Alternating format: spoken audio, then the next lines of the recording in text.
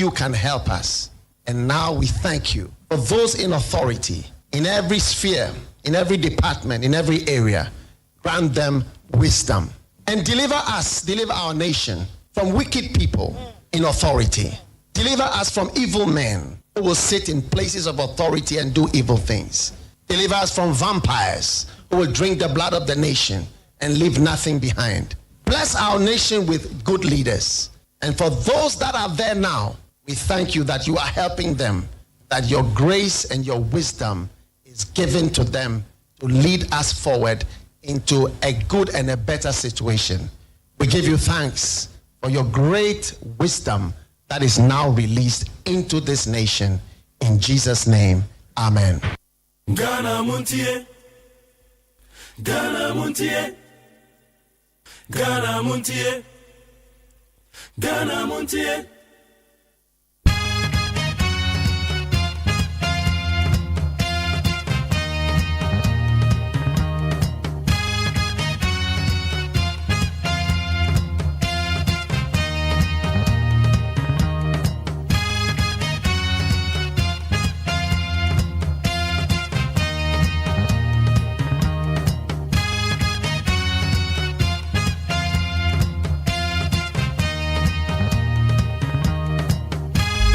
Ghana Montie Senior Boni 100.9 na yamada. And now 29th of January the year 2026. January ne gradually na watchi dia opo wompo ye de na chika form. Na watchi say January no po wompo ye de na chika form. Nyame adoma 31st MP before beto amaba. Enra Pandai by elections and so court in a ruling. Were ruling in favor of the MPP candidate Honorable Matthew Nyindam. It is say no until say be before besini there and until say this for be on be review one be call for review no Honorable Matthew Nyindam ono no yem rahye bedwane e work pandai eti eno so ayanse ma ba beto ho be ba cho enra eno ma muti say eno ko kete so no wa sorry wu twi mu eno ma ko say say ne there say wadwen say wo tenkran ne mpatam titru mo amote ashan manadenta madina o won sanwom poku aseme de ama samai mo amowa kasoa ene ne mpatam ho moti wejagba weni ade a mo bakurum be adwuma de sese no won na no say wote so because I obeda pa da chede ade bia obeye late and I'm say say de mahu ni say ahomachekra na manfo sorry eti ene obey late wona no wonte so na beda adwodwo ho dia ene bra 60 Mr. obey late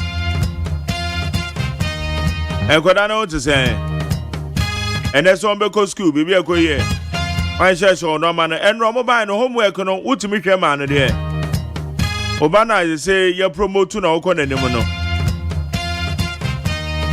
the homework ne be ba cho hwe man no debut say last elections na your promotion the books no what check the mpabwa ni ade no wa hyehyɛ dada so aya akoda no womo emu apeja kakra no so omu free school ba sa na ma omu yiyi omu no mengu ho eti ade be che na bibia e krado wo mani yi ni school uniform be che ne lunch box no ma na pack ni bowls no ma na twitwim no wa hyehyɛ no de good lunch box no ne books no homework no oye wi anu wa hyehyɛ no de good school bag no mo any underwears e ma no wo mo panties ne wo mo underwears ne ade o be hyehyɛ no be so no ma wo ma boabo ni nyina no kama e be ma no so saa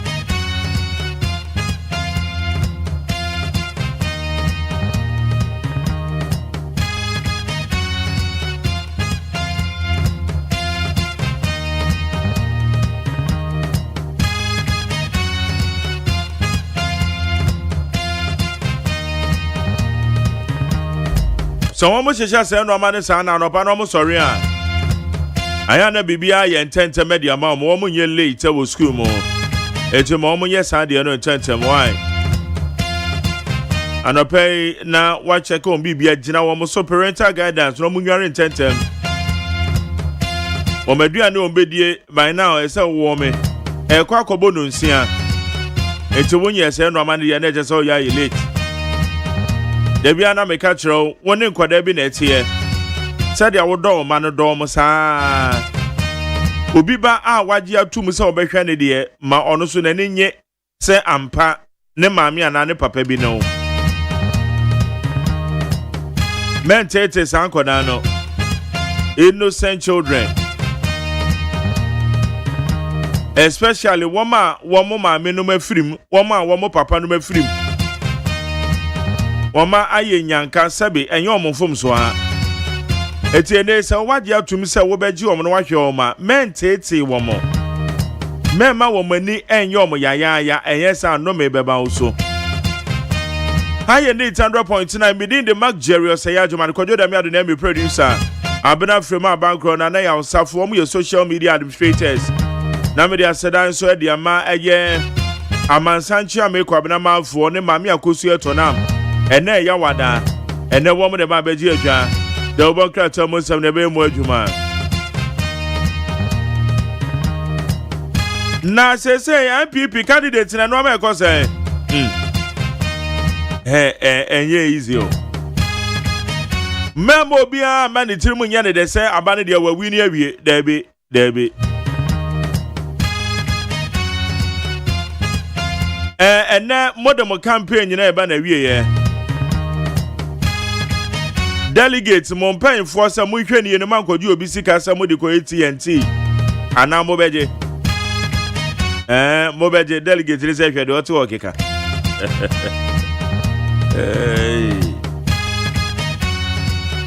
Delegate na say hwe de oto okeka.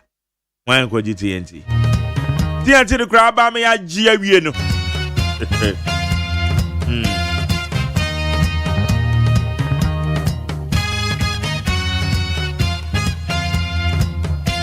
Eti abecha arrangements in so far which are 2 days akaya. New Patriotic Party womo ba beto o mabayi omo flag bearer. Despite media ye de hunsunso no nyina bebro. The beji adwane de sunso no nyina na de abro kama. No siane ba me de obeko peace 104.3 na medical se bona bro. Ye wodo obakra tomu samo ho. Abe fonte town man so ho. A solid interviews immediately after the news. The better ya adwan beja for so bema. Na ye the intellectual discussions in there bro. High and 100.9 yenkwa ni ehwe anim. Yenkwa ni me ehwe samahodo ekoso we ya be for the town man so. Media sedane ma peacefmonline.com, citynewsroom.com, myjoyonline.com, checkoutghana.com, starfmgh. classfmonline.com. Yenkwa ni me ehwe samahodo ekoso we.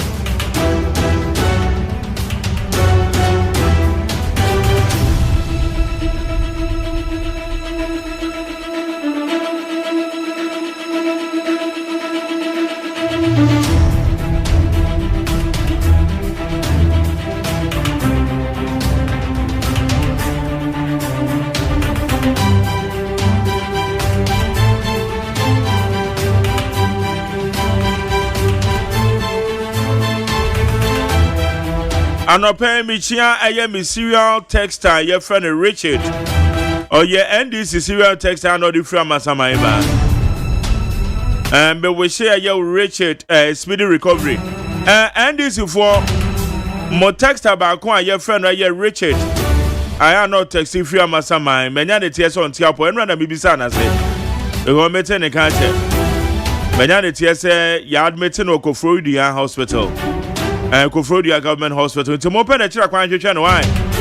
Mo hwehwe na naban na wo so. To mo hwehwe no na mo nkoye no adoye. Obi oda hospital de anya hogo no so. It is ana matia ma try say me reach no bedem say me sent me kan no. It mo copper Richard nhwe.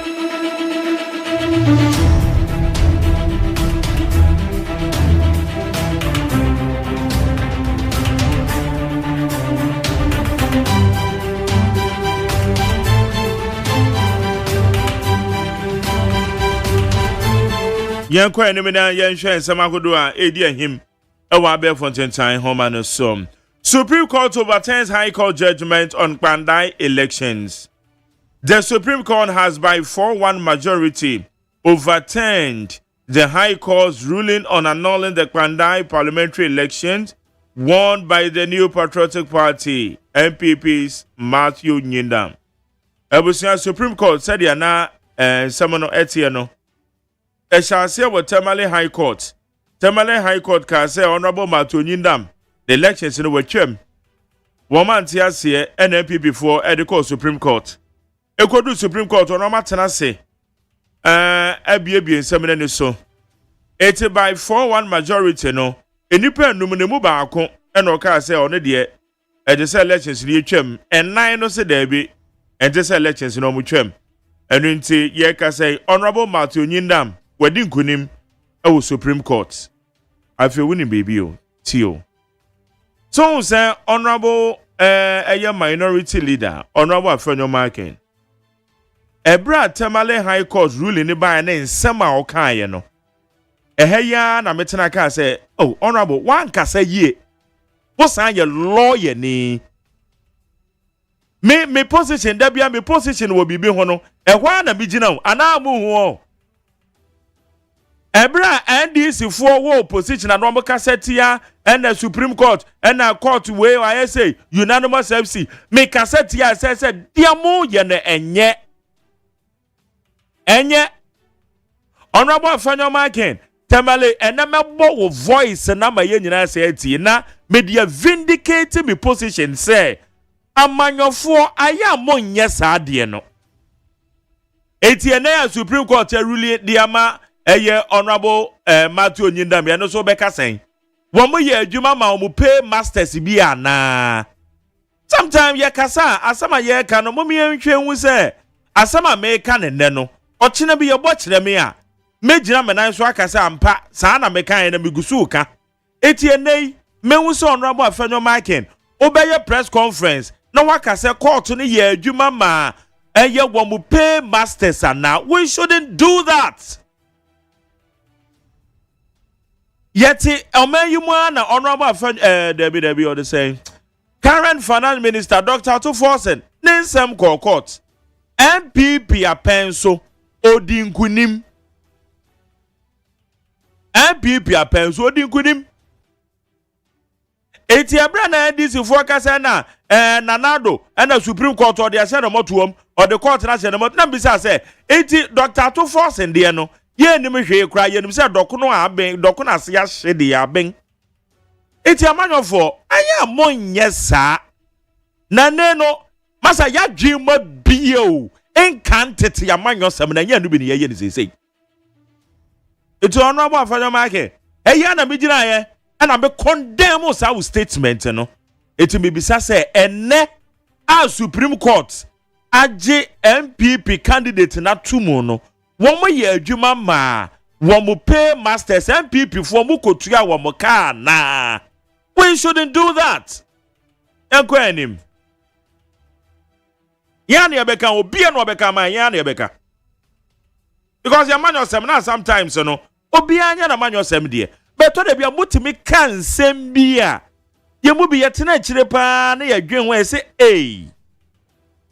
yana yebeka de be yebeka it is MPP primary say and some maka na nyame ya dom Saturday ni pa ho a emo bia mbe begireje ne say o na political attention no ye mpate me sa asem no metibia menim dia meka kire mo en some maka maburu samo aya munchia eye Honorable Napo Mamewai munchia no mano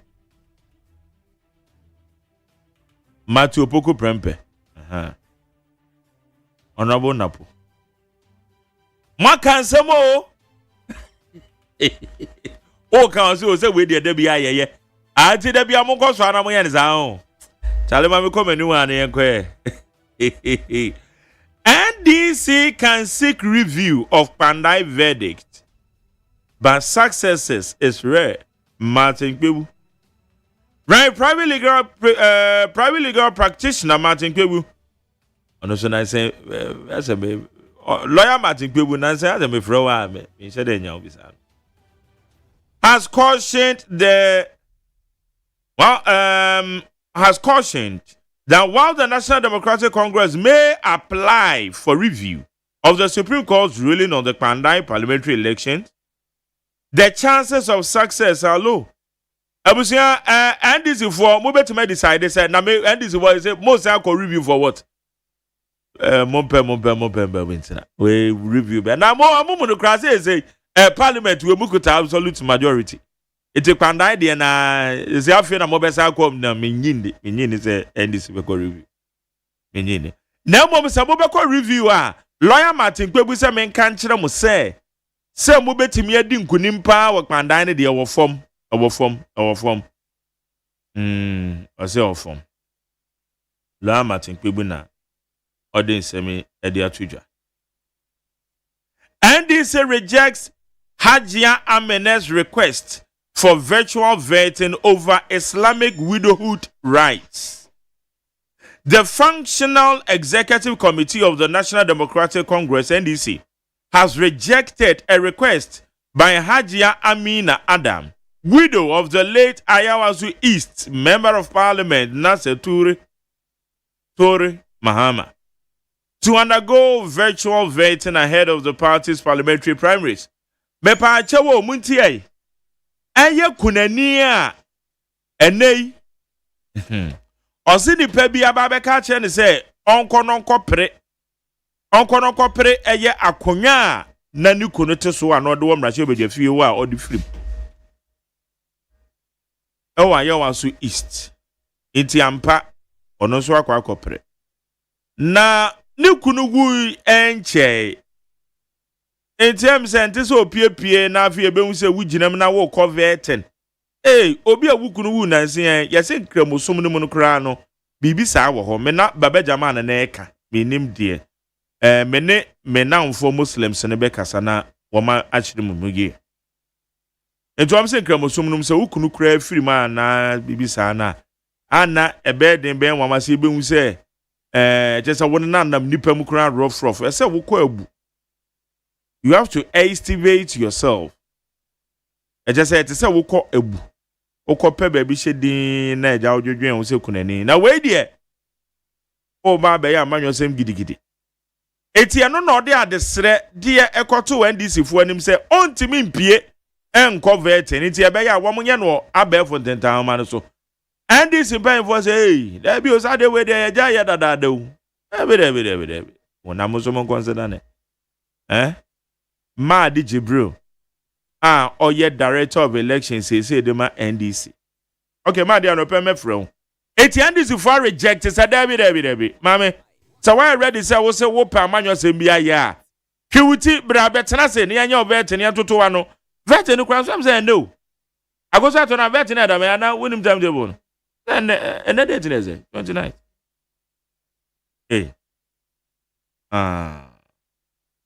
okay nti enra adesede no de ko na NDC for anyanto MPP's Matthew Nyindam thanked God and supported following Supreme Court restoration.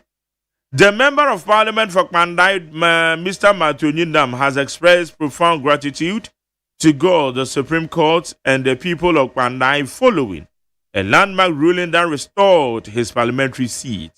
Now, say, because when you say, Honorable Matthew Nyindam, Brunya Wendibio, I've heard obeyed the Brunya. Honorable Matthew Nyindam, your Brunya Diano, I've heard a woo bed in Tiana Fabre. What do you call him? Asemo Brunya Nyina Wendibi. GJ to name and shame persons who attack journalists at MPP primaries. The Ghana Journalists Association has warned that it will publicly expose any individual or group that attack journalists during the new patriotic party's upcoming presidential primaries. Yes, and for Yajuma Yankuta to Unkuta Sekai. Now, so among first, and who's a Yanya ya no more a brimie. And no, your president, or Rajum for, or the two just say, MPP presidential primaries never central for Yaba or Adia Kuta accreditation. any recorders ne cameras ne we yenkuta second kuta tuo se ususu mpo se yaye bibi bone a enye bro na mo amobabo ye be bom din ne yaguma ni mase ne asa amamra ne madi eno no so ka ho iti enra your president or your press conference and 70 bia or the two January. Anopa media asada na peacefmonline.com, cdnewsroom.com, myjoyonline.com, sharecoutghana.com, starfmg at classfmonline.com. Ama sancha me kwabena mafu, mami akosu etonam, wamo boami anope. Agos mache. My Jerry Majors. What to say? Nyamena dum na wonswe. Nyamena dum boko. Enra and obi send a message say akosu anwe na punch ni wie. Eh, na be punch dey wa wie na me buy want to make. Me fi no. Na me say who obi o have Papa be ka won answer me. Na punch ni mo no. Ono we say do ye na punch ni style no. O de bi ye nkwan na so bi ye ba ko na ka. Assorted. No brand name dem. No, o de bi ye nkwan no de bi ye assorted. It now I'm be a panka weekend besu. Well, I go see him. I was here for the Democrats. I was just so no, and if I did kind of bonito at the ammonia cofanusia cassia no the umbrella. And what you know, you better not see near those emu asuko amount.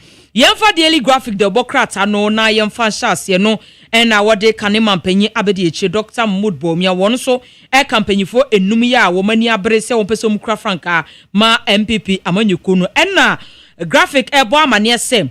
Kaniman Penny Abedi, Dr. Moodbomia say, one dear, eba party new welfare, dear, oh, any dear. Obia nim se ne nko ade asem a ehiano pa graphic so de ho amanebo abam graphic anim anose a sisi ade ukopie mu ewo pandaya ora nyindam ono eno sanso MP amene ukase Supreme Court hyehyɛ foforo na se na no yie foforo ni ruling na wode abanonom ya graphic so de ho amanebo abam graphic anim ha eno obo amane no sim Bank of Ghana and almost say we and the policy rate are dropping about 15.5% and when some so has a graphic don't want money bo aba now share daily graphic the Democrats anu anim ha say and nipa beye want to nipa ensia ya to say wo mo enenam nsuom and afa so timu say bambofo enso so we no e kam ye say wo mo a omontade no ese wo mo hwe enkwaye so no ebi mususu didi wo machi ase ya sen wo mo line a wo mo eninanam ensuo num na sede be ya galamsey ehun nsem be kofom ti wo mo se ahemfo ene adehye bi ene o masere se nkebe ya wo mo anti military camps ahodo e wo maka che sede be ya de biara da e be wo tu galamsey fo so sa e wo mo krom ho a graphic so e de ho amanebo aba The Ghanaian Times Democrats no ena mede to aso na abusuafo samu beka ya Seglemi housing project no na akansinsemu ene Ghana fo dodo no a wo mu ebisa ho nsem ena omse nyame adom Seglemi project no a bounce back omse aban no e de ama developer bi sem won hye na wontimi wie dan no kra sede be ye betimi apoa na adehye a wonya baabi mfo mutinto dodo na enso beka kwanya baabi atena ya se ho nsem so wa Asia Times Democrats no ede ho amanebo aba Times Democrats no anim ha say na ode Dr. Johnson Asiama Bank of Ghana boss no governor no ene oda ho no ene wo sisi ane de Bank of Ghana o makate wo policy rate no amache se abafom kra mo se we nu emfie nan achi we ni de abafom kra 15.5% ebetimi apoa ma Ghana bibia etimi akonka we sikasemu Times Democrats so de ho amanebo aba na Chinese ambassador to Ghana and one so akasa no say wo hye Ghana and China edwadie nu a wo mo sisi ane de page ni modum $14.1 billion 2025 year etwemu no a yesi dwadie nu akonkan pa Times Democrats so de ho asem aba ora Matthew Nyindam ono no da ha say na wono ena na wo ye pandai abato wo mo mra hyebedwani abato mpeso so mra hyebedwani na asem no ba ye ekopie mu otamale court a wo mo so wo sanko ye rewra na edidimu a wo so wonte ase ekopie mu Supreme Court nzia papa no ne hu ato no ne hu so sa brobesi court say rewra bia enkoso ya Times Democrats so ede ho ensem aba ene anopei yemfa daily guide Democrats no entwa so guy Democrat no mu eno no so ede owura Matthew Nyindam on the phone aba eno say Supreme Court ese owura Nyindam wonko nonko di ni MP ewo Pandai it said you odi nu no a enti papa nani age pa otimu say I am share pressure na won so no said na nkrofo si dwen say bia we MPP MP nti e bia na nkoyi amano ne hu nkro no ba isi akọọtụ ebu eze kono kodu MP hu so nsa abrobe ya daily garden so de hu amane bo aba guide enim ha say e na odi owura John Dakon odinfo nyini aba na wose NDC Pandai won be review plan say necessary wo mu kire say asam no a Supreme Court edi aba no efa owura Nyindam case na wo mo really di amano no NDC wo mo Pandai no say eba so meye review asam no wo mebu akira hwe so wo besa atoa so bio ana so wo meja mu a dom kuma no ena ede ehun nsem we minority mom ena ede hun nsem aba daily guide Democrat ade hun nsem aba guide ani hu ase no the doctor ya OSEI editum ena wono so campaignfo a wo mo egina se wo pese wo kura franka ma MPP amanyeko nyame adom a memenda ewiase ansai na nyame ede dom ye nko ade a abato no ebeba so enom eno wase wo hwe mpanyifo ahodo ma gina se wo mo prese wo mekura franka ma MPP amanyeko no a wono ne die no enhyehyɛ no odi gu akwan mu no enhyehyɛ wo ma Ghana ne MPP amanyeko eno nko ano ne die ne danso enti ba bi onam bia no na ni suadi hunu no edanso kura ya to say daily guide Democrat anso ede ho amanebo aba guide anim ha say no de Dr. Johnson Esiama odinfo nyini aba anu o say Bank of Ghana one policy rate na from 15.5%. Hun sam so was a guide ede ho amanebo aba guide anim ha say no say a policy na wo matimi achi nipa 4 wo me suspect wo mo de gold en wo mu koboko no gold robbery ehun sam so wase a guide Democrat no so de ho amanebo aba ene anopai ye be ko peace ni akofa no nsi akase no de okay na yefa chronicle entwaso chronicle Democrat no anim ha sei na what Dr. Baumia wodinfonyin aba en wo se APL wo mu post a wo mu ye hwehwe mu wo mu ye se hwan na ebedi nkunim hwan na beto so wo na waase anase wo na wo hworo post ni kire se wo hye Dr. Mahmoud Baumia wo no bedi nkunim we no obia ni no empre wo ye den kra no ankunim die ni ye ne dia na ye be copies ni akofa no nsi akase no de abrem ma Jerry OSEI AGYEMAN atena se ye ba ye de ni aka no beto aso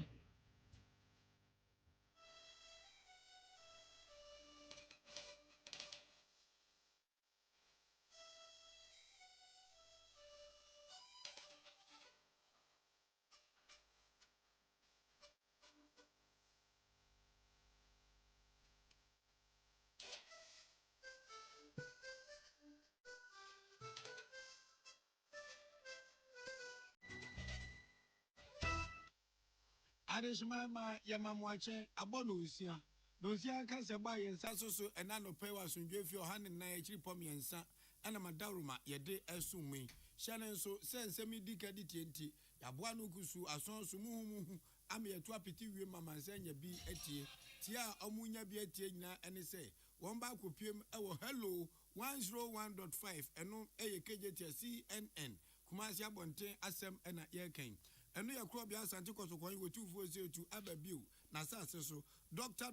Sir Kwame Despite, Uskanians and Kukudrovo, and also our Hello FM, something Kwame Yamicha say, Wabraka2, Obepian Eddie Atum. Okay, 101.7 and a neat 100.9. Abekan Quanta, Ewanka Kupuemuha, and at Yawo. Monjana Sunaman Sanyan in TSA, peacefmonline.com, GhanaToday.com, Hordigator Radio London, Kananaka, your email group, Mpremprendia, or Hin Krum. Ghana and Impataman Sofela FM, Tamale, Rock FM, Tadi, Dynamite Takwa, Bosuma FM, Chimswaduna, Chimansa, Chimida Beyond, Ewan Quanta, Enzima FM, so Ewenzima, Bago Tebu, Dachi FM, others who need home, Quantum Ponoso, Coco FM Tepai, Sanso, among for Rich FM, Asinfusu, Stylish Radio, and no unity, Eubini. Amansa and some Diba Manano Pedi Dimu Akutine and Nubi and say Ghana Mampaniabe de J Professor J Nana Opoku Agyeman say or May and Quadaye Dieno Munkoso Yamani Yomopa Pandai Mrashebe Jeni Ataju for what it then Asame Diko and Kenko Buntiano akwa di munkunim Martin Pegbu lawyer ni OCNDC for court kra said you hu ansem no ententam de asia na asie yakwa nim ewo ensemfu from a asoye ahwe adansie enwuma so enu susem so pani oda no ononyamfo Kenneth Gilbert ejedi atudwa say housing project is shebi abanda da na ye no aso aba manipa empemenan ahanso aduasam yenu anyamu sebe adodo de Guta for say the abai anasempenfo enam kuntra se epeso mode ehye tu omso de omoye no omoga so manije ho a na omoboa enti omonya ma omonya sebe ehufo omde krata apia bontin se de abai ye no oga so manije ho pa de a na omoboa na anu mo CAF Confederations Cup ekwoso pa yabubobi Champions League yabubobi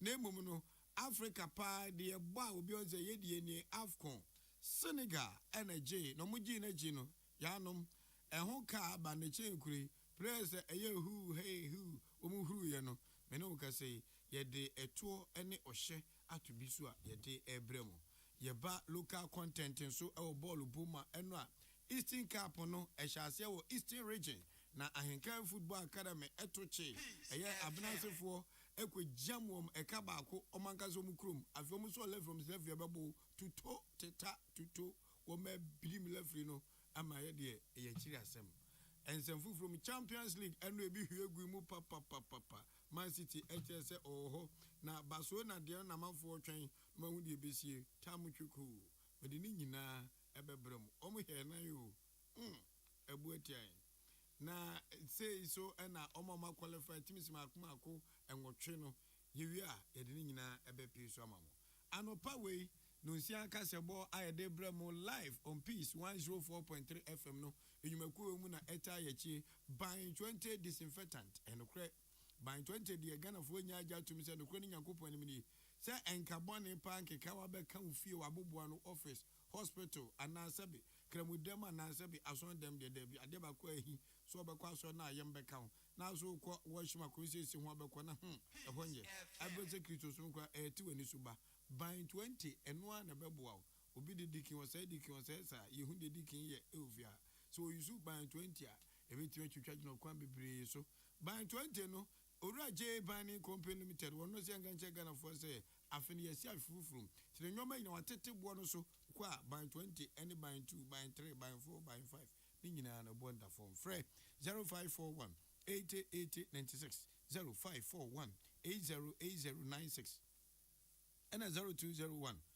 02081 42913 02081 42113 Shannon sister laws in our center di nupa bana St. Paul's Bansin Bedu wontimi madwuma anopa edna kwahye enumere adan ne sasa bona kana ho ne esi da bi ya no ne Steve ya bo drone da wenti Pius Bedu Bansin Srewada ko laws in our center na omo bibidure bi na no no ma wo sasa bro ntia wontimi nso la ho ma cha ya transfer do ko numere nya no etu obi twa tintanto bo nya ho obu ani ntimu twetwene no mpem ha no menu aba 7 predu asa wo kwa fikira na mansa atonka ya kafura menye bi da na so mo se ya Shannon so sell laws in our center winya piemu ho se wi atadwufo wa wate denne ya de adoku ni pedo ma eyo hinted du akiri ebe ni nyina afiri ho na ho ato number na 0248619999 0248619999 0242133577 say nyumakuo wenti achenkwa na menu mbremu na ho fedua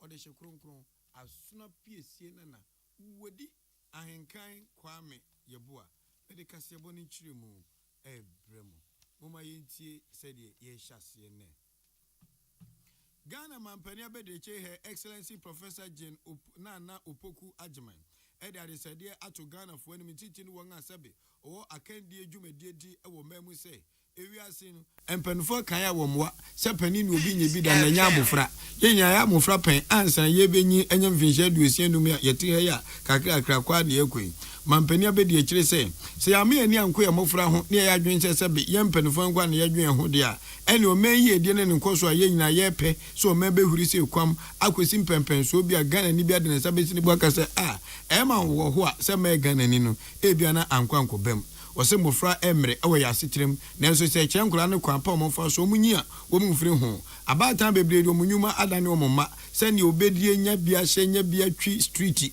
ɛno ne hia no enti nkora bebree di suban bɔne na ɛte ɔman mu ɔmu adeɛ ɔmfani die ne obu ɔman ne man ɔman wo dɔkora ne mu ne nyina ne sɛ ato nkora pɛ hwi Omampani Abedeche Professor Opoku Agyeman Eden Semwese Tujwa womra woni mpanimfo kwehia National Development Planning Committee eno dwumedie kese ekoso ewo akosumu ewo apumantem Yamampani Abedeche se pempen wesi ni pen oman bi ankwada yi edie ne nkoso omhumesua omapomuden sebe mo bambo etu na jeje mu no ana yi ebebo oman no tinade se de a ono so ye ba tan de to Ghanafo agyan mi se yema yemufra eyi edie omonkoso mo bambo mo humesua entete pa Yamani ya pa.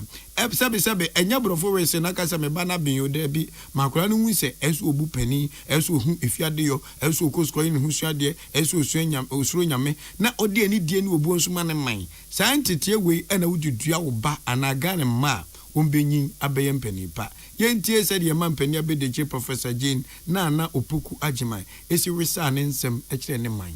These initiatives are needed to strengthen and improve collaboration among all stakeholders. The children are only little people. They need everything. It should never be like they are in this department only. They need each department, whether it is security, it is agriculture, it's health, it's education, whatever, they need us everywhere. And they are the reasons why we exist. So I urge that we take them very, very seriously. No single actor can solve all our challenges. Government, civil society, the private sector, development partners, and communities must unite to ensure that every child grows up safe, healthy, and well educated so that the fears of tomorrow's dad would be addressed. They have to be well educated. And if I may add, we also need to synchronize all the interventions into one clear strategy.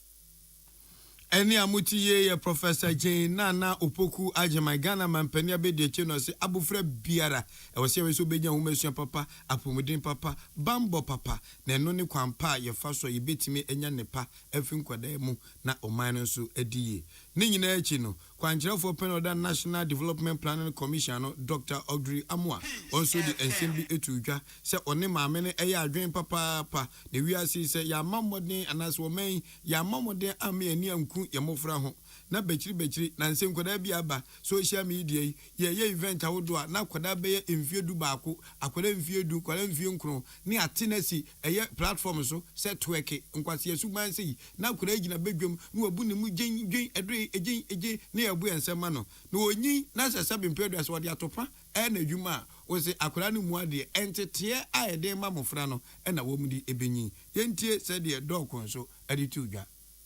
I stand here today to challenge each one of you, irrespective of your political affiliation or where you come from or your religious belief, to embrace the free primary health care, to embrace the Mahama cares and then the 24-hour economy. Embrace it as if our lives depends on it, on them, and yes, because it does depend on them. We are not so divided as our politics might suggest. We are one people singing the same national anthem. In Ghana, alongside the free primary health care and Mahama cares, the 24-hour economy, many are policies to unlock the potential of our women, children, the disabled, and the vulnerable groups. Key among them is gender policy, free adolescent health, free child health for immunization services, free maternal health, among many more. Now, these policies are good and sound policies and must be implemented and well implemented.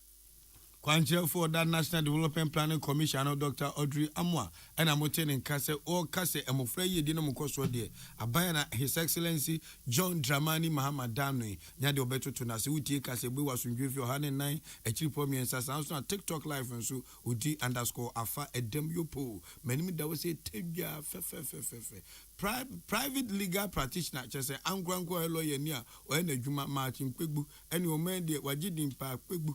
Pegbu and Ekasei, Samote said and Supreme Court to Trase, Ama Pandai, Abato, a Koswa, a Tamaluko to share, say, MPP Nino Udin Kilumuno, Yanzan go to a money beam, Ewamia Bino, see idea court to nay Supreme Court or Court to Batan Trasana, a George of Forma Kumakunum and Etnaso, Emuma Kumakuna say, Tamaluko Transamo can 7 periods, Uninas will be a Yumuntu baby, not Papano, Unkunku Dinahine. I don't know, Andy, someone you can say there be, aye, baby to me, a chinini what the Nanso, Omoma was war, Womaba, no Maba, so the make sure, say Emra, any Emra should be ever augment is Sasama Supreme Court to Kano, Omni Supreme Court to Yagri, Nentomba Quaco Bosu, a chili, now Supreme Court as a Sanadrin. In Tiano, the men are Quabna for Ford Masha, on it a year Martin Pegu, Airborne Como, and Wakache Quabla saying, and this if we bet me a call to Bim dear Nanso, so bet my coding couldn't pa dear.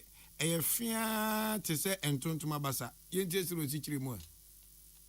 What's a minute that, yeah, and yet the Emino, me and Castle and this Intino or so quaint dia so be or and this and thing baby, running any side, and we ain't me can say, yes, we need say, I buy a vessel coin, the MPP are bread or not. Now, look at we need cases, power with Supreme Court, Emma, your two Supreme Court grading unanimous 7. Unanimous X and then the account. Into the air say, yes, you didn't say. I am praying, a manful, yes, and the people are entitled to a democracy. I'm praying, a manful the Supreme Court or Boma, a buyer or Tisono. Yes, you cannot wipe it away. Say, you see a you, Tina, one Cassava, you is bonny. It is that suspicion, no, Yama, and what any Amotie Martin Pegbu, we no started to be said, yes, he was Supreme Court to any judge for Makumakunai, up point this if was not 2 bino. Now, any people open the support to woman. Ebema Ghana for any GDO Supreme Court to move in Papa Pakistan, and maybe a Besson Kono. Now, do I some go Supreme Court to Krazu, will be a good day. And I know be say, and this is what buying a was so, Tiana was with the Yukubamom, a book paying at their commission.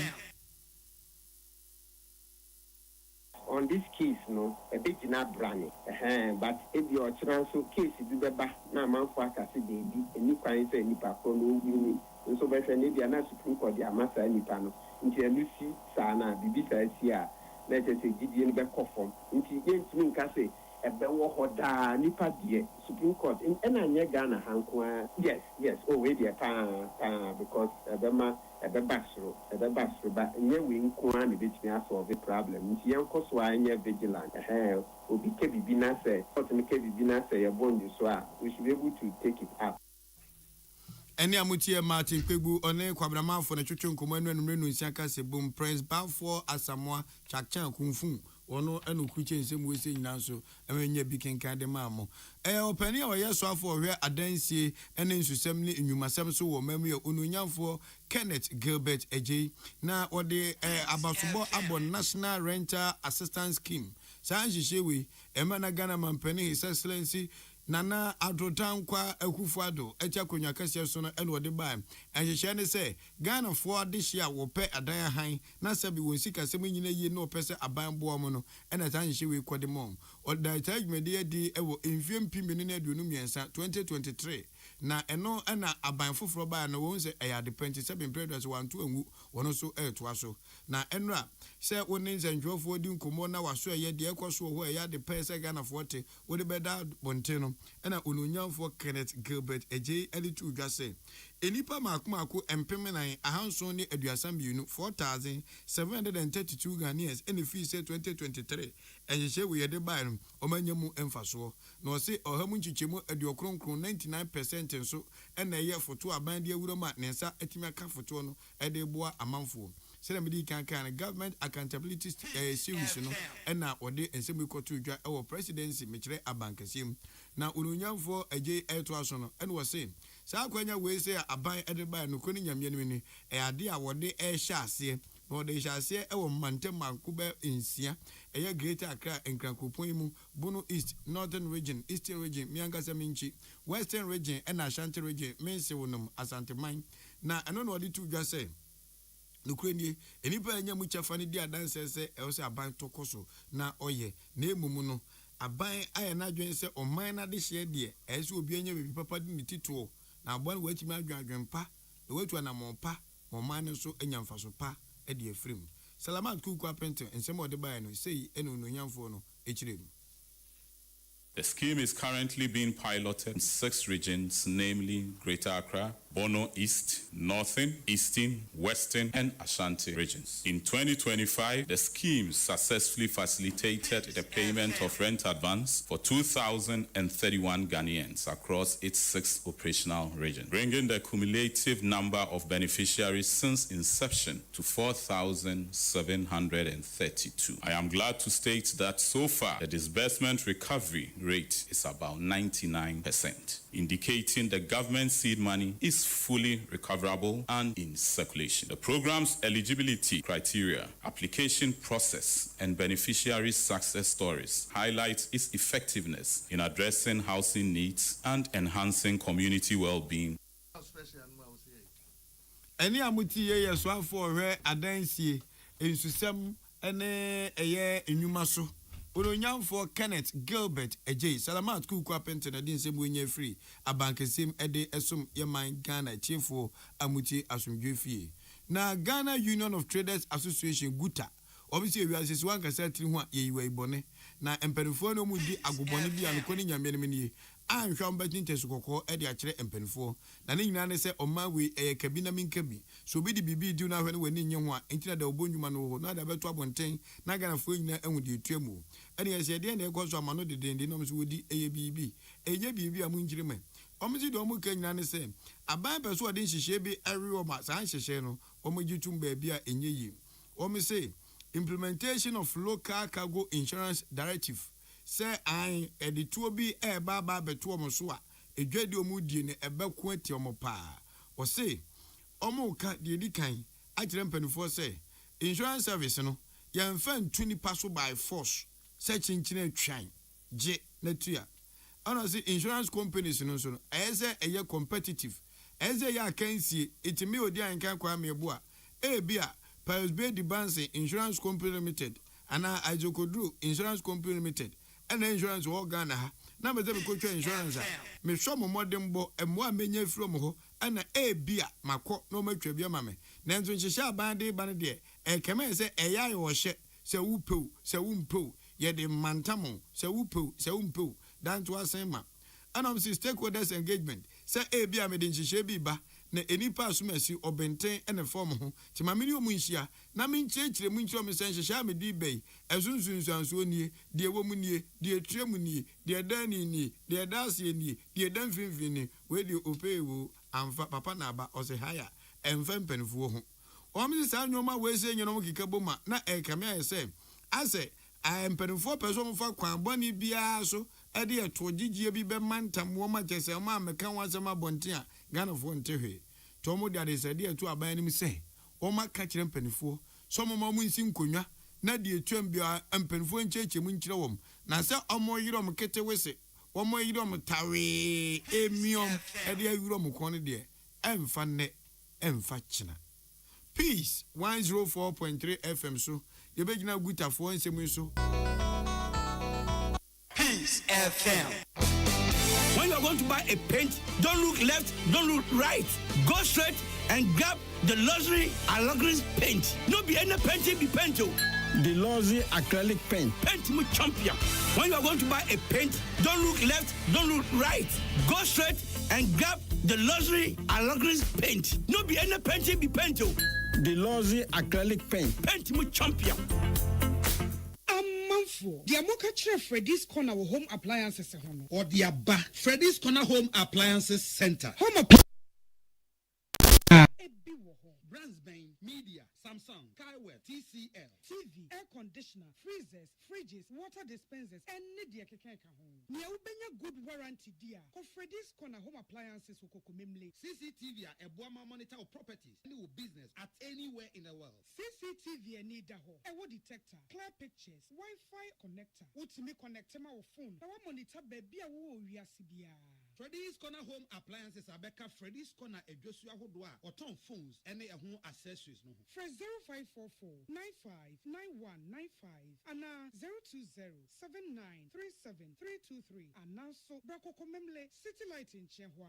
Na ye can discount ene achede a obetiasie. Freddy's Corner, home of authentic home appliances, phones and its accessories.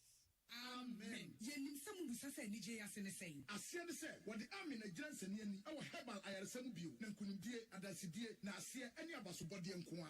Upon Dimo Huta, what the Abramanfo, a free and Tiso, Equasi and Nasia. A hina yadia sa, Amin and Sawya dear. What didn't run a barefoot and video, actually, I didn't know what time. Amen at the herbal, Ako Modern, was signed in naturopathy and homeopathy pine, a queen and Yarewa. Say, Suku for Flaman, a Quania, Yadi herbal, say, dear, our army. When you auntie, and I dear Niger from say, Sarepa war, Yarebi show, and I Arabia Beja Punya Nipedemua, Allah Shafi, on Yamene Yarisafo, Inshallah, Enyamia. I'm in the free screen na shasha so sadwe yo. 85 gym na one show free. I'm in what domain what by all snake flat. Ultra modern branch Waklagon, Tama Road, Frey 020-722-9505 and a 0245-275254. I'm in Scientific Herbal Hospital. So I come out show and I bought peri the Bronican hardware no one. At the end of the say, that's how we am so timuswe. Wobapack in a farmer, Martin's liver salt, Tachirakwai and Tem, Eshian Shagu glass, more at a Martin's liver salt, no back one, no, dear goom. Ubahun say, who a glass in the moon. Now one no. Martin's liver salt, you want orange flavor, and a bacosia plain. One more, Hubato. Name Edina, no, now Hunter Wa, who doctor. Oh, we are the number one. The 15th Gold Bond RTP Awards 2025 is here. The prestigious awards is slated for Saturday, 7th February 2026 at the Accra International Conference Center. Red carpet starts at 6 p.m. The event will also award the top 10 most performed public company CEOs of 2025, with lots of artists performing on the night. The 15th Gold Bond RTP Awards is powered by Big Events Ghana and sponsored by Gold Bond, Visa King, RTP Media Training Institute, RTP Skills Development Institute, RTP Mall, AgriFed Ghana, CocoFed, Knee Fashion, Coco Trade Ghana, Ride Along, Narrow Surge Energy Drink, A to Z Auto Services, and Special Ice Mineral Water. For Peace News, to win the Best Radio News Program of the Year award, dial star 920 star 111 hash and enter nominee code 376 to vote.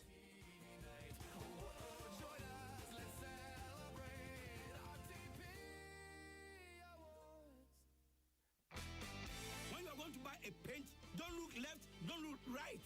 Go straight and grab the luxury Allegris paint. No be any paint, be paint. The luxury acrylic paint. Paint me champion. When you are going to buy a paint, don't look left, don't look right.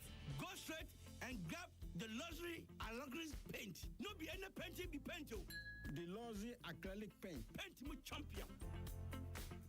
Peace FM. Tune it in, turn it up, Peace FM, and rip off the knob.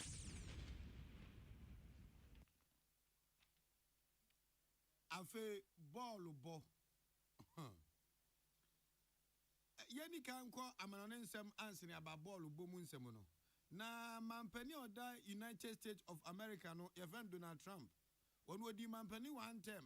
And wo kwatre via no musa ye ya no osaba biem. Na waba ye die yanom yo we sia wade kokobo ama Iranfo se Iranfo emreni wo de kika konde me baba yam pa mo nsamfo na motu amudi na se papa na de na ekosui ana say I nuclear energies bi a Iranfo ye ehume wiase wa ma Iranfo woni abom kokosa no ma se mampam o ma se de o monte ye no ne wiase ntu 7 preduasa ye jamu suturo mienu a okamfo baako ti de aga kwan de obako jam Iranfo ne pa no hwa de o mapin no wo bai won fan kokora ene masiriwa emeto nhe Iranfo so Peace FM US fo soja fo memman kantinka memma to pay akantina nwanfo no wo dwe kakra jo se wiase mu yo we na matre no mu no mi de obako brim Iranfo pa na Iranfo eni ma mo mra no mo ntrase na akodie wuo ntoto omototo ho no womhwe na bibia mra se sa anya sa de a ene mre ni ho oba ko jambom ye pa no mhwe de omapi oba be twa fo so na sa na Iran for no so yanum. Wamunya Baira be what you. So for her Amanonism so Emma Iran. Uronyan for Abbas Arakachi. Uronyan for Abbas Arakachi Tinos and Wine Trump and Wobum Kunku and Office Bema Chubia and Amasa. Sabin Preduasa. Kama where whom for Quayan view or come a man saying not to say. Iran man, Omunya before this, said Trump so Bema pa on Femawoso. One Femawoso, no my crado, na crado my no. What would you want to say? Ato a trouble by the old Dimaiano. One of them is out to a no pepper, not to me out to me. I'm on Venjam Ukia. I'm on Venjam Ufui. I'm on Venjam or you or train an hour double. One more day train Trump and in a soldier for. So when Nim no and say, or Baba twice or me run for us. Say they run for some basic America soldier for National, won't be crumbs and moi. And you see, hey, now a year Abbas Arakachi, and the end one was an enemy movie theater and the Diagro. America and parents on no nipa, and my betwash also, my betwash was my baby muno, war Bema one fembra. While catching we are singing, I say, one moment to Omunya a friend saying, I couldn't be a motivation, we are say, one more bomb who buying. Now they were Bemano, 129 AC Iran's assassin. But say yes, Utonka no qua, Upagishato, Bolo Bomunsem, and your days also. A man for Champions League, Europe, and the bit of for matches in a dozen, and then Second and Penfoy, my grand say, young ball, no talent, and I made the domiano. Moment near bound party, there be Domini Man World Cup. Till we are singing a share ball league, I ball we are singing ano. Ghana at also 100. If we are singing a league, Ghana also 100. Nicaragua, Munina League, F. Konoche Ghana there. Timanti Okroma there, Betinti, Omsomo pe Abrofudiane pa, and no ashe, Kobisto, Okumankra, Ensreja, Edra Enyo, over 1.5. Why here boom, all the school fees are trapped, never welcome. Now I know how much is not to talk from Sena Quay, young boy Munina Dom Hujim. I asked Trevie Emma Olympiacos, Ebe Jamo Mekami no Tobacco. As na chance is ya the Omaniabre, I do the only tom sona kuhugu, Miansa, Karat, Amati, Omushim you. Atletico Bilbao, ye near a year, a friend saying, Grelaya Mufri Bieni. Inaki Williams, and Nico Williams, Omutimuno, and Sporting CP, Equi Jamo Mekamiansa, Omutim Bienu. Atletico Madrid, Omabon Rough, Omutu TV, Anna Bordeaux, Equation Mekam, you know, Omotebako. Barcelona with Zampa, William Copenhagen, Fufulafo, Omu Jamo Mekanine, Omotebako.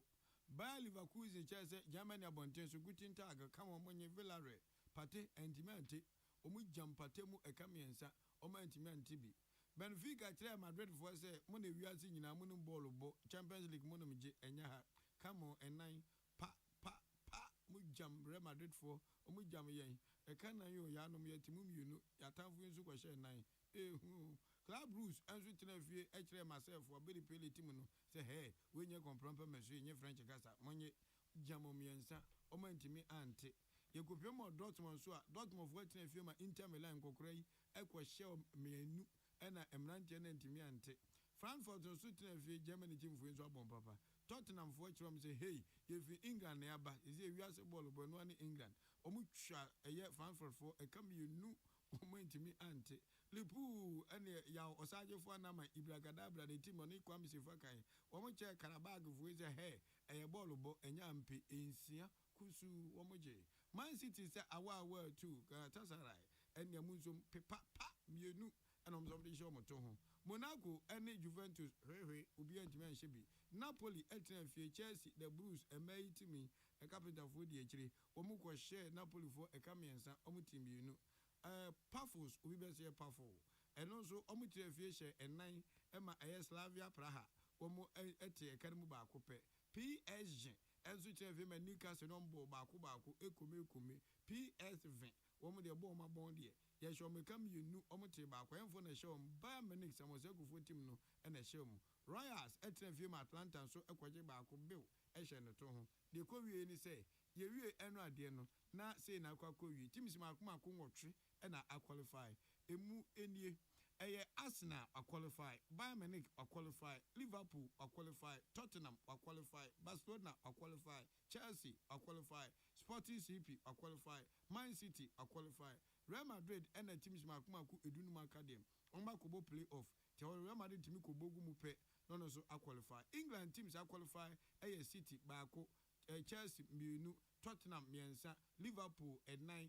Arsenal enum into England and teams Makumaku num and I qualify at the free ho. Yaba efisema Eastern Cup agukansi akoso ewo Eastern region na eno second division teams mienu and the boy name Abnase Power Breakers, woman Ankan Football Academy. Na Abnase Power Breakers for home match. Omobono Abnase, my Ankan Football Academy 2-5 Frachima Boabo, Ekopimo Abnase, and Mobo Modia Bono, Sima Be, Eduasami and San, I was second of him. No soon Ankan Football Academy, Panyai, na Atana Akasa, Ankan Football Academy, Enya Penalty, Emma, Ruby, Equagina, Ibrahim Diaz, when Timiansha or Bobo Boboa, then I'm baby. Enti ekesi mabe edumienu na ede agokanse ni nyina ba wiye no said Ankan Football Academy mantene chichicha pass no pa ono akwa away na so de nkofu edi agro tata ave kromo mrante say referee no ACC wo no say ball ya bom papa na ye free ye kromo abehye maka ba akwa muntimente na gasi madumienu na de bibia ba wiye no o me say referee wuchi o se medi o me so ma na de be wo na so to pa Brim Lefree near say, now to take one something but the temptation so that's what ball boom. Say, yeah, cassette, say hooliganism, say, young twin share Lefree, so young twin share a players or so near mom, who will be got your protest on the manager of himself. In case, my bed, a doom you know, near that go cancelling in our berry, our Eastern Cup, their course so Achema Brasano.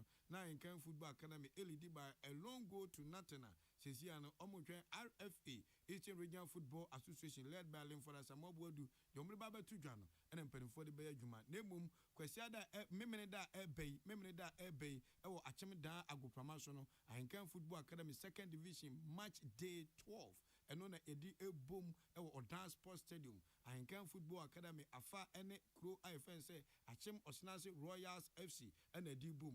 Emra Share League in Aseno, Achem Osnasi Royals FC, Ebo Modern Ankan Football Academy Jamom, a Capode Miensa, Achesana, Ayawasempa.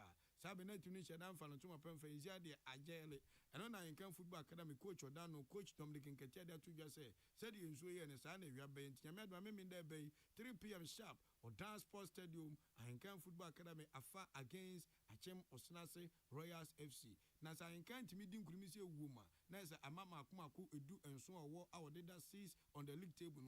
Obe we say, Kwam Abinya and Madame Kumaku Eduno, no best second on the league table. Now Kutuku Royals, Kutamanu 25, now ono IFS on the league table. Way Eastern Region Zone 3 Division 2 League, a home insurance and so an idea to many. Aha, and a bribemi a quanya de anopano Chiaka Sabonina, a see Miamotemene, a nana Ahufedia, a Sunapi Sinana, a Chenkwana Minum Bremo, Woody, a Henkai, Kwame, Yabua. Shannon soon, send you Makuin a Tamachi, buying 20 disinfectant, Lawson Herba, Amamu, and Itia Adeshe.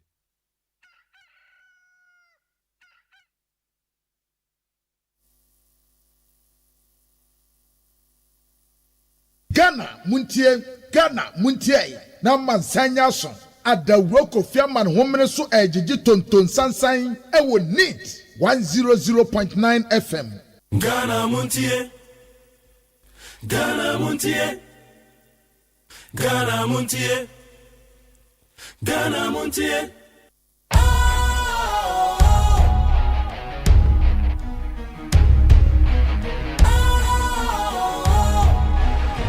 What's cool, fresh and trendy with a new look? Makes you feel real good, that refreshing vibe. Satisfies you right just the way you like. Do you know? Do you know? Do you know? Ain't gotta do it alone. Specialized makes you flow. Anytime, anywhere. Specialized feel different.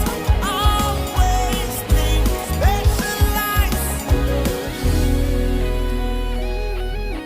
Special Ice Natural Mineral Water. Feel different. Think special. This advertisement has been vetted and approved by the FDA. Hey, catch it. Listen in here. And you ma beto to dia me baba no hwade no. Hwem so betumi a. Hey, asew. Hey, now beka. Ya John to mami ensa duku portmanteau. This way chocolate drink. Na kan wo hwe afibian so beri ni waware ni a. This way chocolate drink. Na kan sia. Oh, asew. Udan klanu tumu ho. Me be mo anu so hye kura dia ka ho. Uhade e wapi ho. Ukasa batete. Eda fom ho. This way chocolate drink.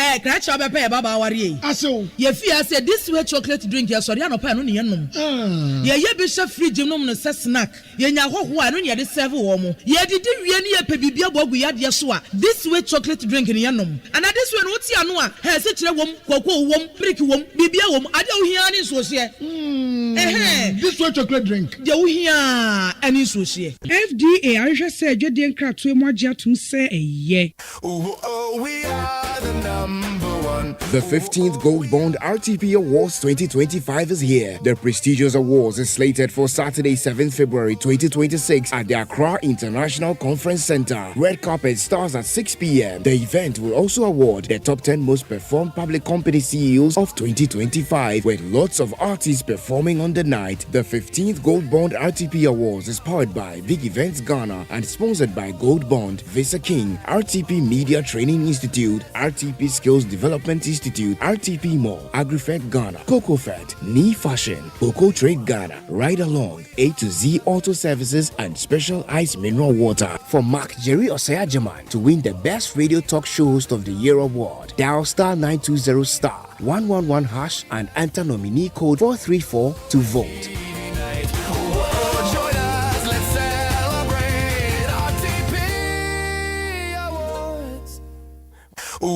We are the number one. The 15th Gold Bond RTP Awards 2025 is here. The prestigious awards is slated for Saturday, 7th February 2026 at the Accra International Conference Center. Red carpet starts at 6 p.m. The event will also award the top 10 most performed public company CEOs of 2025, with lots of artists performing on the night. The 15th Gold Bond RTP Awards is powered by Big Events Ghana and sponsored by Gold Bond, Visa King, RTP Media Training Institute, RTP Skills Development Institute, RTP Mall, AgriFed Ghana, CocoFed, Knee Fashion, Coco Trade Ghana, Ride Along, A to Z Auto Services, and Special Ice Mineral Water. For Ola Michael to win the Best Radio Entertainment Talk Show Host of the Year award, dial star 920 star 111 hash and enter nominee code 390 to vote.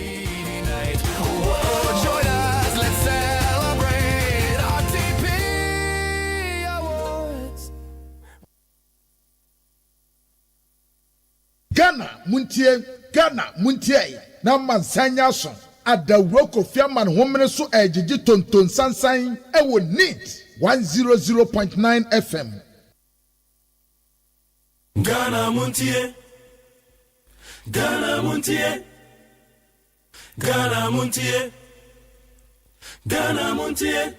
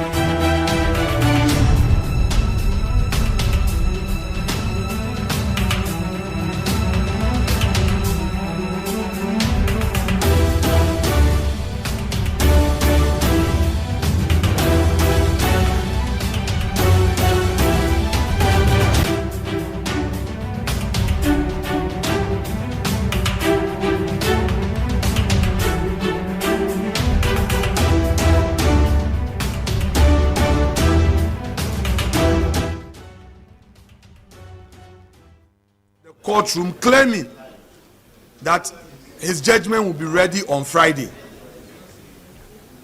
Meanwhile, in less than 24 hours, a court order was being served on Parliament and Honorable Nyindam.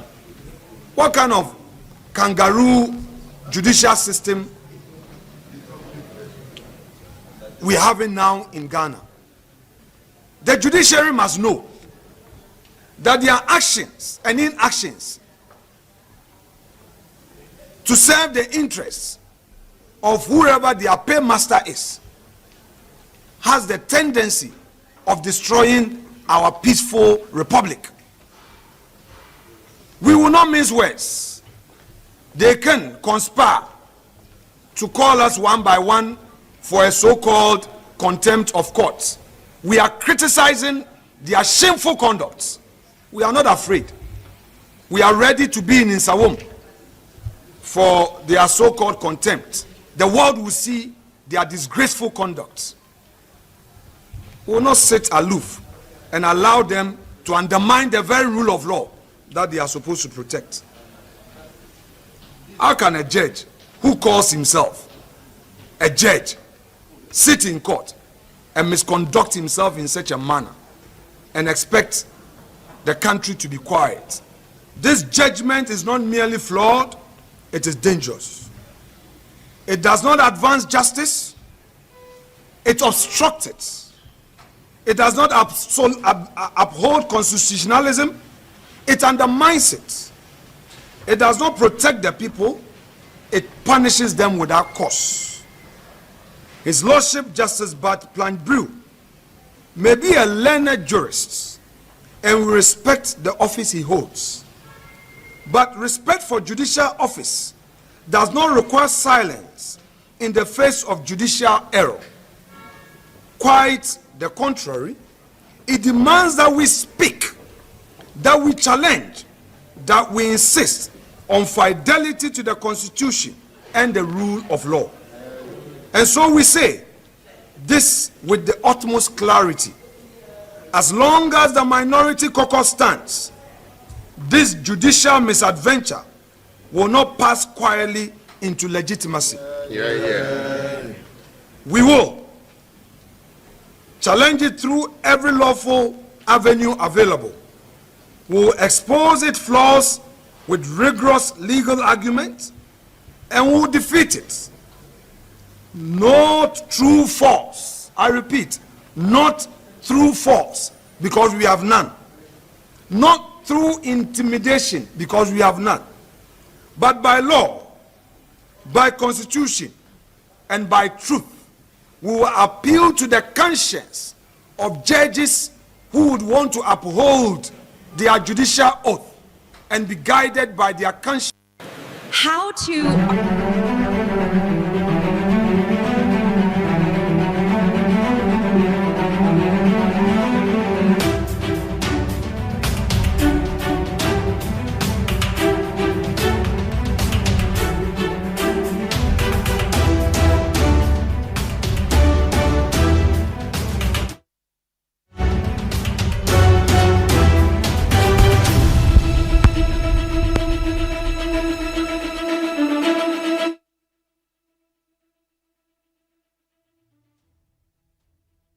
These are very serious.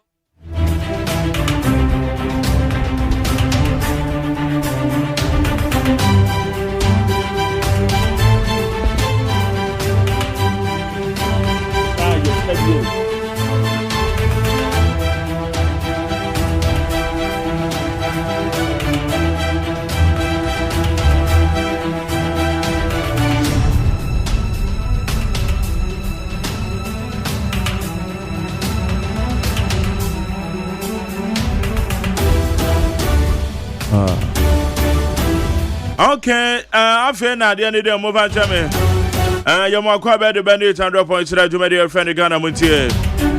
And then, you were the 29th day of January, the year 2026. Yeah, trust you, baby, Juma, solid interview as usual. When you are saying MPP for about to win, and you both was to amount for now. Na campaign no so de mu ye bi. Campaign no mu ye bi pa. Mo cancel. Ya me adoma Saturday. Ya just about to na baso. Eti ebedi ho komo.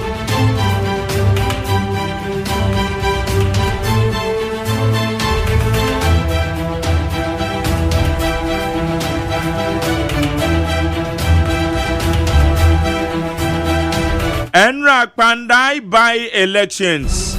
Meba so dia na pende no na konkon ho no court na twam. Na honorable Afenyo Michael ne na me boy in the Brad Temale High Court. Edi ruling ne ba o describe judiciary ne say one mo ye adwuma de ma mo paymasters. It Supreme Court there I'm expecting a press conference led by Honorable Afenyo Michael. Then so my share aseda or the members of the judiciary. And yes, there be idea no enko ye ma wa na so ba be kasa o. There be o ya nya man yo sem sa o. Anadia me kan mo se enye won enye. Okay. Enye kra maka.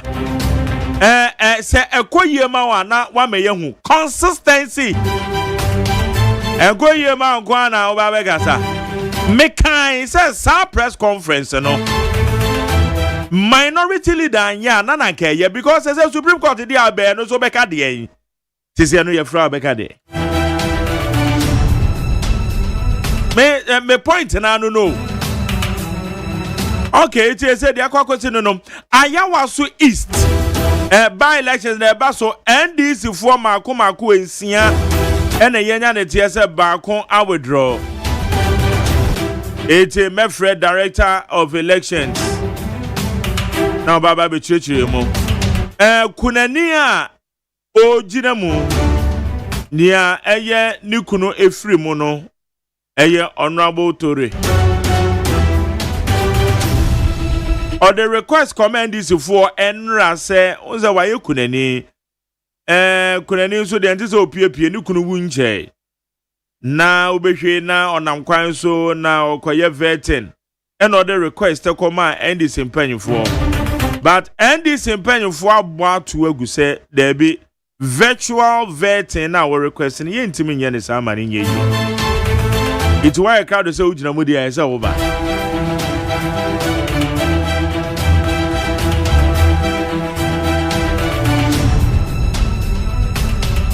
Eti anu so abedi chiremu ene anope. Na MPP for everybody na mo mo candidate na ko Ayawaso. Ayawaso East. About to obeso aso.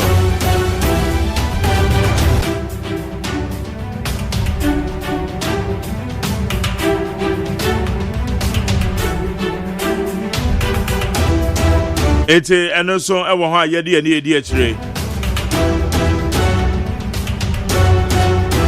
Say we are delegates now your MPP ni a what take you decision away.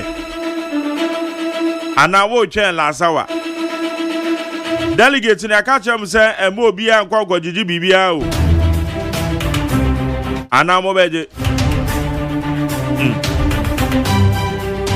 Delegate wa na odu sika beto okoko na odu sika afaka na akwakoto aba.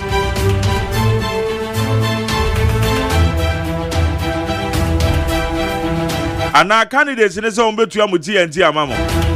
Ke MPP ben for my world o. Wo mo chimo no enwu say candidate bi etu TNT a. Wo mo say wo mo de sa candidate no ana say sa da sidie no. Wo mo betwe no aba begina MPP mrana no. We dey say yaka. Yaka.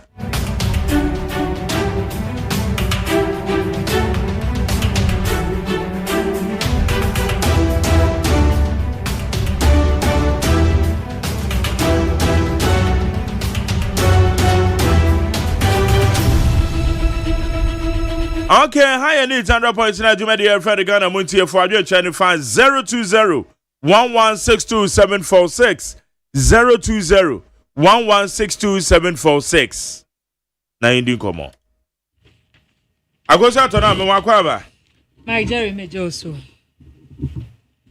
me pacho na mpomu nyame adom me ho ye sam so ho ye de oh nyame na dom me de se we yi appoint ni firi ho a me problem no de nyame be ya na waye no that's all you see ade ehia me ni mprempren de nya appoint bi weekend bi ya me de be ya me o de be ya wade assaulted and life soup akase obe na me mama bi hwa kakra any dey only problem the bank one there yeah just me so me ya arrangement no uniano yeah me ya arrangement for appoint oh okay me nyamu akura na me nya kwota bi a appoint bi appoint ne nsakura betimi aye yeah Bobby yes sir na eze ho oh erade adom ebrene wo ebrene wo ename sorry na me say na ewuku ada o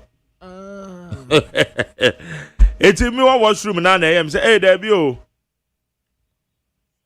me kura na me tene ho say enti nko china kura fra holiday bi ba ya nanka hede aga mu adede nanka o china ye holiday na etumi ede aboabo ye ho ye ebre wo mpa bre wo weekend nso me wo bere me ho kakra asam kura de ja wo be wo studio me wo studio na enti sa de aye no Friday na ese mitumi ko afuo mu ba ese m ko hwe mafuo mu ho no ese mitumi ye rounds bi ansa na Saturday no baba bi ginam Saturday nso mo bestre oh sa ye betiti kwa kusi anwumre at least mo be no nsuo okay eno no kan one ema no so motivation na mana kama enna ma tesentia obaye kura so ani afra aponte kwesata aponte kwesata sana Sunday fu mo na paponte pa just akosu entra there be on so ya Sunday asem we die enye no goes Ghana has say o de ye pa ya me ameye post no say me me post no ma bisa nipa dodo a o manage aponche ho compared to other means me te ho but me peno wonu anam na ye dinya anam senti a me de me ho obi ansem na obeno anam den na wo force ho awe dabi we na be ye mre me tine ho a sa wo kwa akoto nam na enam a wo bewie no den wo kakura nye na akwose sa wo sim asa wo how the one kasa the old pressure na wo mpe dabi o enam no kura meja hari eno no ye wo mo mu nu aduane no on se wano anam no ti ebesi jaso o hiti no na ye mre o hiti ntina ya na eba ne sa no most of them no dabi na ne yigu ntan na number na wo no a enam de ne sa no ada ma ya wodai say na chi ni bi wo ho kra de a wuti ate enam de nka wo di sewanum a waka grill kama na memre kama na wo no anam ama obi awe a wano anam de ne enam ma no nso minim so wo mu wo honhom mu simi wo mu anu mu asa wo mu tumi wi sa anam no de obawi ni nyina o wa botre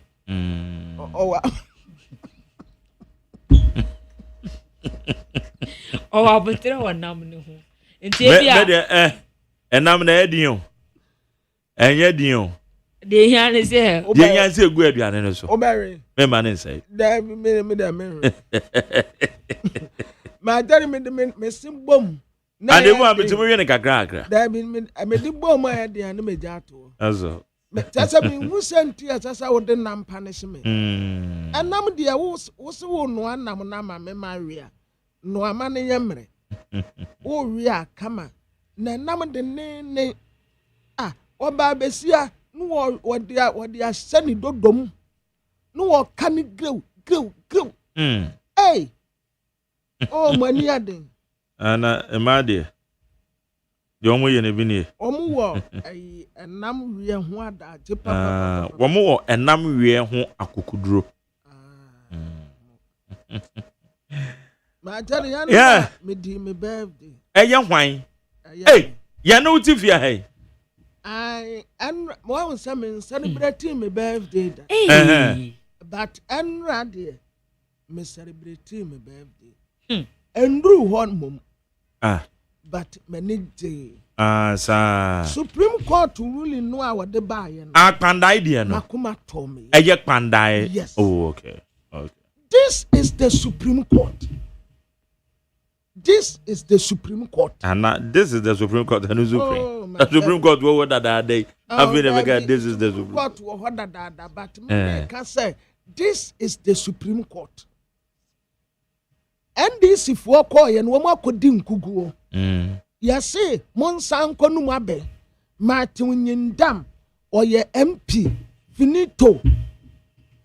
Anna, mene Martin Pemukasayano. My dad was so much kwaya P. Kurampa. And I'm on the Casa News. Yeah, meneno Kasaya. No, on the kwaya P. Kurampa, a minimum. Sir, womube to me. Over time, a kit webby. Okay. Enti enko siaga. Yes. My daddy say what to say? Me kun baby a wa ho. Wo de abra na be bisa wo ho. Ebia no obi ye bias e de etia obi. My daddy say obi ye bias etia wo ho. Na entokwa ne nyame ntokwa kra me ba abeje akon ama. Me nipa ya ha abonten ehemfa. Who some new bia wo problem wa na nipa kro ya bias. Okay. But minim say Ewurade bo me no. Eno wode won bias cheap shame mu. And to the your bias. One say my jare wonim say wo personally. Wo bibia say wo koto so a. You will fight for ade a ekoso no. Good. Me sa wo beto sa me kun wo ba bia na obi ye bias wo ena wo hu se me mpe wo bia sam wa na nipa kro ye bias ade a me pene se ye te wo man mu obi a wo equal right asam kokoto a emfa wo se you asumasi emfa wo se you obenten obi a benya equal right ade ama justice no se wo ye sikani so ye hiani se woni bie so wo bie emra no se de tie no pe ene obi abedi no pe emfa wo se asuma sidie na ne papa ne judge no obenten de yesi ne maami nua ne judge no se de emra ne sie no eye sa pe yemfa nya adwuma makuma to me yam. When your friend with justice, and your justice ya, nipa no why would me say at some pa media me a bias. One kasa would me who say me a bias. Sometime be a juma be mu. My Jerry, a juma no mo yeno. Omu hia ensa bebre wom. Enti se ye hia nsa ni bi na wodi bi besem ni ye bisaw na o ka se oh chief ye hia nsa no bebre ewom enti we ni we yam wo mu akwanya na wo mu meye bi but ukoka se chief we nya de we nso nya de enti na meyi wo mu a mede ensa we ya I hate it. Bias. My daddy will be our year bias. Me I am a time. What is a me kun baby out the oba baby sir? Nanya butra netie tiemua. This is the Supreme Court. This is the Supreme Court. Anya court wa I said, Dunquam Ponche, woman in our to chef. Na kwabra ana nye mere perception. Enye perception. Oh, enanka yebetumi etumufo. Yebetumi etumufo. Ade na beka nipa kro no a obetumufo se asam no mudi na se yese bebre a aya na yese nti aya munye ni se kakra. Aha. Eho.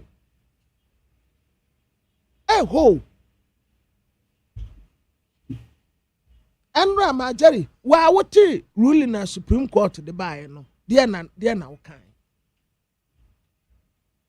Se eye media men fa ho se eye NDC o, se eye MPP o, emfa me ho. But se dia mra no tie no, enya sa pepepepepepepepe. Supreme Court tena ase, oti asem no mu, o se mu di enipa nan omusi debi yama openini kwan onkodi ne mra sebeja ampa ayi matimpa bu tiretire mu mitie din yase se ye isi declare abato na sa wonte ase a yama 21 days grace period bi na wasan kɔ se 21 days no o man tena wonu mu atam afi ba ko atire na wosan kɔ akoye. This is the law. Enye a court wa a copy na yetabutu. Court wa utumi predict. Wa utifie kra utumi predict. Say asem way. Oh, e koduru hon ma say ya na be. Ampa anso e be kono saa pepepe. Utumi predict wo. Babna ajaje fo no mo nsesan yo. Oh, Majeri. Ajaje fo no nsesan but bibi asesa. Ajaje fo no ensesan ye but bibi asesa. Bibi asesa. Yes, bibi asesa. And afenyo marking ene ne MPP fo. Akoni mo mu suban ye wo mu. Dabi. MPP fo wo minim se wo mu wo spirit bi a ewo mu a kire se Ghana ye wo mu dia o. Enti esese bibia no ekọ in their favor. Wo ye nsem kire ni a esa wo ka de ebe ye wo mu de. Wo ye morning show host wa esa wo ka de ebe ye wo mu de. Sa wo ye lawyer ni a esa wo ka de ebe ye wo mu de. Judge esa wo ka de ebe ye wo mu de. Enti sa wan kan ne wono pese what na de wo be kan ye opposite wono na dwen pe otan. Ompe wasem. Now there sa na wote because de bia no opese wote se wo kan de be favor no. Enti na ya ka se wo mu ye ntintim so vindictiveness. Nim se brofo ne se sa na ye kan wa. Wo mu ye vindictive because wo kan sam na anyi wo mu de pe ese ye tu so sa. Na wo mu ato wo mu nkofo na gu montene so. Eda se ye bedi watem ye be yewo ye be yewo sei ye be ka sei di akyerewo.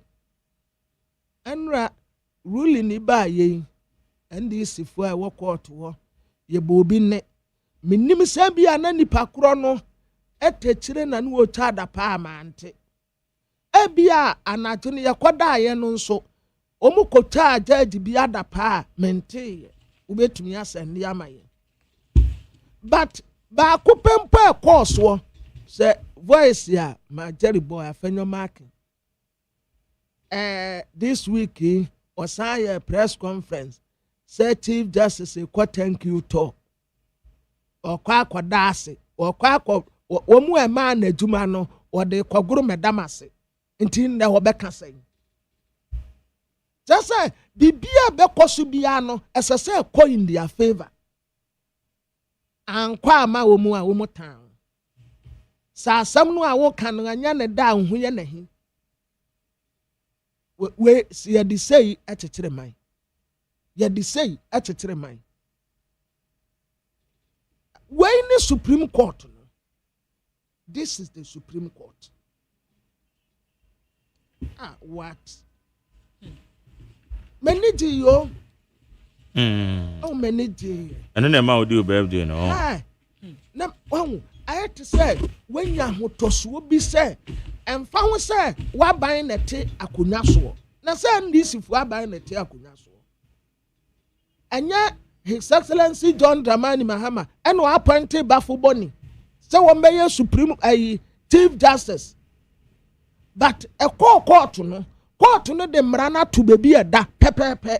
That is it. Who GDS say obi betime influence Supreme Court decision. My Jeremy dear minim, but dear me near win, and I make a who some say. This is the Supreme Court. Say I know more you but I need the perception be a and America. Supreme Court say I know more you Maintain will be a back and the doctor to force in the case no any MPP time. And no will be a back Chief Justice, he say. A mass seminal yes, baby. The American ye as someone any dance ya me to be who I dance ye. More judiciary for no, and one more do Omutuma, and one more tone sad friend National Security Minister Kandapa, and woko two omofo, or horse. As some dear no, a quase baby and call for back say. Inti aya munye ni say ade na ne wahunu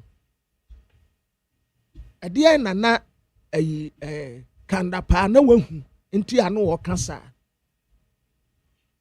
unanimous boom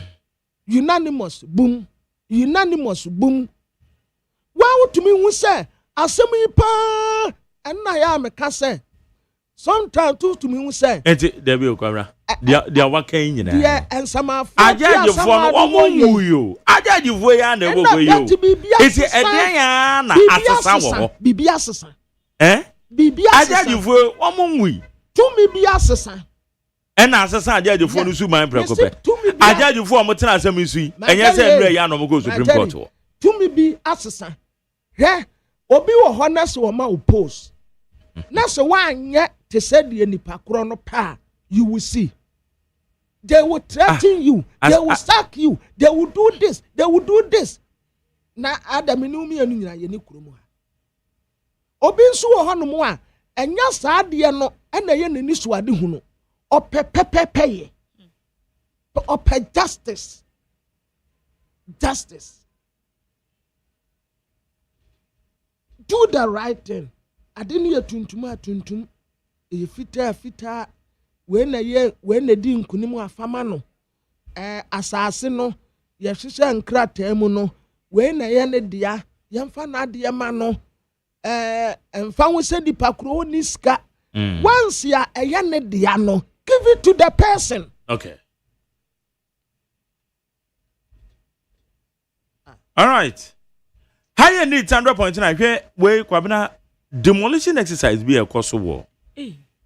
Abronsan het was one chado yeah once access demolition exercise na said yen shedan ka ho asem but it is say ye ka ho asem manfo e wo ho no no omunim say ye bedwuro madan na to na omunim ana ebi mu me show video na ebi mu say the American say according to NADMO Director General o say na wo munim bi mu say omunim me share interview ni bi no bi mu say omunim ba na omunim say that day no na o ma bedwiragu one of the difficult decisions Greater Accra Regional Minister na pamfo eteke but papa almost say ya hwan dia ona sanya dan ba ko be no mudwiri o na ma na ya hwan dia sa ekwo nya baabi a na ete se wo mokosi dan edisi enya se obi dia na ye se okay nti ekwo ne ye unauthorized area ente se omusi dan wo ba se se a wo mudwiri amanfo dan ato agu wo mo a wo mo tena ho ye nhwe han se wo musisi adan no wo mo se be o mo de se de bia me ka kire wo mo se be o mo de bia me ka because nipa bi assembly bi no wo mo wo chado hwei e wa assembly bi mo enti womo so tena ase ye nhwe han hwe womo se womo si dan fancy unauthorized area no e ba to womo se ye womo de ma jade said de bia me ka kire wo se your problem. Aye, and say hi, and bro for the same. This preferences you said, yeah. There be. Me bro for na me dey amount. And say hi. Yet to kwa baby I just say Abraham kwa me hu bro for me fama wo. And say hi. No one am kind no. The aga na dey enye no. Discrepancies. Discrepancy enye nhwe. Hey, right. Say hi. Alex is reluctant. And I don't know when you do. On Gemma, men cabro for an inch and no. Okay. Women, no one. And one cry. Now, probably a penny. So, no, see what you also Nipa watch at the penny. Me no one a penny. Then I go. Come round with. Why be a teacher? Nah. Dear. Bravo, so have age. Me no one. Once a teacher is always it. Me no one. Wo me baba and na. There been a matter I never bravo. O can say o say reluctant. My daddy you too reluctant. That's all. Omaya yatimu say adia na ekoso a yanka wo hwe ye betwa ma na say ese wia na yasa kobo ho ka ni pe ye na djuma obetwam wo ho emfa no ho bi my daddy ye nhwe han dodo wan hu say adia no eguso chia onka ho hwe obenwa ni say rim na dwuregu ye hu pass baby aka ya sesie ebetumi de asem aba obi duru a no watwam hwim obi duru a no watwam hwim because one fan kan ko wura ase anti yati accident bi es mi twamu wo ho utwamu wo ho na wo ye dey mi hu se mrantie bi di moto abefa ha ba ko mienu miensa na wo ye dey and call for you start yesterday. Assembly no te wo. Abronsan bi. Wo hwe sa three story no. Three story say no na ase. And no na catch attention more. But ada o madwira gu o na nya adan keto. O madwira adan to agu. Nkofo sika. Yes. Hey. Na na asa obesi single bedroom kra no asem keto. Single bedroom. So kra o kwaje bosia. Omadwira to Magdalene nti obi anso anka nkire wo mu se baby a wo mu si da de asem beba yanka so ya nkire wo mu enti Magdalene buame o ehwo no enye obi adea eni kwan se yesi bibia wo ho just kwabena eni kwan se se ehwo no eben lagoon no se de omoka no enti ho no nya baby a ete se wo force se wo ko hye wo de anwe ko fele baby akwa kosida eni na efri na de kro de asie wo muma no nyansam da ho do eya pa but a difficult decision o man e tetere yan fire na nsisi form no ma bi hu asa obi benya pressure was ade ande no kre obi benya pressure pa was ade asa no odin but yan say ma jare wonim say wudru airport wa ho Kotoka International Airport when we say o ma start sisi adan atenten wo ho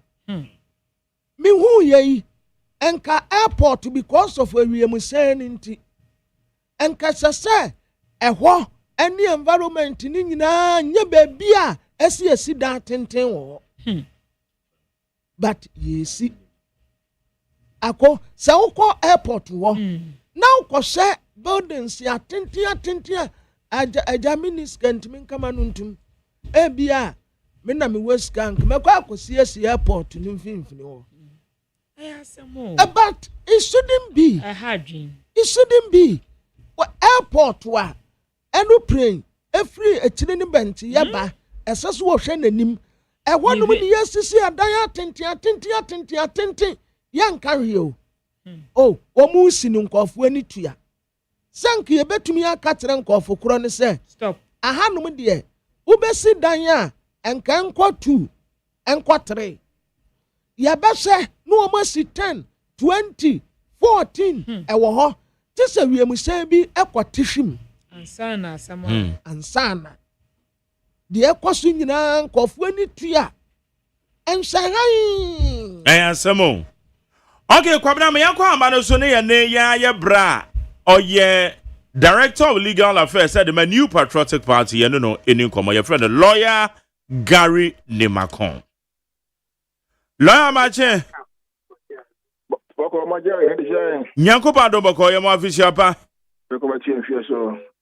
bibia ko so yɛn kasa afi yes me wonne kwabena ne obi official pa telefone na official pa yo yeah that's it amen na enra de esi o Supreme Court mo na mo ya lawyer fo amukọ gina mu edema mo candidate a your friend Honorable Matthew Nyindam boy mu amane de ekoso no my guys I'm sure be I'm sure telefone na ale tiere say na no ada na Tamale High Court akoyo judgment di bae so abana to panda no ya tuni nyina foforo na aso no bae no tumi ho si papa ama me say omo fa judgment no from me I won't cry omo fa ni na kan from bra omo fa ni na fitamale e de bra me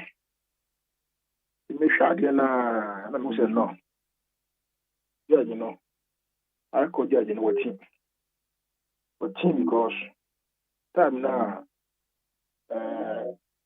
Mr. Okpa or far later position, you know. Every time now, they get in the buy, you know. What kind of time now? I just say, 32 clear days. 32 clear days means, election phase, we are no, the bar, parliamentary. You must file a petition within 21 days upon Gazette. And you must do the time recording very well and be sure when you are filing your petition. You will say no. What to know? Only to me, the only jurisdiction to be here case in the first place, let alone proceed to even get the judgment in the matter. Because Supreme Court, and Fatabron and Tonoso. Now let you know, they suspended in the first place.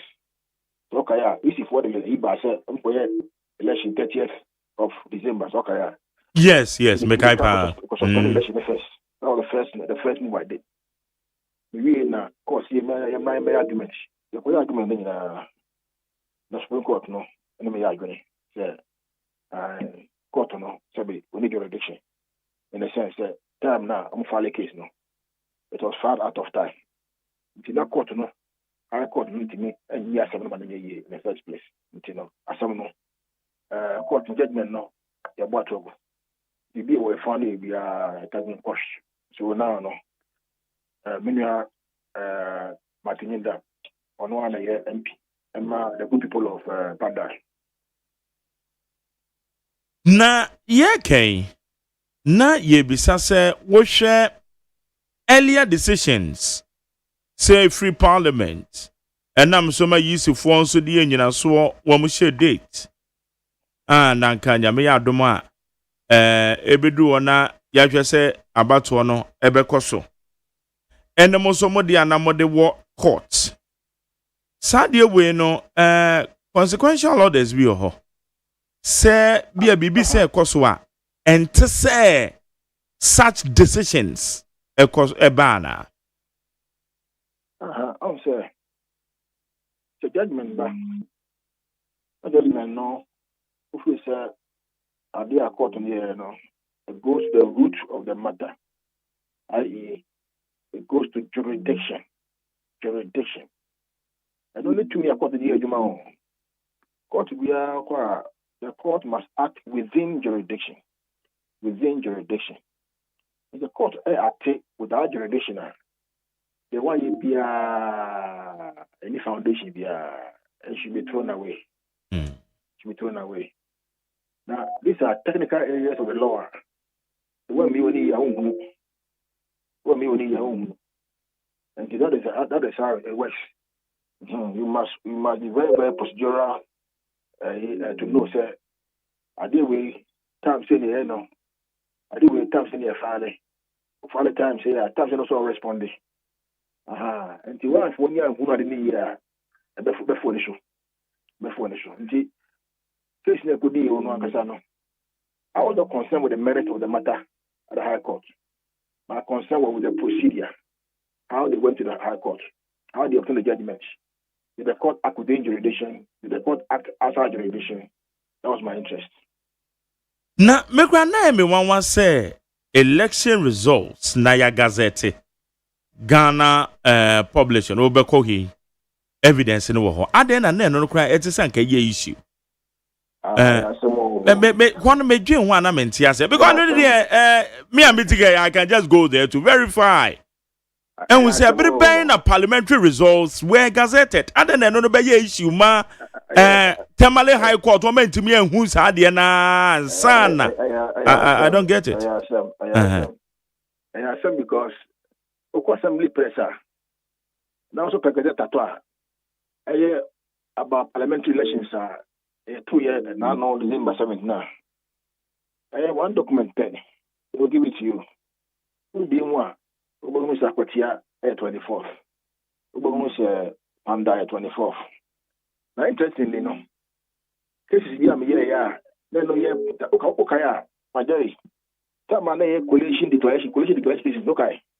Yeah. Okay. The same myself, coalition. Make hyper, yes. Yeah. Coalition declaration. Okay, those cases no. I had those cases now. Here we know. And now, if for a gazette here on the 6th of January 2025. It will be a gazette more a quite chilly now. Once I don't know. So what I say. And I did all these cases. Because a woman gazette in them and I'm saying a man soon. Yeah. The man soon, you know. Time I go to Supreme Court. It's about High Court, the orders for coalition and declaration, you know. I'm waiting in a way, you know.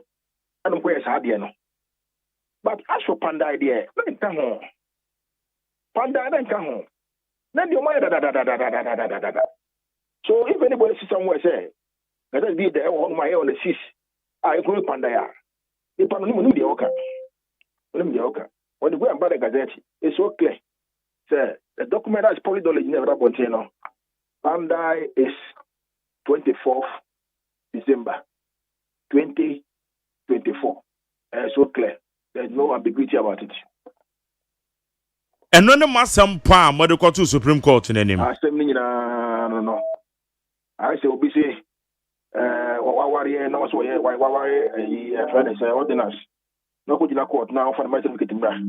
The case was pending only on the Gazette. Date of Gazette, which is the date of Gazette. That is all. The date of Gazette now. Now I extrapolate every date of filing of the case. So the case was filed on 25th of January 2025. Gazette near 24th December 2024. Put the free more. I tell the two clear this. Clearly, no. You can't file petition 32 days and expect it to stand. A invalid petition. In fact, they filed the first one on 23rd of December, which also was a premature petition because that time that Gazette be in your mind. So what I say, the Gazette about 24th before you can file 21 days within, not outside. Okay.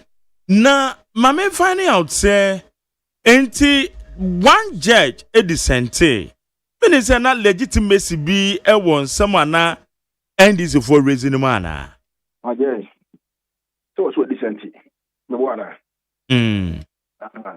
We didn't know on the 6th of February. Okay, it's another full judgment in the bar. What the Babontia, me kaya. Yeah, sure. Then you know so the decent here. That is all. That's it for now. All right. They say the case closed until say be one back one back for review. Oh, my Jerry. We are lawyer Nina Uko 4-1. It is Chiawa. Now can go review almost 2 times. It was 4 no. Over the hood now. Review so they will add only 2. When I add only 2 not even in the unlikely events, which I say unlikely because I don't see how anybody can sit down and say, Gazette, which is 24th, which public documents. And they data, you get the elections now. And man, I say, you must come in, file your case within 21 days. That can change. They cannot change. And for me, it's a such infertility. In fact, yesterday marked the end of all the parliamentary petitions. Yesterday was the end. Until I have to start taking my retirement for now. Because now, it's a case, you better court, because Supreme Court and the High Court, together now, they saved the MPP 10 parliamentary seats. 10 parliamentary seats. Either they are affirming the decision of the electorate, or they are willing for the party. So what they are saying. Together, we have 10 parliamentary seats from Parliament. Sorry, from the court. From the court. La, Timubi Mamio. What say? Courts no. Court no. Supreme Court and High Courts no.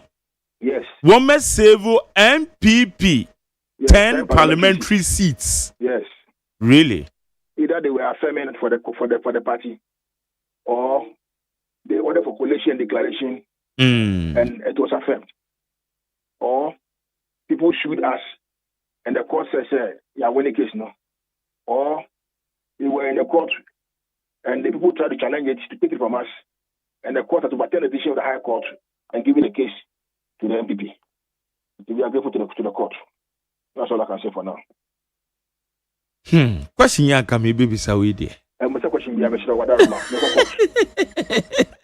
Minya question no. Yeah, me pacho. Mate. I don't know where you are taking me, but Mr. Mate. Who say for emphasis sake, remember we see Subiem. But I have to be fair to you. Be fair to me. Mimbi sasa question. O de mame fan to ho. Majeri. I want to say. Me and my DKC in enemy. Me and him, yeah. From the very beginning to the end. Now when I would join a Kwanwa, yes. What you say? From another play. Yeah. South. Yes. Our north. Yeah. And south. What's east? Tema Central. Okakwe, Ablekuma, north. I did all these cases. Upon that, may say the court has given us 10 seats in Parliament. Yeah. Whether Supreme Court or High Court. So the party is grateful to the court. Mate. Yeah. Mimbi sao. Na mum ukwe die Saturday moko to aba. Mamejo thought kakrai. Oh, so far the thing has been so far so good. Me share the procedure in terms of the Works Committee now. I'm very, very happy with the way they've engaged all the parties, and everybody appears to be satisfied about the engagement and the way and I hope say a very free, fair, and transparent on Saturday. And it will be the open automano. Automani we are off assembly and 2 years and more by 3-4 no here who you want here. Now assembly and Nasamako. Then we can have a leader for the party. Okay. Lawyer Anope Yedaz so near Dinkomo. I just Mamunya Afin combat to you. That's Thank you. Abusia Yane, Director of Legal Affairs at the New Patriotic Party, a friend of lawyer Gary Nimakon. On a minute in common. Or say courts no etime save NPP 10 solid seats said by lawyer Gary Nimakon. Na Obi kan or say McJerry there could be some critical questions in a combedo. Into yes, maybe the critical question because coming yet. I say more. Okay, that should be a baby sir. Hi, you need 100.9 for Jennifer 0201162746 0201162746. Mami akosu ya tonam. Eni amasancha me kwabda mafu. Womu de bomi chido maidi jumadi. Ya de bro. Akosu na ya jwa nkrata ani bi. Ene ko bi. Abusia for daily guide demokrata no na ye de ehyasie. O share daily guide demokrata no ani hwase ya. What the doctor ya OSEI Agyeman wadni fonyi aba. Eno o kase. Wo hwe ne vision ya atese ekura no a opese wodidi MPP amanyekro no anim. Ena fe oman konkron Ghana ensuso anim dia wose wo hwe bibia trese ne de no edanso kra enhihia wodi egu akwam aprobo a wabo ene niam a wakeka ni nyina etrese ne vision no a wo ma Ghana ena fe ensuso MPP amanyekro CS etese ama onu doctor ya OSEI Agyeman adanso ewo na fefo no entem mekire wo mo a wonu wo mo epre ewo MPP Franka Tubre akonwa no emu guy democrat anu animu na the suspect mienu aba na suspect no baako eye Victor Jan ena Francis Stanley wiafia akenten na ne nyina ne se womu eka nipa mienu bi ho womu ye 4 suspected eye gold robbery a cha se womu chem se womu ye nkrofo bi a ya suspect womu se womu akọ gold robbery ya chese eno nyina ekoso ewo kunsu ene ni mpatemu ewo asantimantemu eno ena posi ekoso wo mo pachi a ehon nsem so ewo hasenti no nyo no nko a nyo mo nko a ena wo mo ekoye na ohwe ni nuanu mo mo ka wo mo ho no wo mo ese yaya seidu wono diamond ena ye frɛ no ono enya mfihye no aduasa enan ena ata Israel wono nso so abode ana stone ena wo mo frɛ no wono so enya okay ajeri ana mebeza ka do anu mi fa manusia ena afei nso so Victor Jan yi madika bonidi ono city boy wono adi mfihye no aduonu ensia ana Stanley wiafia kenten no so wono nso so adi mfihye no adiasa ya ese wo mo ohwehwe mposi hwehwe mu wo hu sem robbery bi e course wo kunsu gold robbery no wo mo ena wo mo etai akiri Mame ko amane so yene eye director of elections at the NDC National Democratic Congress. Your friend of Madi Jibril. Madi ewa amane so. Madi mache. Majara me joso. Na on to say bra. Ajanya me adom ye hoye. Ye den yakopa ase. Enra mo ye disappointed ewo Supreme Court ruling ni mo ana. Pandai. I mean, Majari, my main chair with you for an obey. As a Ghanaian, I'm so proud. Majari, I say you are also very proud to be Ghanaian yesterday after the ruling by it. And I thank God, all my Benny John Dramani Mahama at this time around. In our country, so be a president. As a Nipa, anytime you always wish better things to you and good things to you. And to why now, even Uncle Papa will be free now one mouth, you feel worried. Even though I don't know, I know to me with Uncle Papa mouth. Why now, you feel worried. And then a net that's issue. You always be proud of the God you worship. That's key. And to me, I see my disappointment, I say, if I call court, my rule in them, I call election and the band. But as for mine, I'm very proud yesterday. The proudness in this Chief Justice, I work in panel in Crawford. The minority told us that because of our power, a friend said, ruling Papa Ewo Mayubio. That is why they didn't participate in their vetting. In fact, when the Chief Justice told institutions, they boycotted him. even after Tamale ruling no crapono, because of the Chief Justice's way, I must have a lead minority to insult all the judges today on my ego. But today, I think they've been proven wrong, and Ghanaians will be happy today from the ruling yesterday. Okay. Na ken party ni bedwen ho. Final judgment ba say mobeko for review ana. Yes, yeah, check for the ruling. Now a legal team have advised here what to do.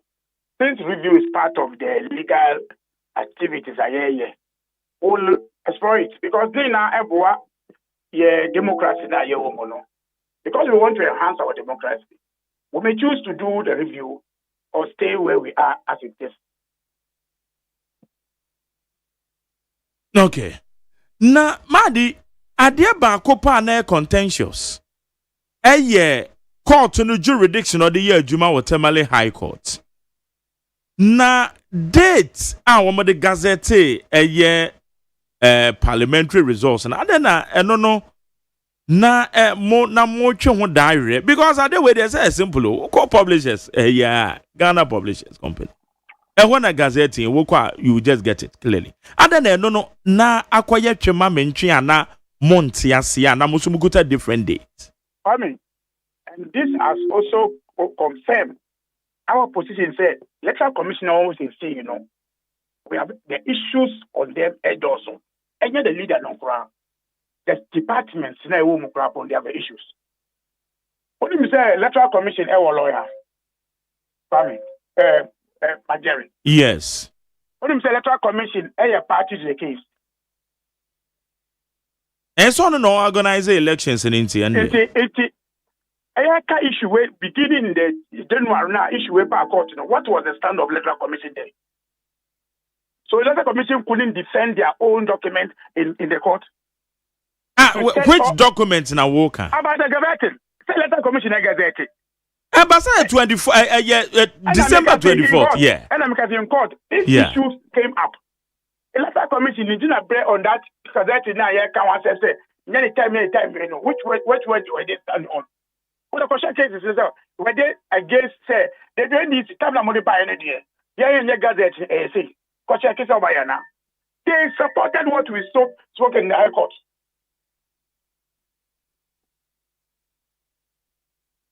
And only in the case of the High Court, but every before I said there be one of the Beko jurisdictional issues and Beko Supreme Court now. We take a decision. I want to make a prove we said there be say that here. And I make say why not dig on a for process? Okay, Madie, me pacho. Oh, come to you. Magdalene tell me to operate. Okay, Ablikmanov issue ni buy no. Ekoye NDC, MPP, NDC. And I'm going to say the over crack and katano. I was on cut and pass it. Mimi nibi. Not just no problem no. They could you say no, it is electoral commission who resolve the issues. Say, me na me be a me conduct election. Me ni pinchi. Me ni BPA me the yard no. The year 1 year 19. A solve problem me go rerun. Me say court na year kono. Electoral commission na usi unu say who can case no more. What was the position of electoral commission? Let electoral commission say baby a who kono. Ma ya get that check. One should get to that pound until okay now the banner to mean the assembly. In support 20 billion and your witness also. So what was the electoral commission response for the starting of the case? Okay. Bamadi. Mo so na mo nim say December 24th and on Gazette results. Na mo nim. Be a final result Gazette nearby and it's 6 January. Because you call court. I can say you for the petition. Court the catch say you the right time.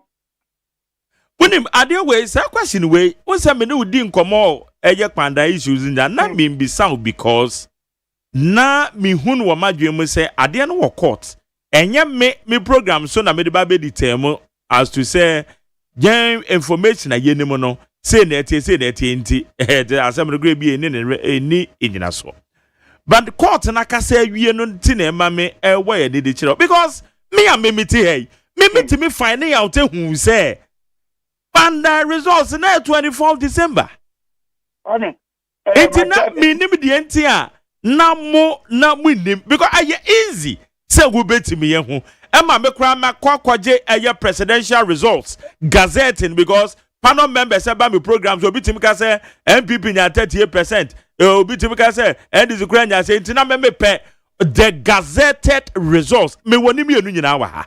Okay. Ntina me nim de enti amo na aye problem aye issue e de amam. Magda any problem. Nyankopon na ebo aye. Yan go through the Akotia election issues no. Ewie. Nanka ba na obi demu because forgery be ever on gazette documents so.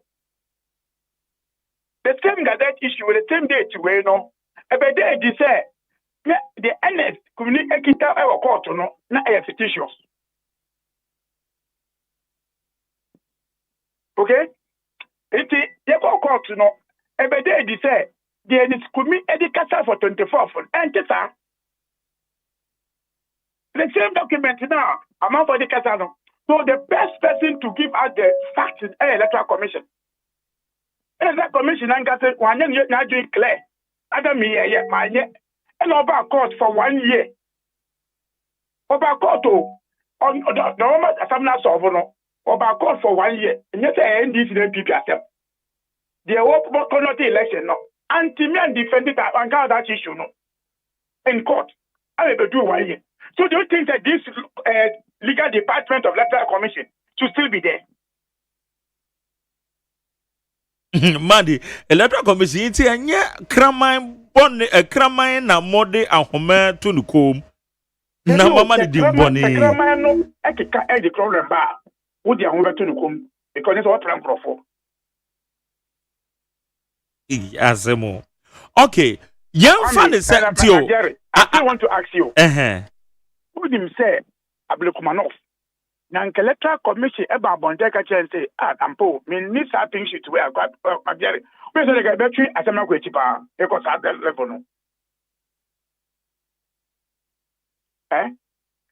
Me dear. Me ni wo no yen conduct election yen en fa document dem come a friend Ghana publishers. And the point is that Madi Magere, electoral commission. Electoral commission excellent. Electoral commission was to no. It is a mad this year. Yes. Lawyers respond to the suit to the court. In two parties, electoral commission, 24th, and I move Gazette, court, court. And to young fan say electoral commission said your who can say a vindicate mo position that just say e bia na wo mo enni nyina so bia na wo mo ntimi en defend wo mo documenta na ka fine na it say yeko Ghana publishing okwa was say you will get it. Yes. We go there me no go see. Ghana publishers no enye need FM say any document come on. So judge electoral commission in a document ko into the document no it issue ne buy no go through my files so I don't want publishers no what they see and some court no so in the world where somebody can manipulate a data Akosia issue crap no it happened so why will you trust only the publisher first electoral commission no mo kasa one I'm document no ko ye. If someone decides to put that date somewhere, then why not we believe it? It's a special commission. They didn't speak to the document. And then they rather sided with NDC. There are some NDC air cannon. And these are cases that happened under the NADO.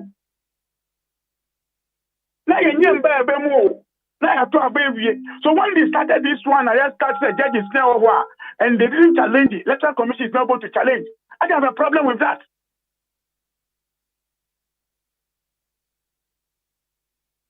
So you still have the belief, say, Electoral Commission Gazette Pandai elections on the 6th January 2025. Yes, because the Electoral Commission supported the argument up to date. It is they have the document. It's not just a media na metimi akoje wo Ghana Publishing Company no. Enya papa na. Jerry, what do you know kwaji here no? Source document everything. If electoral commission woman dey call you, but say eno na me kwaji ya mede aye your friend say case study ya mede bisa wasem yo. And I make it say original. Maybe the only call kwaji here no ka be let don't believe in that one. That's why they didn't speak about it. Because if some honor to refer to publish it, no, BBC, that's why the commission don't speaking to it. Okay. Yen share say full judgment in Bible to you. Then we know the way. I was saying there, say and they must slow down. Plugins na moyo hono. Slow down. Oh, and yak panda asem na making. 19 no bumping ni kwanso into speed still. Hey, sir. Political party are formed always to work towards the next election. It is a by-election, but my friend act on that. Our work is always towards the next election. It is still until say final judgment. Ebebana mu legal team eba advice say whether say mo be call for review or not. No, mo de mugu so a mo campaign wo ho. Agere, in fact, Antama, constituency there. By-election, they send you to mu. Yeah. Oh, because you are not waiting for, you are not campaigning for by-election. By-elections, you know, the idea of two more points. Okay. At the same time, low do our commerce. No, be at your boost to join you. Oko do no big commerce. They told what account. But you are traveling from commerce. That's your destination. Okay. By-election, biom Ayawasu East. Na, me. Hajia kuneni edi adesrede betu monim se na nka mo vete no virtually mo ba info anya ntoma de Magere yes adesre na individual edi baye the party shares you always do guidelines and I say oji some provision mo bi the betimi abo party no in the longer run na ndia wetima ha party no. And the party issues request now here no. As against the Betimia party no. They will say did two more a better president to be a party no. Going forward. 20 and a party no arm and J. Among the first engine appeal no. I mean Mama Jerry would be such now it be the first time I did abandonment and get a try share. The first time we do be a contest elections. This is not the first time. The current regional minister, Iowa Geta Kra, Majori, Nikunu Efrimo. Yeah. And some other contest election, your primaries. I'm not going to by elections. And then this year, primaries in 2015. Until Nikunu Efrimo after over here, parliamentary candidate. In Kaibus, your 4 years, because you cannot ask that or Commasso. Until later, and this be a nomination in that constituency. Current minister, a contest here. In fact, in your headquarters, what by in person, a benefit. Or the questions are, the party say, a very my president, yen to me and defend it. Why? Because in the area, who pain, a widow. Obi pain, any widow. Obi dia ebia kaka bi na balance na say ebia obi so dia no according to obi na even say obi free cry akoma any business bi as the need of the person in the way say two will now bringing you request or na means stop on, and that is why we rejected it on that principle say party no someone party na someone you pay in the future and only way to don't participate in the vetting. It is a said, the Ayaneje or no abano betnamonim. Come here, trust I say geography. Waba bete no ama ya bete newi. Moya bete na benra. Bete dindra. Auntie enra na mo be na enra na no the request ne buy. That be or the request in about Tuesday. Tuesday, no, okay. And about Tuesday, Monday or not Monday. But Tuesday, functional executive Tuesday. And yeah, discussing so and your man on that one. It came out just because I think that some people wanted to, but it was the only applier. Yeah, the man was respond the man. Na Madi, me pacho mi bisa we yo. Ansa na ye ma mi beba na mpa or the statement by. Our chesa manfo na friend say omra no be di ni kunade. More political parties so. Most more stake wo mo. Nia metete ne say obi a ni kunu efri mu nche no ne ade actively be si de na say koba say o win mo primaries na wetima de animu na matima campaign gidigidi. Obi mene mene na nkasa mon ba metie no aye lawyer Baba Jama no kra side bi say mon kremofo no krampo de mo kunu free mu sa na say wo ko abu say ye nwa ye friend no period of estimation o ko abu kakra na ebesi den na nipa na kra ba be campaign gidigidi ti minim ana ba ne sa na mo ni stake bia agbo mu ana democracy na nti say ye jama ne ko Magdare, it is CBO, a party, no, a constitution, no, but the Mecca be as a Muslim, and your Quran, your use of Quran, Bible, and not be any ruling issues. And yet, religious party, I'll be used to religion at the eye. The party didn't share, and they say, individual, I want to write per our constitution what you choose to do. Young idea. So how you Quranic version and deal this issue? Then when you find somebody drinking alcohol as a Muslim, they will punish you on the party. Me boy, Magere. Ana Magere, ultimate. Me follow there, okay. So now a Muslim who choose to take alcohol, then you can now use Quran and say that my Quran says I'm punishing you as an NDC member, but you don't have that right. Because another individual choice now will be choose. Okay. So the party have no issues on that. And the individual choice. About someone only now go and okay. That's what I say. So party cannot come into this like I say way. No, party cannot come into that one. All right. And that we'll be going to people's home and not telling them that Bible say I do with me. I don't know we are in this way.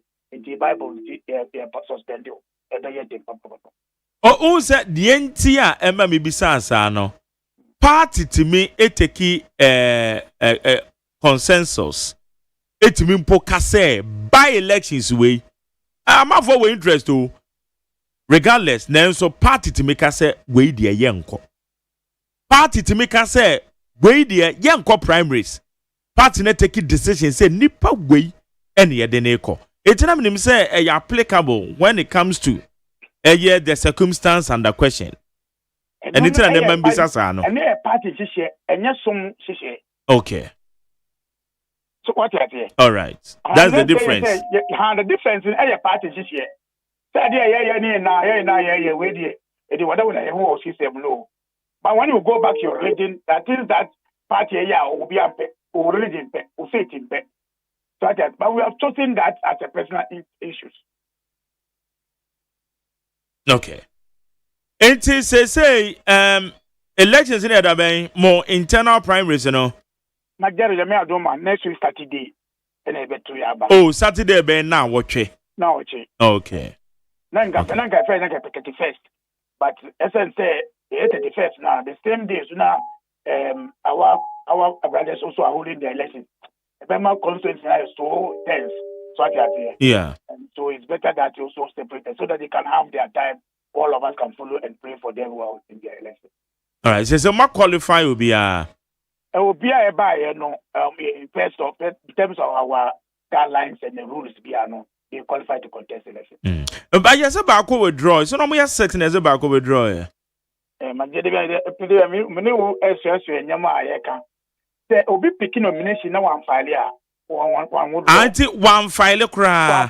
Oh, send a one file there send on count. You don't clarify that question. Oh, okay. One file there send a nomination cry. Member cry na commit my baby. Na nka so nka send na bia mo ba o me say o me Facebook cry for say what here o. But dear, just say me no we interview ma won fa pania ba kungum. No, okay, Martina. So, Munu and Saturday, one more call elections, no. I think that it's a national call, national activity. We only pray for them. It will not take two people to win the elections. And elections, you must prepare your mind. It is either win or lose. Okay. But lose will be lose will be na and that is what I'm suspecting. Lose because only doors will let you only not doors because you see the pools now, but depending if you will be with your vehicle in the pool or past tense so attitude. So we are looking at it, but we wish them well. Okay. After Monday, and the capacity of the person, he decided to lead them for the next election. All right. Now, Mwamu so say more afiwe nso eye busy the mamo because more by branch elections, constituencies, and you know afiwe. I don't mind there if you are 2 p.m. The General Secretary of the party, a good press conference. Oh, okay. Or be outlining these programs for this year, our internal elections, our internal reorganization. The 2 p.m. All right. It's a 1 year program. Which is after a press conference, when the process starts, we'll make sure that within the same time we'll complete all the process. Now you are moving into the next gear of the real game, flag bearer and parliamentary, which will be from next year also going. Madi Jibril, Director of Elections, NDC, Anobe Yadan says on the Komo. Why? Na me won komo bi wo Ekuapem South, but no de mi bisa wa hanjo de ebedin komo. Nigerian agenda. I said to me be say me bisa na be ka say we me se me bisa na mo me no be di wo back door. Nigerian agenda. Obe set to answer. I ready na go for. Odo set to ono. Which me can be aso be baso. Wow, you the mathematics. Madi Jibril, Director of Elections, said the man NDC into Onosun Yano, Edin Common. Chayawas East said the independent and Ejina Ewoho. And Yamea Doma, Meme there be now watching and NDC for ebe ye womo primaries. No, and I'm says I see it in the dear. NDC for in fact. MPP candidate Obejina wo Ayawasu East no. In fact, a great shock to me. Say bi obegui ni obetimi make a strike. But Ayawasu East the bibia timi si wa bato mum. Anything na make us so win here be nwanwa. Nti we no NDC for na home seat. Just say emema wo mo primaries ni ade no. Emu ebeyire kakra. Because e ho no so utimi e fa primaries ni mu a the likelihood say we be parliament in here very, very high. See, ye the anybody actually. No, so ya share dear woman. I'm on watching I edit 100.9. You made your friend Ghana Montie will eat 100.9. Ghana Montie. Ghana Montie. Ghana Montie. Ghana Montie. From our channel 0201162746. 0201162746. Mami akosu ya tonam ne kwamna mafu. Masanchi ame constable 1. Mami yako Abusian for daily guide Democrats anu anim ha say ena na me wa Magjerry ekodi nkomo ebaaye no.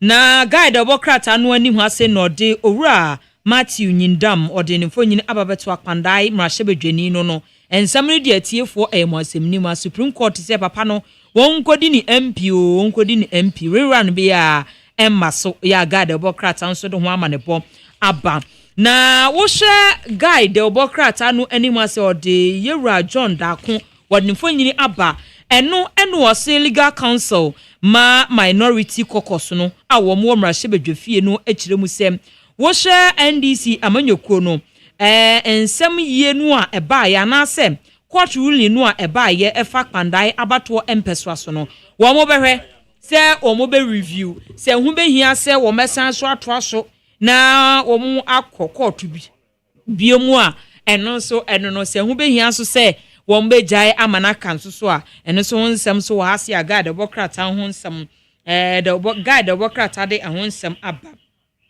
Dr. Johnson Esiama odaha ana o say Bank of Ghana eno wo mo akate policy rate no amana bofom wo mo 15.5% ya ehon sem so ha see a guide the obokrata no ede ho amanebo aba ene anope na daily graphic the obokrata nanim ha His Excellency the former Vice President Dr. Lati Mahmoud Bawumia and what as a party for ye dear Nadana Kumaso into party for Montu Abamano Martin Yindam Supreme Court so uncodini MP Bank of Ghana for policy rate no matter so about 15.5% to anti bank no once monte temodia so ya see a protected forest reserve every garam safe for ensem na nanoma info this year almost a military camp no montitinu bebre said ya beya ya kwaye yensuo ene odman kuma japade a odman yen no ye betumi abo ho ban ya the obokrata daily graphic de ho asem waba na what say the obokrata daily graphic ye dim ho ase Saturday January day to so dia sabako abra abo anopa nonkro 9 am University Auditorium University Beya University of Mines and Technology UMAT watakwa university no bo yewura Ibrahim Mahama na baso on wo ye pani pa de ma engineers and planners yo wo mutase outstanding contribution to the mining and allied industries into omo tamo abasubodi akase pa na omudiama Ibrahim Mahama na special guest His Excellency John Dramani Mahama to medi no ase Saturday January 31st yo University Auditorium 9 am takwa Daily Post the obokrata no na mafa o share Daily Post the obokrata no anim hase a na wase omampanyi John Dramani Mahama na wabo China abaso papa China aban wabo na abaso papa asa ne sem wo mo de sika $30 million eba besi Science and Technology University Damango enti China aban ene Ghana aban aka bomu enti we ne China for do wo mo a ene eba besi $30 million Science and Technology University Damango enti ho nsem so ase a Daily Post the bokrata ede ho amanebo aba na Mahama ke eno aye nhihye a omapanyi John Dramani Mahama aban baaye no mo se dabi yade bi mu ho a ya na ha adwen pa ho sa no ana se bi a sika ubenya na watimi anya pomden no ya na ha adwen ti no nipa bebre no yade bi se kidney akoma yade akase bi mu ho a ya na ho se obesa no eden na no eno omapanyi John Dramani Mahama ban womo ede Ghana Medical Trust Fund aba se eba beso wana senti yade we bo wa ye betimi anya sika bi diabo se de be a wopomden ebegina akonkan na no eno omaso omaye piloting na so omashase no eno nenam so ya se post se enipa enson atimi anya life saving care edi free Ghana Medical Trust Fund mu a ashase a ebebu adwuma ma amanfo a omoyade anase omanmu adehye a womo yade bi se kidney ne keka ho no wometimi ahye aso omo ase a Daily Post the bokrata nso ede ho amanebo aba Supreme Court ena ato Tamale High Court womo ruling ye ba ye se kwandai yensa so koto abatro ni biemu no womo se Supreme Court was squash sa ruling ni kra ze dabi reran bia ni ho besenso ababium ya che se Daily Post the bokrata nso ede ho amanebo aba Daily Post Democrat anu anim ha no say National Rental Assistance Scheme and no support Ghana this year 4,700. Yeah, it's a woman so woman 99% recovery rate. And when some so as housing minister and so the woman bo aba Daily Post so Edmund Sem aba. Na Ghanaian Times ye ni muhan water say Saglemi housing project no asan bounce back. Na this time around no ya picking developer ya ye di nyina shanen sase adan no onyi scale na onko complete we a ye behu ade a ye de be ye ten say nka first no a ye de koguru medamase no enti Saglemi housing project no contractor developer ye no say onko na onko finish it. Yes, Ghana Medical Association for research agenda 1 year on at the saying Omubu akonta here no omu tese so far so good. Bank of Ghana for policy rate no so ewa ha. Ghana any China eniama ye kra free China edeba ye ne China for ejedi no. Ehete $14.1 billion. $14.1 billion. Hey, China for money scare free and China. Hey, until woman near who agree. Yes, no rerun our Pandai Supreme Court Akasa into the Supreme Court Wakano. Sa pepe and yanyano. And that you say Morino was said that man in prayer, second Pia, so a better Real Madrid. And was saying, Winyade, woman say, Akokwa. Despite the Democrats and a crabbe, and I was say, GJ, and I will more a babble she now my high level stakeholders meeting in Central Four. Just yet it will more Central ni a copper amaneboa, and also so I could to be kuma. I do a book I would you want to ask you. Central ni be about baby. Na se bia baby wa office ni se okojina ho ana se ni se we bibi wo ho ana se o ka ten se krache ababa wa ha de ye nyina ha o asumbo ene se wo dwe no mu jojo no de eno de eja Central ni su ye Ghana ni o ye pomacho didu baby a na ha adwe na anu ada ye Central ni ba ko a omode keka no e ba sa na emwa madwuma no enye de me kopa ama ne bo aba on watiefo nsuso ya na wo mo pa amane Ghana nsem so atie san se wutu kurom a wo se hu ne yekoso wo kurom aze wo Central ni ye bibia na si asotro waje wo ye ya se yetimi sa wutu a ne ya sa wutu a wo ye me ne ye se betima ato afa window mu a ye kukuru wa ne ato afa window na se wo na woda ho no e ba sa emmo adwuma no enti GJ se sa de no e ha adwen pa enti wo mba behwe na wo ma ye stakeholders meeting na timi aboa ama saade no abafam despite and so the ho ama ne bo aba na abusuafo Saglemi housing Saglemi dan ya yesie atiefo eyemasimnim dan ya chase NDC we first NDC first Mahama government no baaye no ono mo chase sie na eja abansesa baaye ne ka ho isi anyame adom NDC aban ya asan baaye second Mahama yi a wabe was Saglemi housing project in sisi ano bibia de na kwamu ye de bibia say aban no ne contractor no a wo ba be ye adwuma no o ma sign say dan deal bibia wo be chance ya bo adwuma je Saglemi no ai they say enya different developer ai na sabanda dan de ma developer bi o ma sesa na na say ono a I know dear. Say was a government picks developer. Complete housing scheme. Yes, okay. One can say, one quadrant, me and quache. We're picking a complete in my dear mammy. I'd agree with the brother. Anyway. Wa picking a for ye for my dear Brem. And ya I will seek up for ye. Okay, it is our picky developers on complete. Complete. Dear me, yeah, complete. Never my dear mammy. Okay. Me, I mean, dear me, the baby. Okay, near 2 and cannot call the baby. One dear, quite you a Jumanaco. And ya quite to mammy and check. Okay. Despite that, the Democrats are no anyone say, and now almost say, and you should move Ababetoja. So be PMU ewo Africa. Yes, say what per city most expensive cities. Cities are what do I say? Mrs. Over Cote d'Ivoire or more city no. Ha ba te say the ye de ya Accra no. Wo mo de no.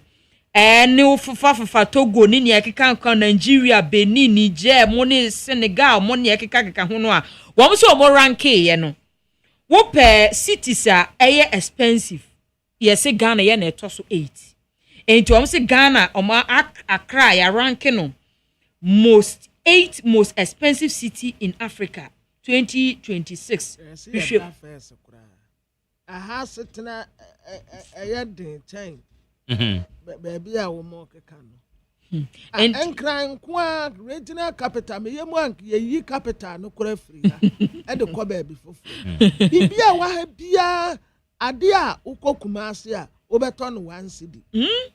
Atade yi the same atade o. And then go free crying e ko kumase. Eno na na enwanwa no. Ade de free ha. Ena e ko kumase. Enso ubekwa akoto no kumase 1 cedi. No ba beto na more than it me be say na den ya na limitimenti asi o. Enkofo na omo ye koto beto no. Ebi esa krampa boa no.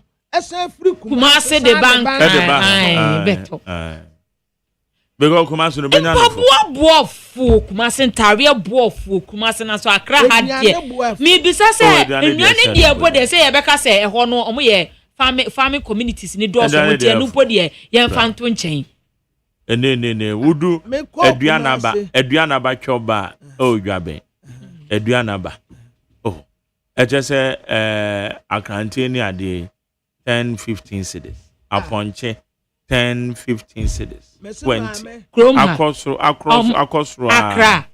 Bahano. Ubenya po na fufuo no kwa etwa ne sen. Esu o ma me fufuo 20 cities yo say. Krache. Na no wa no na edie. Onko to fufuo 5 cities ni ko. Me say ma me ni yem say no. Mo say me ka say wa say Krache o to say. And I'm say ma me 20 cities. No one have me sorry. Or I'm sorry me for more say Krache na no one ready. And I'm say ma me nkwa. And what say that me want to mean. What 5 cedi no kura me chemu tu. Aye. Because me den cry de na me de call. David. En cry de no. Wait 20 no.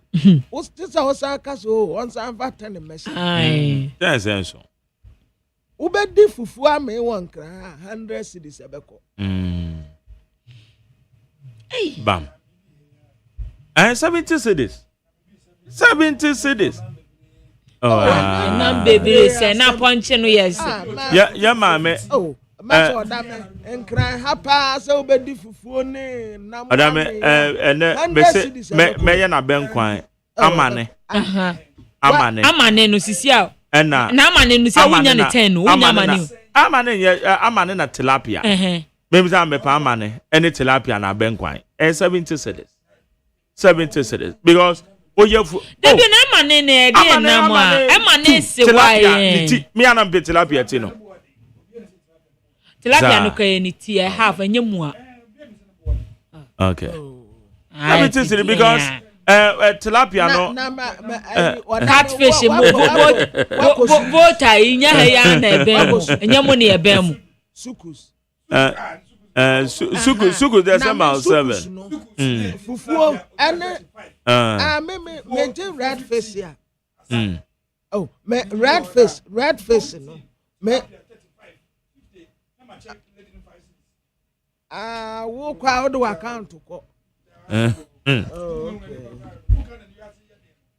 Dabi ayan crying na ye kan ye kumase en crying.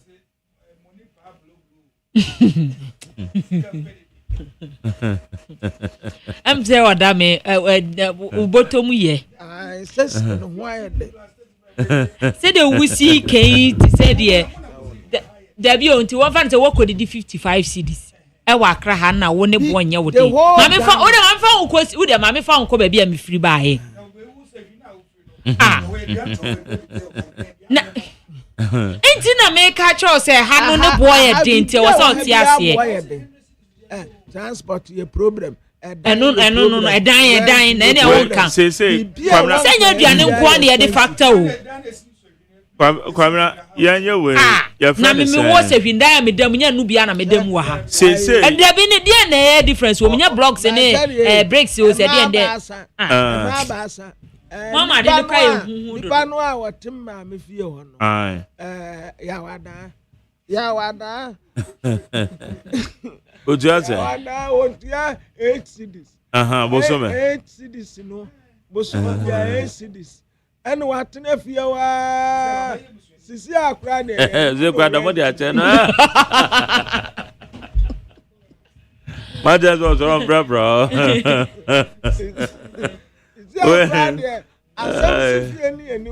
On the Jinamuka. Kwamna, way on the most serious note, so a nay, Yanoma, your foot trotro at the Belgiuma. Yamuchre. Because they say trotro yan to ashen to Yadimo, but they say ashen to Yadiana Costro Keke. It is Asama Yeke, and Rana me, Mrs. Chia.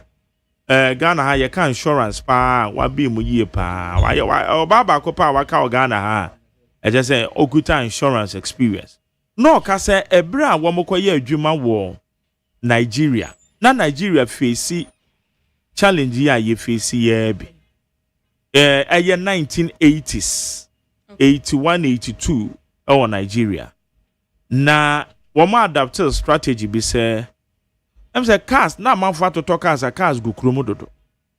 Enti ema commercial vehicles no no omutimi nkoma. Wa wo ya nkran so a wo so wo kwa na wakwa akopem. Enti wo mo ye say wo car registration number no and the odd number any even number. Odd numbers need to me by bi na watchi odd numbers pe any basic kwan so. Enti na makas ebebe krom na limited. Enti wa car no odd number no you be compelled to join a public transport. Now the abekrom. Mo even numbers, into even numbers, but even including the commercial vehicles. Enti almost more regulated side na ma say dey kra minim say da so ye adwuma. Na ma krom no etimi da ho kakra. So enti na ba ne sa na o registration number, odd number, enemo makrom. Okay. Na even numbers in the penemra. It even numbers and so 2, 4, 6, 8. Say this ana odd numbers 1, 3 normally are there ha. Na anka makrum aba form kakra because a chrome ye choked dodo. And ne yawa hay so what's a walk call baby to say Central Business District. Oh, call baby to say National Theatre. Na me Wednesday no na me call National Theatre. I mean usually no men drive on cause such areas. Na what the car koye den ho. But betina wa me yanoma de me request here. Na nipa no 17 minutes o ma na say 20 minutes. No be there 7 minutes o na 15 minutes no send or ended ride be. It's not time na we me na me two car. But they call ma say taking be 15 minutes and say me baby park. So it's in a such areas na me enfa cars more. Enko. Eti ni nyina ne kan obi na nipa no emma cars na kɔ ne aba no. Enko because traffic no timichi mo. Yeah. So na akwa e bibi. So nti I think say timi develop a strategy na ekrom timi da ho. Ekrom timi na what is COVID brand. COVID brand ekrom da ho. Ekrom da ho. On say na yeto abawie ye no. Hey, and to me who be that sudden me a video class like me post to by my man me. Obi a she dem. Yeto abawie ye no. Besi kumase kwan so. Really? Echesa kwan na dem edem na watwe o yeto abawie 7th we no. Kumase kwan so. Yeto abawie de say what the obedi. Enye kumase de kra pese o. Echesa kwan so na me say na etina MPP fo kwan na nam kwan we so ana. Because me just said the aquano say na do weekend na Friday. Ai pa. Me say me ko kwani dem me do si no. Enyinam I just say kabia oh. I'm saying we that to say that so na get you. Yes my Jerry. Yeah. To me ma a 24-hour economy. Yes. A year duma. Nanka ebinum ye duma na do a na womo daytime ne bia de woma home. Wahu sa wuko Dubai ya. Yeah. Daytime kura se hunte hu cars bebre wo kwan so. Bata na do no e na wote hu cars mum se omu di akone aba ye duma. Enti I think say 24-hour no. Nanka yendi dwane bia na do. Na daytime no se be office ya. Office aduma kakra construction site. Na do no aye market ya enka no so beboa na traffic na and there amansanche me no ya adwo on say du ba bia wo mo aya no mo load cement ne goose ahodo no on say du ba bia wi kete no mo gina kwan ne mu e load niema na free track ne mu e de akokogu store ne mu sanka bia na dwobre e no mo de be si kwan ne kwan dem adwen on anadwo ne de kwan dem mo betimi agina kwan ne nche mu na wa loadu niema ni nyina de agu enti sa time no pressure bi ani krom ba wi kete trailer be miensa na esi kwan ni so e loadi niema gusto mu aba sa na ni nyina age kwan na boso we ya ebe we mu nyina na dwo na wo se omutu ebofo a no ma sha se etu bi crash wo ai omukwa ai akọ Yesi ani ebia ye ko Kumasi ati wo. Yesi Kumasi nso aduane bo aye den. Ai enu akra. Kumasi adabia ye ko. Ai wo mo sa wo fufu pefufuo e wo Kumasi a enye yize. Anya no kre. Why na ka za sam. Anya no kre. Obi odame obi nso asen. Ana obi na tese nipa mienu miensa da. Ani ade no so sisa. Ana me weekend bia me ko kuma ana me Kumasi kwa ko kuma me ko aduane Kumasi. Comparatively so wo compare Kumasi aduane eye fo chen kran and that's fact. Dodo mu. Baba bi wo de a we de ya ne bo be ye de sisa. Also pe fufu be asafo market ye fufu Kumasi atonsu. What can US do? Omu wo restaurant. And kwa kwatra ke US dia. Okata somra Maccabi village joint atonsu duru ha bia kama o. E dia ne ye twa nam 15 and 10. Choza 15 and 10. Na say one aduane ne iko ye. Akwa ya say restaurant. Kwa kwatra ke US dia. Edi no kwa no wachi edi no. Kamra wakotra ke US ze kwa go be ufu dia o boys baby o go pe trap ufu na wa be kwa ke US u fe chire wa tonsu adura tonsu e ni na mate wase o petrol bar o ka restaurant asem restaurant so that's who cook in US in town. And say maybe fufu ni be 30 40. Send o kata so kwa asafo Kumasi asafo calculate dining na kuma asafo we mami owo lungumo obisa me over da kabra be o ni bufu masa kosala kosala o pe baby a wa kwotena ase a no ya bese okay no problem send ni asebu we and send ni asebu we send ni logic and ni asebu we nti the problem man kasa aya ko bendalo na o kope bia bia se na kope yi wa ko fo are wa na waja ye ntwantum mo zamom wede mate high need 100.9 na your nkomo bi kra wo so your guest bi obeba ye no ababe di nkomo nyina related to MPP or prime minister ekoso mame yes I think so aba abanti mame fa message ni bi ntwem na yento aso Mensha Kasanti Edi Friama Samano MPP political party is becoming too wicked towards the good people of Ghana. Why am I saying that? There are people on the streets looking for just small amounts of money to survive or to start business. And we have MPP party that is going, MPP party, that they are going to waste huge amount of money in 2028 election, knowing very well that they can't even get up to 40%. It will serve in their own interest to stop contesting 2028 elections. Where you Meshach Asante no dia futuo edema MPP fuoi yo Meshach Eko disoso okoto rasta bodua. So say good morning Mark Jerry. The Supreme Court reaffirmed Matthew Nyindam as an MP for Pandai is a definition of democracy. The decision of Supreme Court has shown an educated has shown and has educated the High Court internally that its judgment was a miscarriage of justice. Freedom of justice is what Ghana stands for. No one can infiltrate our judicial system. Where you are Okoto Rasta. Well, say good morning to you, Jerry.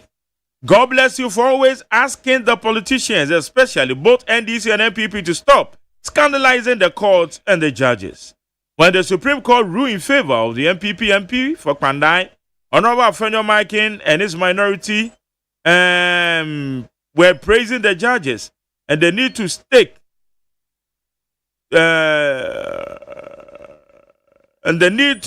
to it anytime it goes against them. God bless our mother Ghana. Erikus Edifree Odoko and Odiabe. When in fact we should not repeat the mistake that we did in 2024. Opponents tag him as a liar and they managed to feed it to Google. He failed woefully in the area of his core mandate, the economy, to the extent that he ran away from it.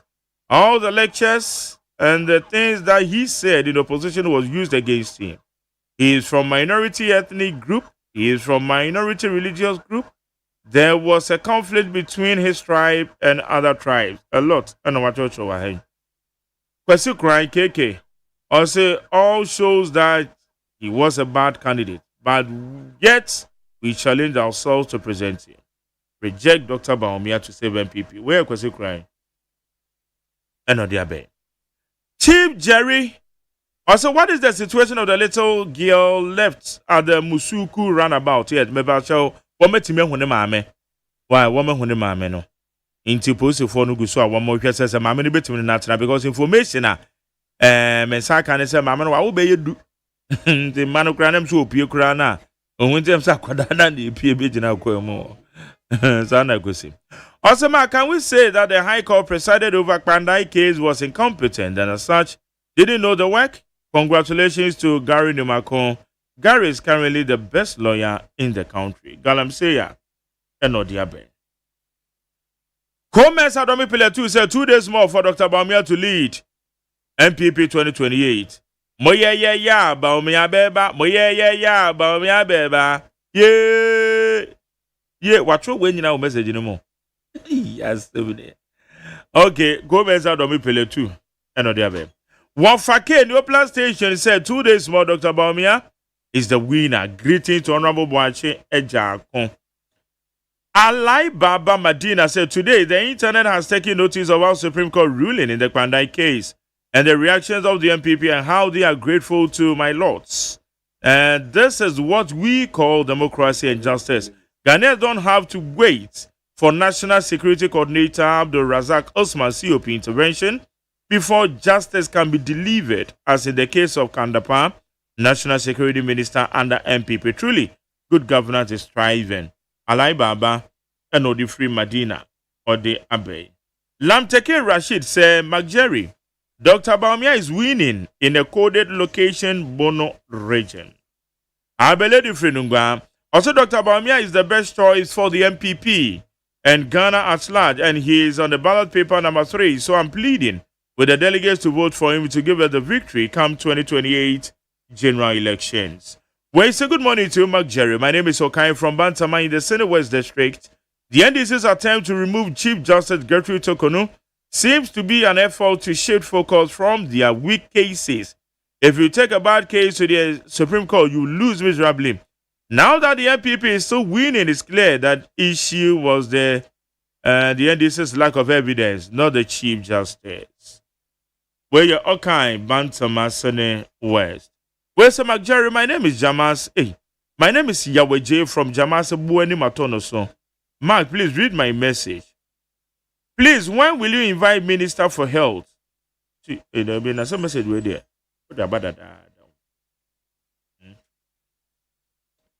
Where's the Jerry? Good morning to you and Kwabena. Good morning to you. Also, Kwabena Mafu say he is not biased. Tell him we listen to him every day. It's what you say. Where's the Jerry? Negligence. I ain't high. That's for the crowd bro from Kwabena Bisa. I'm refi.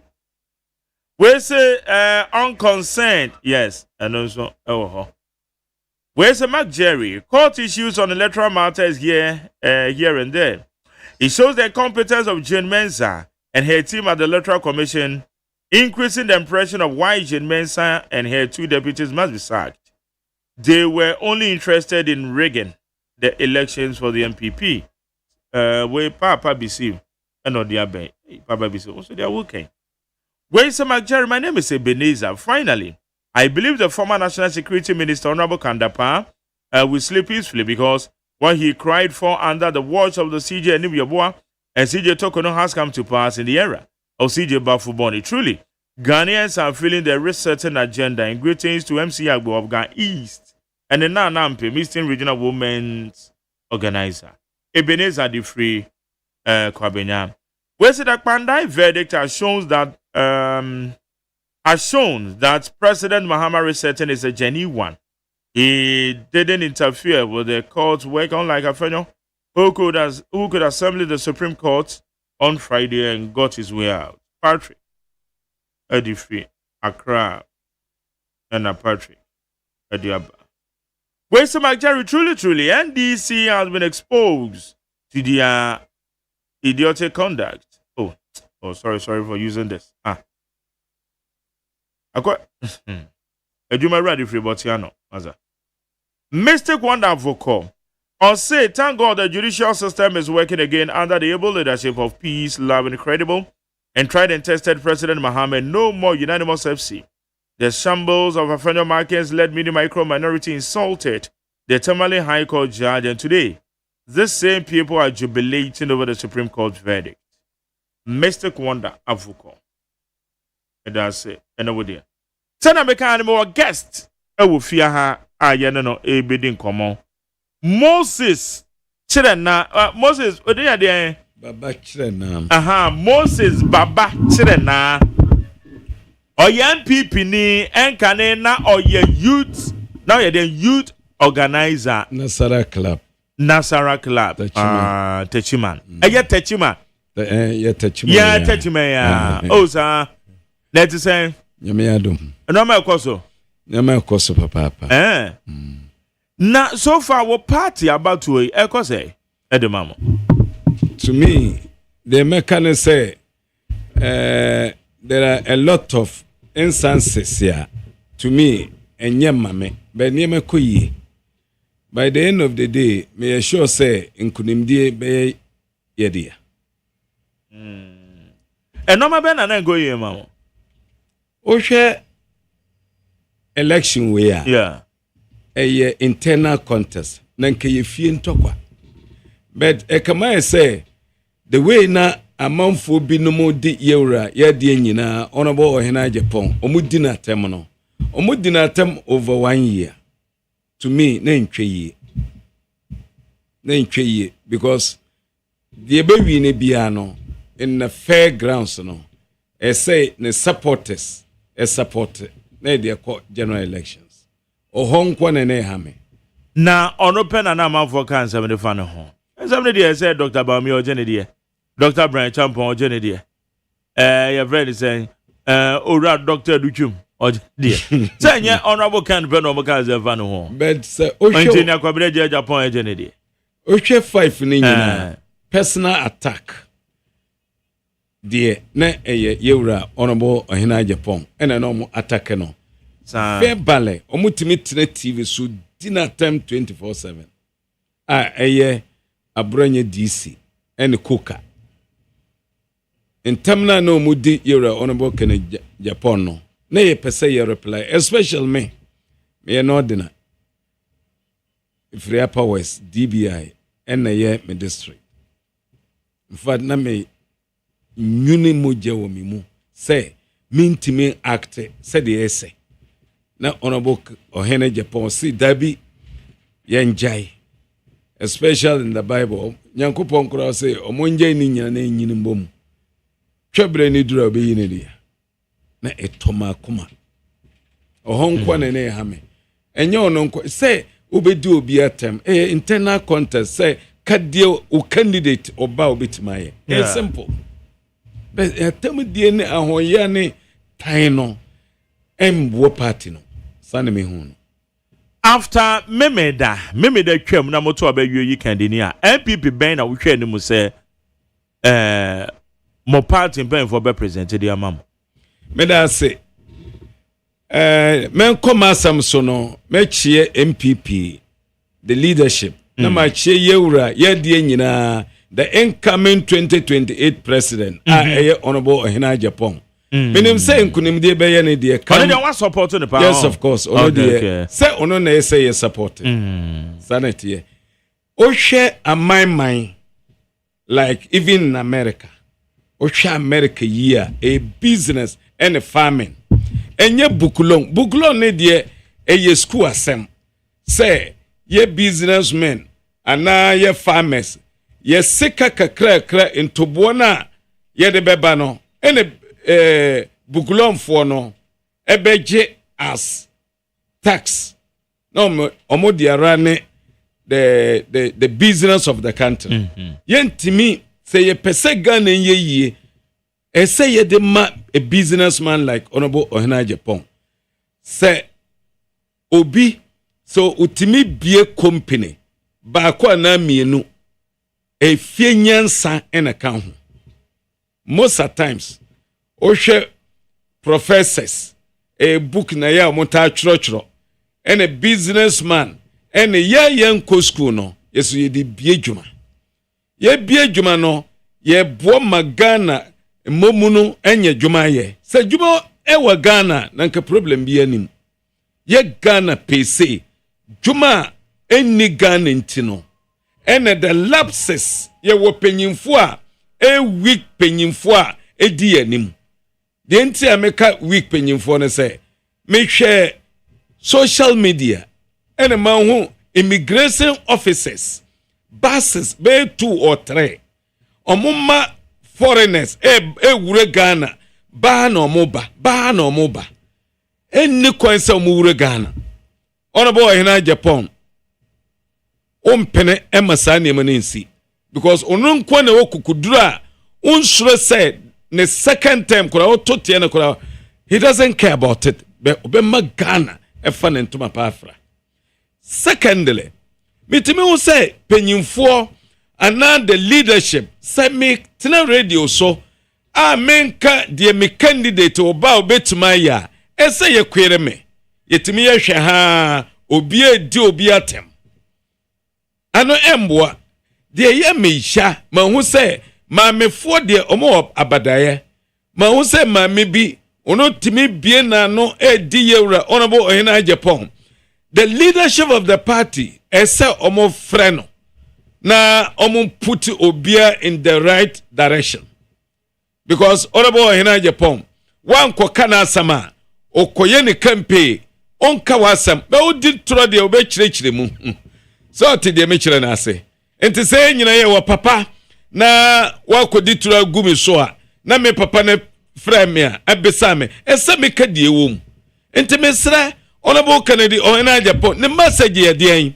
o say industrialization o de dwuma beba obebiebie dwuma so o kan tra saade na nka ye be ka se o politics be obiebie ko the latest one okobie no atebobo banchi we ya odo onu ankasa ena giafuo kase edo banche edi feed starch factory no. That is a fictional leader. Ohwe ohene Agyepong a se party no pe power because ono na ndi vice and a minister da. Because say ye de yewra ye de nyina former vice president Bomie eba ye be besa no economy na asem. Ye be besa no Juma asem on be besa no. Be obia ne obetuma besa yewra honorable Agyepong asem concerning economy asem no because na former vice president ono na ye the management team president sana mekano say chairman say president ni nyina efasa kwan na intimate delegates honorable Agyepong o say o the decentralization beba Ghana obema farming ministry of agric o de be tamale o de tamale umfiri tamale o koduro oso a o be bie fertilizer factory kase e de man ordinance say honorable Agyepong onye sremni na otimi dwulu sremfo ho a ese ye maya ni bere e one so ese ye timi man ba power ombedi MPP amonyoko na anim oba so obe president intemesre ohwe Tema Teaching Hospital na dunso time 2014 onfiri srem onye sremni but ono na top plant kase e de ko save lives e otamale yenuenum na omo wo ho no na omo ye den nti omo mfiri srem afie na abato ebeduru we ye onua we enye nua sam be bia party na duru the state of the party MPP no e chine danger gise enye obi owo kukudro obi owo vem obi onsoro hwe obi odi ne kure obi oka ne kure Ghana fo ne kure no mbehwe no mato aba mai may ye mistake. It doesn't matter say one yewra honorable Agyepong more indifferences I know the monfanto nchen na yenhwe the reality on the ground yen hu say asema siwei ene betuma ma power ono na betuma the power bre come 2028 na mame besao dia wo ken aya na manfo ni bi ka say consistency nipa no dia wako bi pen one na ese omode ne ko especially from the camp of Dr. Mahmoud Bawumia said dia na wo refer ozimuhia kokodrofo this time so be the party dem wo so e kasa ne so an me da say we dey e kama say minim say me yiri we onye be one na koba e ma me nsa koma no say okọ crime to kokase wa abonten kura ni die nim kura megina na chi they almost cannot hear it's neither here nor there ye hwe honorable Agyepong ne political career obo honorable Agyepong dia o te se oba wo to kase a o twem mema nim mema bia be twenani e de ahwe no sana honorable Agyepong tie in terms of popularity ejeme me pen na me hu oba na to so a me twem ni go enye ne kure ubodi obewu sa tame gazi obodi ba me say ejeme pen ene ma me mbo ma yes of course ohwa honorable Agyepong the whole srem the 5 northern regions obetuma de on sa 3 bb e kire say honorable Agyepong ene de bae the enti ameka sa ne say ohwa politician akukudam skafo akukudam bi so free upper west me region but na your library problem 2 years light bill and water bill and some books bia essay learning and teaching ekoso for 2 years politician ni bia above NDC MPP obi ayinani honorable Agyepong and a bawa ye body and on 350 million all Ghana cedis umfiri srem ne babia ni srem ye hwe de betuma bo Ghana not onua din sika hye onua botoma o de nsa ehye ne botom yisika se ne ye duane a omfa ma oyere se fa ye duane besides that se uwu a onua bia ne wa betuma be pre property obma no yere dia. Nti let's be focused. Let's be serious as Ghanaians. Ohwe nieme ekoso a kankan ne prayer ekoso. Utimi wo say Nigeria for omoba, Burkina for ba, Togo for ba, obi awure ekoyem. But yen nuenom Burkina for go there and see. Untimi nko omo sase so omebo tuo. Be ha de na esi. De na ehu. Obi ahu Ghana say fufu lefo, obi aba, omoba so a ye Juma ye as Ghanaians. Na foreigners a bejia kanta so a omoye. By the end of the day, ube wo say na ye nyina ye baako. Ye nyina nya baako. Untimi nko retailing in Ghana. Ube tuma ye wholesaling. No retailing. Na ye who say ye real ahodo bagani nyina free sa foreigners no. And ye sha okwa like religion no mo the problem. But me boba adie bi so. Ghana ni bi amfi but one day me mbompa be ebe problem kase e de ama Ghana for. Ene de ba de. Ane ye nuenom Muslim fo a yesi masalachi na foreigners ba na oho na omoda omudie Ghana Muslim fo ne de omutiri finchem omunim say papa na omoye. But the way niemasi koso ewo ho no omo wo ma nketen omo ko school masalachi won ho na omo de da. Yes, of course. Yeah, omo me told the whole Ghana, the 16 regions nyina ebo aproboma yewura honorable Ohena Japan. That is what I've seen, and that is a danger to Ghana. It's very dangerous because boys we are mo de buy no omo man keten be 10 15 5 years omo ko school mo sresra de. By the end of the day omo nyini ewa Ghana so omo ntimi sra de bi den ombe they will go to robbery and say on take asano se Ghana ni anraba shewa obetuma consider say oh nenu no but omo de omo ntimi consider obia. This is one of the factors here. Ese penyimfo no and carry on. Minim say yewra ye de nyina honorable Ohena Japan sa pro kankan no onhwe banku onhwe nifa obey the right thing. Into obiam toma no oba ye nyina ye bete de ode factors be ko nkrom ketwa hwe mi krom upper west the northern region savannah region ye wo nkuto ewo ho bebre be factory bia ni ho ye koka na ye no dinasini bi because of politics intino omo say ye de ko ho kura mfosuo bia ni so hey se omo be ko ma onu ebinu enya dwuma ye no fosuo ni so eya honorable kan Japan ena wada vision intino mfosuo ni ho nti yesre MPP delegates MPP penyimfo yesre ye pepawa nkwande honorable Ohena Japan kwande betima the power abre come 2028 because honorable kan Japan ne nepa dua no institution owo tunwache owo tema owo odo ema adasa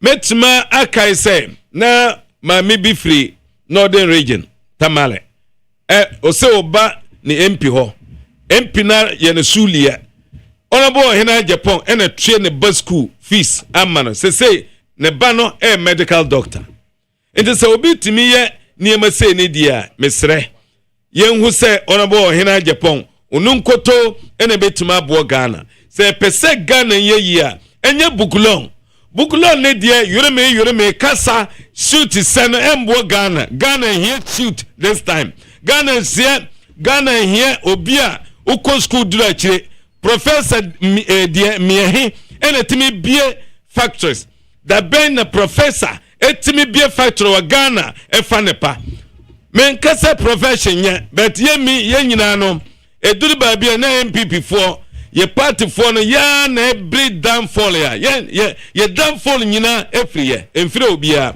ye timi kasa hin sama sinti brofo honorable Ohena Japan wa school bie university onimde mo se unte brofo nko school me papa unko P1 o pa kira se o de anyi enti sa kasa no yesre ene sa kasa twitwi no ene honorable kan Japan na enye ne ba enye ne biza ena enye obi na ege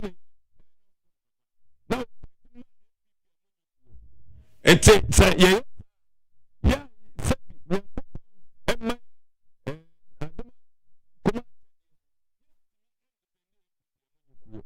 obi antimi se because unim say osaiska da chibia no okohie bibia MPP for bedan no machi emasa na pokro no yesra honorable Kennedy Japan ni mrenie yenimne fritete de ye ya say Alan Cash unko di line ye ura ba me unko di line because obeto ye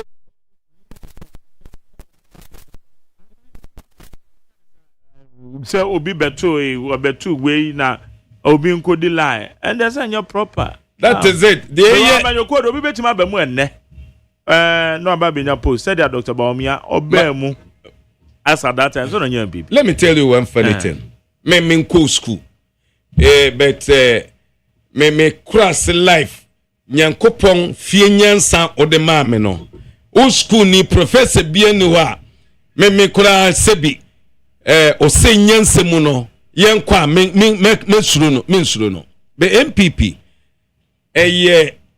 to know ana minim ene de MPP ebeduru baby ye gina no one ohwe MPP amanyokuo kwanya ye fa so me mpese mebodi egine pa eba party no mo no unim say party bia ye spirit sa party no ya say MPP amanyokuo spirit because ye di achiwode eka no omunim ene obia wani obia owa vision enim se honorable Kennedy Japan ene betima Ghana si ho obi anim I'm telling you but that ahita someway no omo manim pie da me bisa panyini bi adan na honorable Kennedy Japan before me hu no na 208 na ebo aforiamo MPP amonyokuo honorable Kennedy Japan ba no seka odema party no na aditwom ene ese ye nyina ye ma ya ninko papa no ho ohwe ye ma ya 1000 omukaka wo Lebanon sa time no na former president na adodanko akufado 2020 no ye sitting president former vice president Mahmoud Bawumia no ye sitting vice president en kolama ya we sunsa obi amfi omo ene obi ka kire omo say Ghana ye wo penyini bi wo ho a ofri asimfosu ni dino honorable ohina Japan musu frana obeba abefamo amparampa omusugu no so no uyini bottom seka ekofa no efa enkolani nyina ba Ghana such a person yedi ni di agro edura bato ade ne kasanya style ma uye the dirty work emma MPP amonyuko no how about it other na mon kasa ne kasanya as that time no na mu boni say honorable ni nya chumse no na yempe honorable Kennedy Japan no so the president ni bia yeyi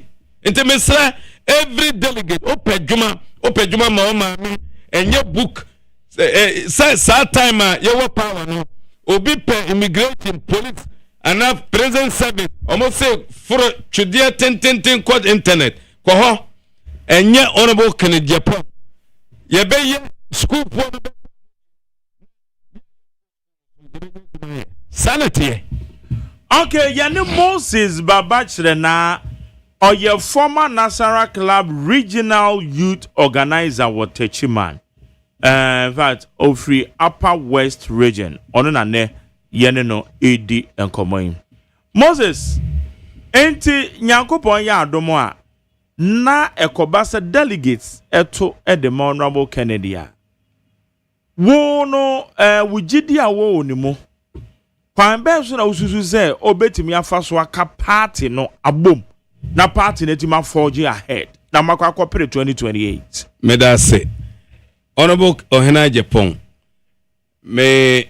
to me the way missing papa no onye yiyimu ena oye the type wa o ka sama sa o sambisa no kura on kai because sa oye na ade na ye na ya o ka na no but ye nyina ye beboa ye wo platforms bebre. Secondly, honorable ohena Japan ono ka kire se party ne ye ba kope ente obi dina tema me ndini bi me ye sure se party no honorable ohena Japan obeye flag bearer wie ye nyina ye de ye ho beto form otietie sokora problem bi anim omo se opetumi a obetuma akoton maame na onya tumi ni wie na ogina so ade agye o maame enti me ye show me ogidie se honorable ohena Japan the way amanfo si hu no enye sa na wote papa no ben na utimi say the second person a ubetuma kawa the world men ka Ghana the world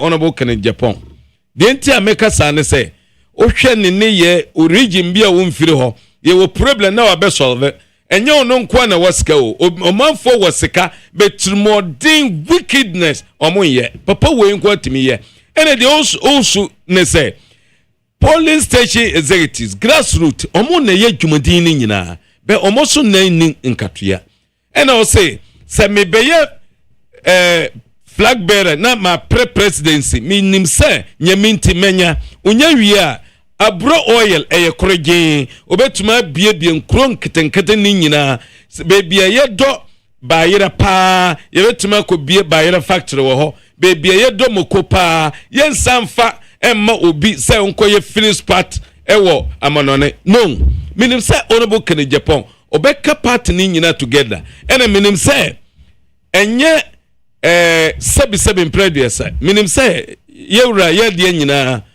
honorable Kojo Alan Chairman Ten may sure say honorable Kenneth Japan betuma di na ba party no mu yes of course obeye me the oral Alan Chairman Ten aba say ye vote mana it will be that unity no come be fa so the unity be ba party no no obefa eti de na e man dance nipa nan no ozo ekukuduru for me da say o hwe honorable Kenneth Japan ne kukuduro ne de obi anim enye honorable Kenneth Japan na nka MPP abot say kosua armeya anas na oye na adwen say obegu MPP amanyoku ena honorable Kenneth Japan watima soda gina bemma kukudufo metena so ama sore shiala seriously hey honorable nyame shroud atamfo nyanyame ena ode who watch the watchman ebae mo hu de ewa akire bobo ma armeya anas edina ko pie english aburuchimaimu edina ko court seka na obeje no na eso pass chengana na MPP for kura ebosi finally nyankopon level na to the ground level sanity me sure say honorable Ohena Japan he's a different person altogether o hwe se obi ye na ade obi a o ye na ade o ma nko na o ka kirewa o ye nyame ne pa but the obey na ade na o de ko two things either say or plan evil against you but nepa na obi na no kana o yire fidie ewo ho sane say eye san in the Bible no sanity ena akonye we die mesre metimi hu say some of the pastors na they go against honorable Ahene Japan say what the pastors what the man to be honest with you monsuro nyame sa o monsuro nyame some of them eji amonfo go through honorable ente nanka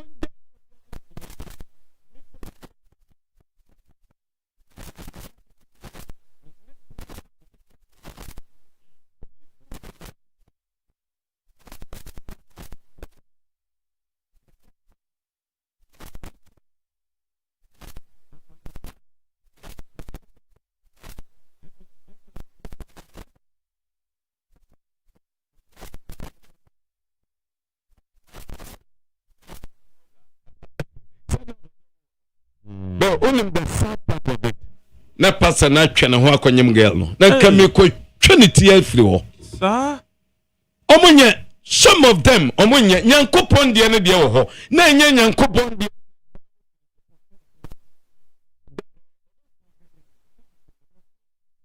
I'm telling you game come untimi hwene sa oye obi a okisikashe obotom de obetuma konanim pastor ne ka kire ne say ukunu wa America obaba woro the next man yan kote wona na wo was cycle in life. These are some of the pastors now ene na honorable Kennedy Japan eka ho asem nti na nyese na asofo bi asofo aden na Roman for na Anglican ana Methodist omo nka ho asem eya ma monje sadie no ye twaska kakra ma wa na okogina wo ye yesre ene mana omo se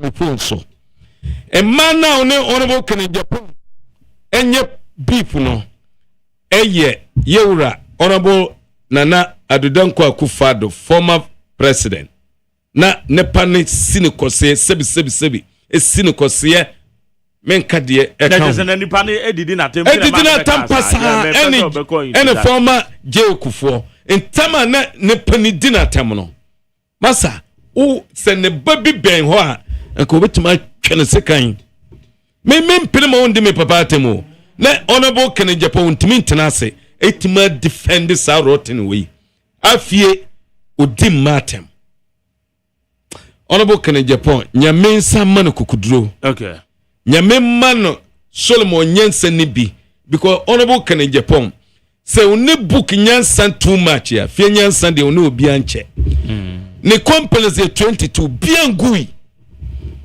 the largest cold store in West Africa ono onkoto fish o ye fish farming such a fie nyansa asen dompem nyansa we onye ne ba bia gisa asen dompem. I'm telling you sa tu no kuku you me who is this already and omo kasa ne say do you know who I am? Who are you? You die, I will also die. Enti yesre ma obi anjina sekaso yenim say honorable Kennedy Japan onye minister onon kwa na kwa ne probo yesre omo wanti o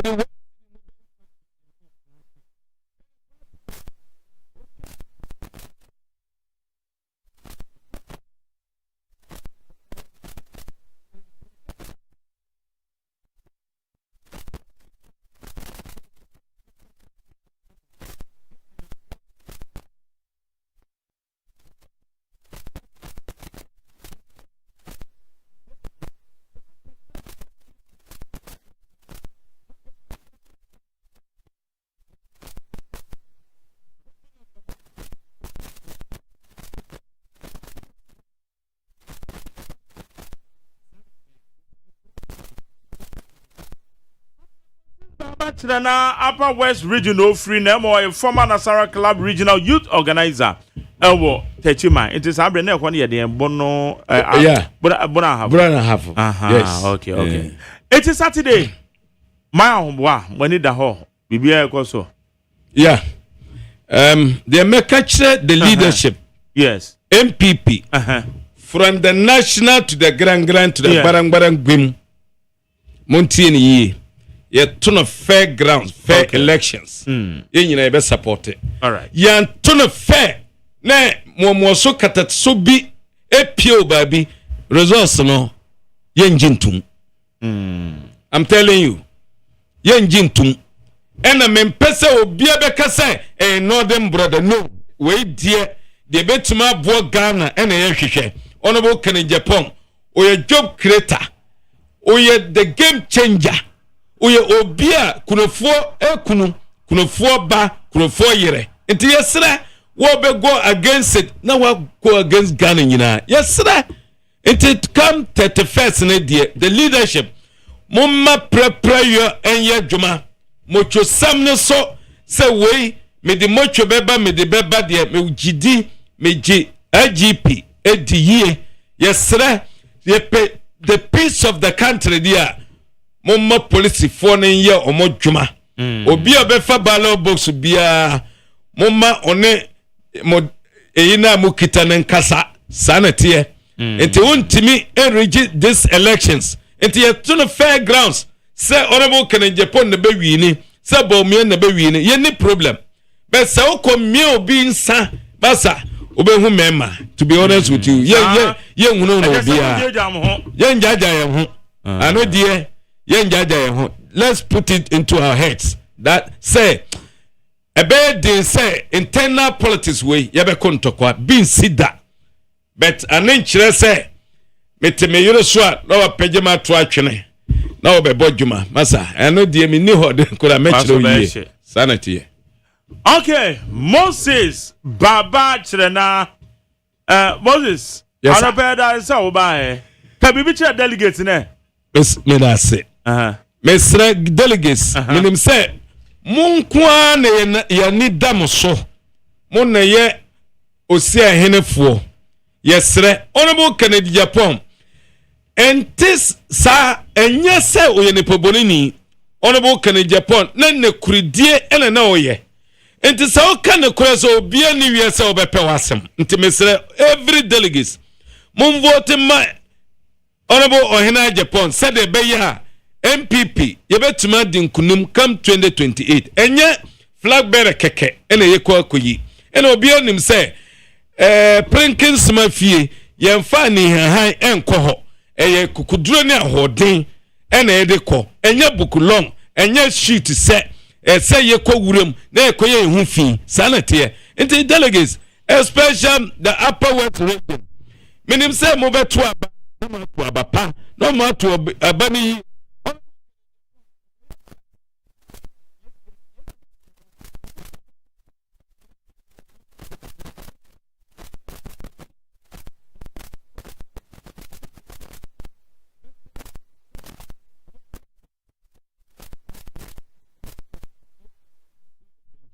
intimidamante mechia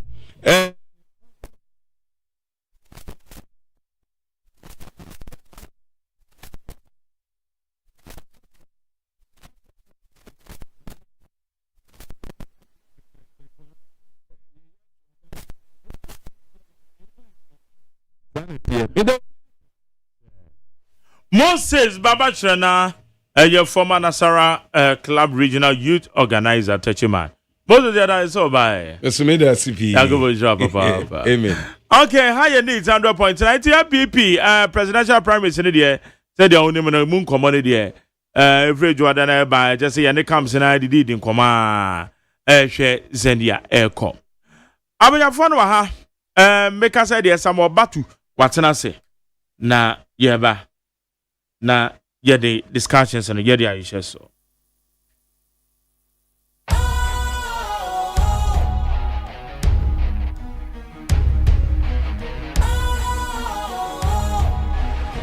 What's cool, fresh and trendy with a new look? Makes you feel real good, that refreshing vibe. Satisfies you right just the way you like. Do you know? Do you know? Do you know? Ain't gotta do it alone. Specialized makes you flow. Anytime, anywhere. Specialized feel different. Always think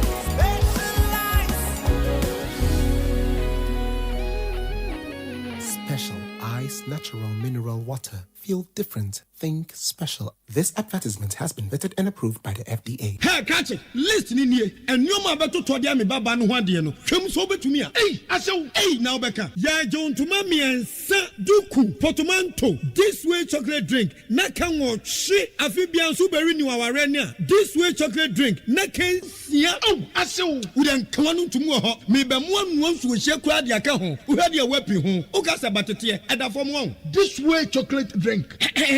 Crash up a pair baba worry. Aso. Ye fear said this way chocolate drink, ya sorry, no pan on yenum.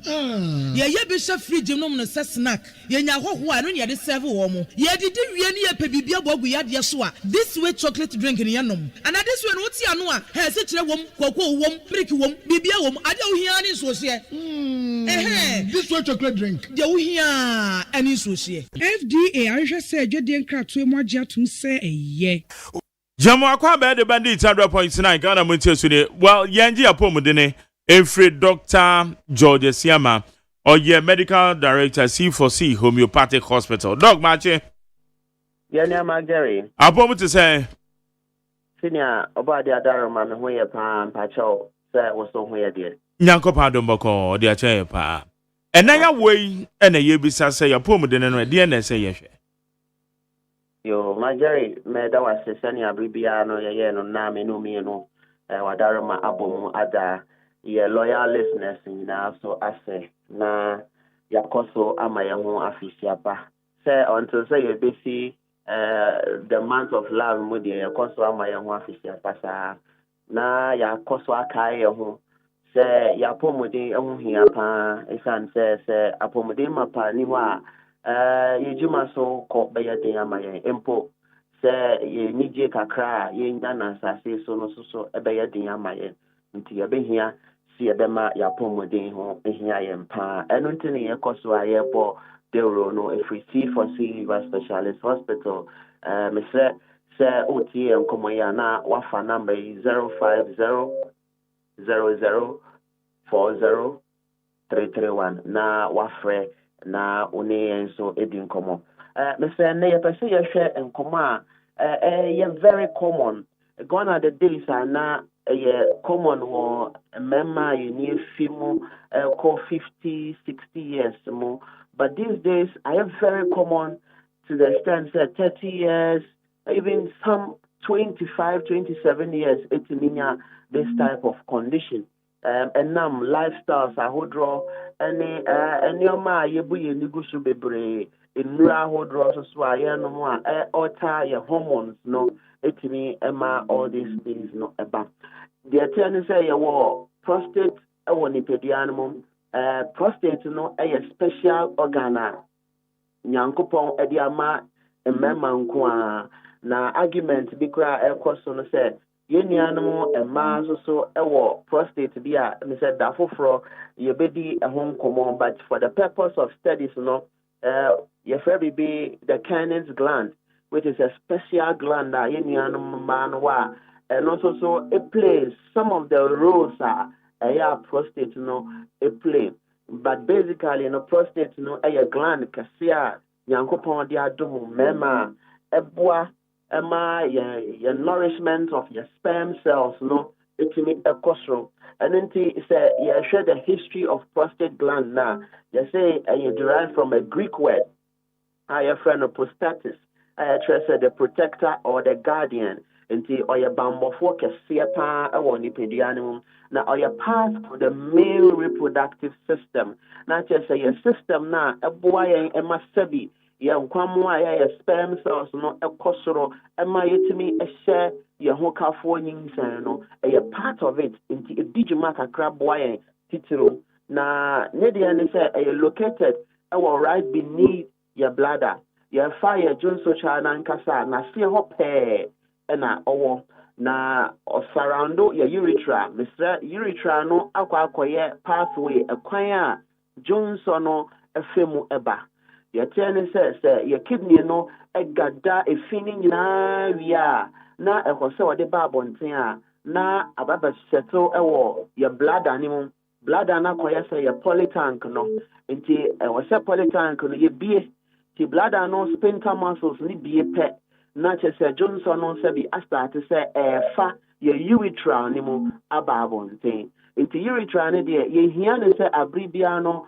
obeye patent enough Wabra Jones obetimi afem aba abonten into your prostate gland no a bladder na se ho pe you're very much protected because ni juma idea no eso na ni juma no e bi ni saying o produce the effect of prostatic fluids the patcho these fluids no a containing the effect zinc a containing enzymes ahodro a containing phosphate a containing citric acid, a containing glucose, a bit kenyan sperm cells, no, amount metina very active. Etimia nanti aqua mujuma. Kai said, Sabigani animal mass, one acidic kakra, and unti a year more of alkaline. Seb bema hunsion by more of alkaline. Natimia neutralize the acidic nature of any animal man. Na etinyama sperm cells no one who are dena nanti aqua fertilize kosiano maninsen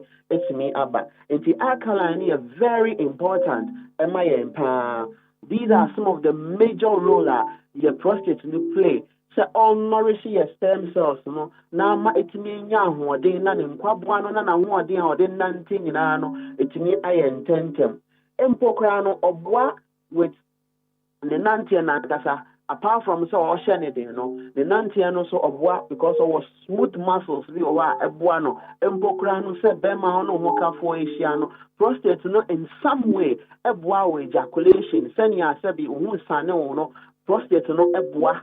Because the smooth muscles no ebwa contract ye e masatin kan so eba ni pediano enti eyade a nyankopon de aten ya ne kasia ni nyina no akwa say walnut akwa say lemon in fact kitikiti kra but ye nyi no na ye kasia to the extent say ti be ye kasia be just say lemon ye ketu bi to say beans yan fa ne sa ye wo fofra ye ketu bi to say beans but ye nyi no say directly proportional to 8 nti yenyi na eno so kese kakra na I say very protected in a sense entry me kese bebre bebi e hye nti ne kese no kosoro pe na e de how to ni pedia no so nti ya hwehwe mu hu say mpem bebre no disorders awodro bi eta ka prostate no or how bi ta ka prostate no na sa how no mpem bebre no risk factors nioma to the be ya etimi masa ha no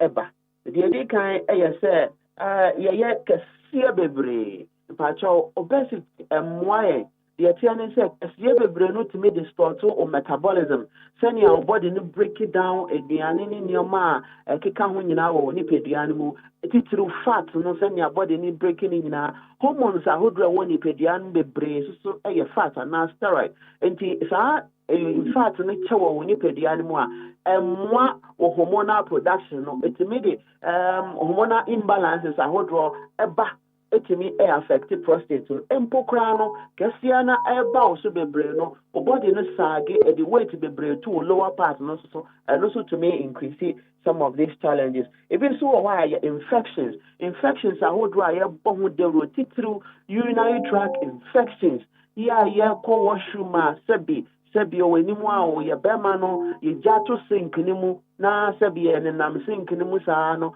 ye wo bacteria ahodro bi wo wa ye mfa ye ni hu ye be capture mu efri ho na akwa infect ye body no ya hwa na ye de kwa sebi ye ho kafo so no na sebi o ni ne hu ni but na mpa mebre no na efri yen sania yesoso yesi eso sebi ye bema ni mu ye ewo washroom na sebi ye pepa ye hu ni nyina no etimi kofa or how we etimi at the brain age a factor I say directly proportional to age into ye na your hormones ni bia kosoro no na eno so kese kakra ebi so ha genetic na say families no ebi wo bi a wo se wo family no bi onye ebi ne de mpo a resolve ana ne de akọ na ni anya problem na wo so wo ha wa obesi a prevent and abo ohuban ebi kura wa insulin resistant diabetes so etimi increase chances no it's answer diabetes to me ota or hormones no so ability and function and then balances ni no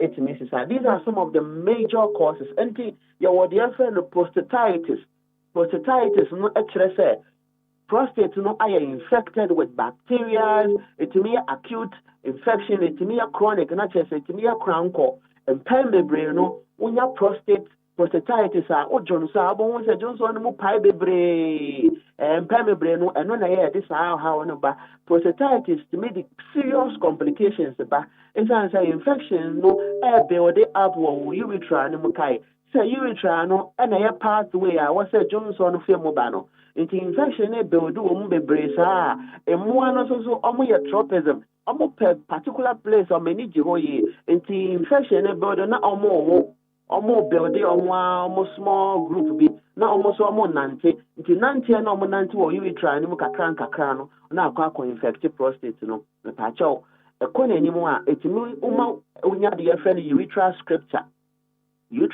chere say urethra na nka biri bia ehia say emu no bie na Johnson ban start say kata ye kitikiti ye narrow enti wo Johnson a emaye na ebema no mu ya wo ya na emu hyehyew etimi de how kese pa ebre ni pedia no ebiso BPH the friend benign prostatic hyperplasia and na chere say benign chere say enye cancerous prostatic hyperplasia and say o prostate gland no ayekese Actually, I can see a normal size also. I don't think you can say directly proportional to age. Into your hormones. Hormones are from androgen hormones, the testosterone hormone, the memma, and estrogen hormone. So I will be no mistake. I say, na ye androgen hormone, and as the testosterone hormone, and my bema, ye nimumi, your voice, ye deep, yetiminya, your size of sabi, your bemano, your production of your sperm cells, ninano. Say, ye na enono eba from kakra. Na estrogen na a female hormone no kosro kakra.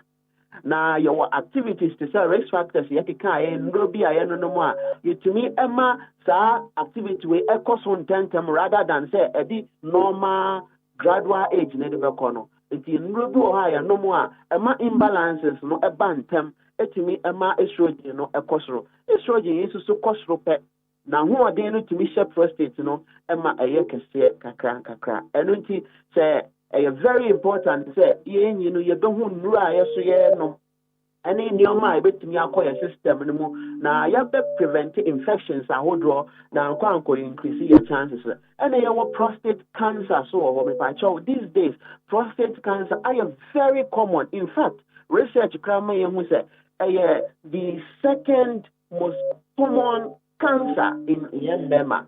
A very common type of cancer, say abnormal growth of a cell. 1 + 1 and what's a 2 no, a 4 na a no crano. A sans any cells for frank, a war, the pedianum, SIA niabum, and the cells in ni frasana, and one pedianum and pediano essay. The prostate cancer, so a prostate conditioner, it me say prostate no empocrano, it may spread it, your friend metastasize, it may spread it, a fire lymph nodes, no, a cocaine spine, a cocaine bone, a cocaine other organs, it may or how better pedian. So, you're very careful in some, you're no money because most of the time, your high level of dehydrotestosterone, MY, and no, most of the time you lose because dehydrotestosterone naturally in case I don't know buama yetiminya a growth of hair yetiminya that pubic development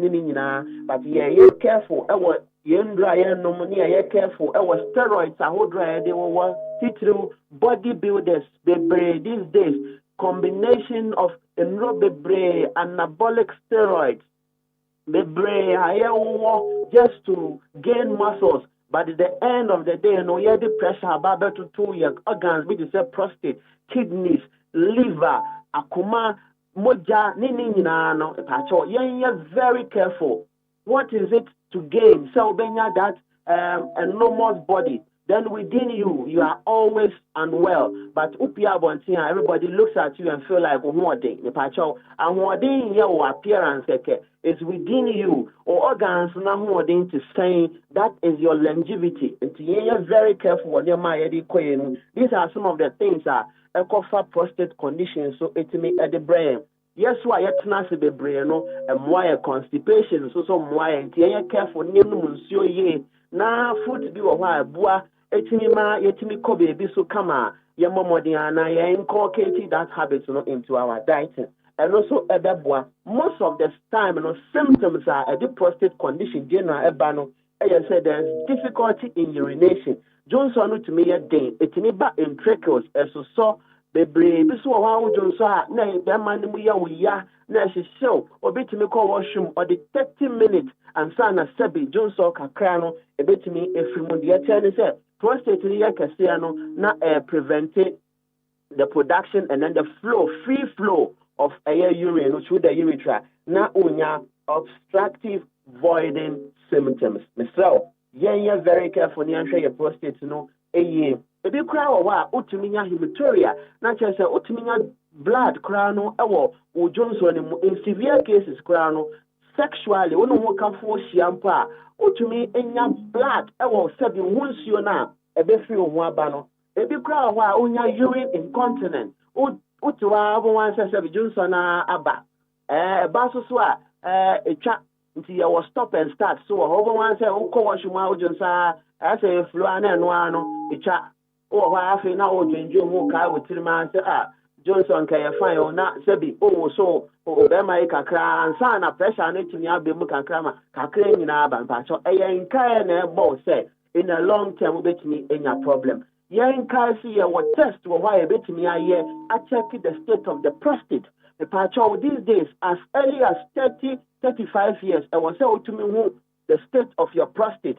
once a year ebwa prostate no so you check PSA mouth na was right your questions you be sao if you are now engaging sexually within some few days or that few hours ago it ma PSA no kosro intinya time bia o PSA kosro no and I was say oyem hyehyɛ that is why you need obi a obetimi akyerɛw doctor obetkyerɛkyerɛw oni nyina na ma wate ase na ayem hyehyɛ no etinya anko distort hormone mpo ankofa problems nyina amba Johnson to me free ni pedianimo ma efit na nipedianimo so pe systemic inflammation ba edi home komo pain mojana nyina be ya infected blood so there circulate ko adrenal organs ni nyina mu anti organs ni nyina so ebenya ni problem mesre se mayemfa prostate disorders in near agrokra and the problem be bring eba in severe cases bo mo say your surgery now after surgery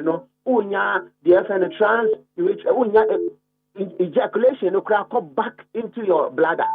Uni said we work for Sharia, Hunsu and Baba, Wankasa Ubehunsa Hunsu, it go back into your bladder. It will Johnsa na about one thing. Myself, you're very careful. Na your momodia and share your organs ni. Mesrabium say yempe livoton. Ada na unya livoton beboy Kenya and brebo na ma brebo no so aboa a regulate hormones ni ye woni pedianimo ne aboa prostate ni so ye any organs bia woni pedianimo aba ama obi from 12 years and above if your mind the and be a competition akọ any ayeni nyina amaye it from 12 years and above pregnant man de bia me ka say no be dim komo ansana intimesre say oye obi a we nsan a onya livoton na frɛ ne ye no ndim komo ansana odonsa aka afesu biom obia owo problem bia with organs bia woni pediano bia no mesese obetimi afa livoton ama ekenya ni pediano number C4C dituja 24/7 na ofra ye beje so all over Ghana and to some extent some part of Europe Ghana had the Cape Coast Green Hill opposite Addison Square Garden agona other bench your branch kese pa e wo Kumase ejo kwa mojache Junction Takra, this is your branch, Power, Accra, your Denta SDA Junction. Mr. Say, Juma from Monday, Ecosi, Saturday, exactly 7 a.m. on a Donia Stati, Juma, 5 p.m. near Pomkai. Treatment plan, a holistic. Yeah, share organs, Nani, Ashesima, Tony, Kenyan, and near the natural homeopathic remedy, a Kenyan, Pedianma, Pomodema, Paba. The amount diet plans I would draw the exercises while waiting me. I yare be a doctor to the so na sa fe na sha se pacho but more than na fair number na ye gusu aye your free delivery no 050 00 40 331 050 00 40 331 and now say 050 00 40 328 050 00 40 328. C4C liver specialist hospital. Yeah, so brebo eya won kwanti kai. National so na kai say ya jiendo ni di ya treatment plans ni di. Tina bribe ya ka say once treated forever treated. Magari anopeso me da say Nyankopon enka ho onka okru no opamfo nyina ho. Onso da say. Bye bye. Dr. George Siame da sene apomedene mu nsamade abre se be ye ne betimi abo eye ye brebo ho eban. Hey. Okay. Ghana Montie. Ghana Montie. Ghana Montie. Ghana Montie. Ghana Montie so ne Samuel Batu atena as a member of the NDC communication team. Sami has say about the other Mageri. No my koso. About the other bibia okay. Yeah, the yami ase. So on also come. Yeah. The yami ase. And I lost man. Is also mo nyina when you abrinti. ama saman kenkon is o boss no so van ma on vacances Marco Beba sa et zero oh Mark no change it's in Chiaba I don't know hey mo de enche na enchia na je se mo de bi atumo an the attend is on za de pa o de kodwa so na wanya marketer wo hwa yensesa no esa crowd customers kra nya gidie o product ni ma menfa okura pen wa ma menhwe o pen na menhwe se desi ane enti omo mo hwe no enhwe sa pen we imagine say o mark o de pen we akodwa so o gidi pass a pen we a time tested product o da kwachiro manfo o manfo no munya hu se desi tie enti despite the credibility the track record of a product no o man say that anye ntum se de na o si pen no adeti na o go biema now the wake up so the fofraba wo as company no brand be no crowd meaning so we need brand standard here so for consistency with value it will be very dangerous the NPP will present a new presidential candidate apart from Dr. Baumia apart from Dr. Mahmoud Baumia because you see that product we are wo the code jaswa wo the coach man for mo munya mujidie na de chin ya o se o kwa o san de adefoforo we eko wan kasa kra woni jidie wa de ni ma ho na benya jidie ewo and besides from opposition po ai na yewo ene ka ho ye den wo bus stop ye pe alternative to the challenges we are facing as a country you see enko electric buses ma kukra waje to me say the best way to go ana meboa way back in 2024, so guys said Dr. Mahmoud Baumia launché the use of electric buses in this country. Our cram akuma 50. In the area Juma Ghana. And what you know, once only says buses in Begua revenue generation a problem on my way because human interface they are not doors. Into that you is a debbie. Ye many packages can be bria or habeba. Into be a friend tap and go and famra. Mark. Metro Mass or my boss, your friend Harun Apple, if I'm not mistaken. And Richie, I say the introduction of tap and go, more revenue yearly. I know munya 10 million Ghana cedis. I increase 17 million Ghana cedis. Company bank and revenue yearly 10 million Ghana cedis. Now or the policy biaba and a mechanism biaba. Now increasing the revenue from 10 million Ghana cedis to 17 million Ghana cedis. Obaka say nipa na or this arguing the buy no. Yen free ho no go for different person ma onim the Bible company no enti adwen kese a edibu man Dr. Alhaji Mahmoud Baumia kire say okura bi na mark ti ha no isi so ko fa candidate bi o de ne ho akoforo niema bi akasetia ema titiru e wo ma we na wo hwe population so ema na do so a se ba se ma se mo tu ye so tia na ye ya na se ba equal I believe say so ko our religious bodies the kind of nkikan wa a course wo ho by virtue of the pronouncement of a certain presidential aspirant message be some time ago ama ye ne asofo ntem kura akwa bibia ho a we don't need candidate sabe ontimi entwe sa group no emba kan ho o hwe your population census 2021 in Ghana a Christopher no doso nti say a Christopher fa wo ho trimuka as a political party ehu pa e man so doso so mo ko fa ho ka say ti Christopher e man so doso fa ho trimuka Magjerry ehu pa journalists fa ho trimuka ehu pa hwe o hwe 2024 elections journalists na win election ma NDC because ocean narrative and ekwoso nyina hwe bigger platforms and ewo ha of studio ha kra na bi koso obi aba otimi pushing agenda through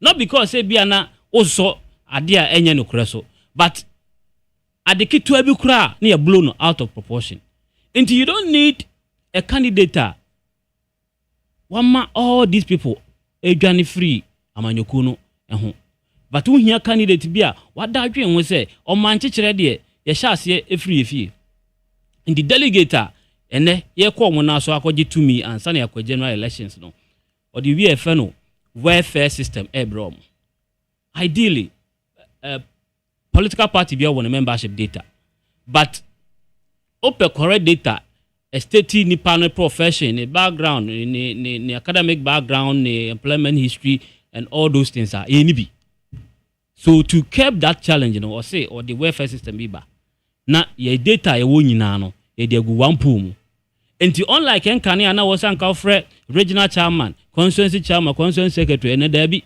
data no headquarters wo enti omo pese omo fire service omo data wo dada obi o pesika e de ahye ne bojo mu nso ne data wo the opeska e de cost state adwan fro ne data wo eye part 4 ai me come chiro enti sa problem ana party for wonti a ma 2024 monti mi ensi for man ko campaign fam waye no sa oha no ebe free ho mark obama sama constituency a wuyi a former parliamentary candidate oboabo ye mu bia ye adwuma e wo constituency ni ma eni panyimu bia wo sisi a odin sika e de boa mabunu anase amanyoko no ma no e wo constituency ni Dr. Mahmoud Bawumia adwene ho se ba akofo red ra egu enti in order for those people who have shown say eba emwa omo bi dima party for no omo ko be hare omo ntino constituency bia no obema omo 10 exclusive appointments apart from the other appointment I am minor abeba from other quarters no from the presidency straight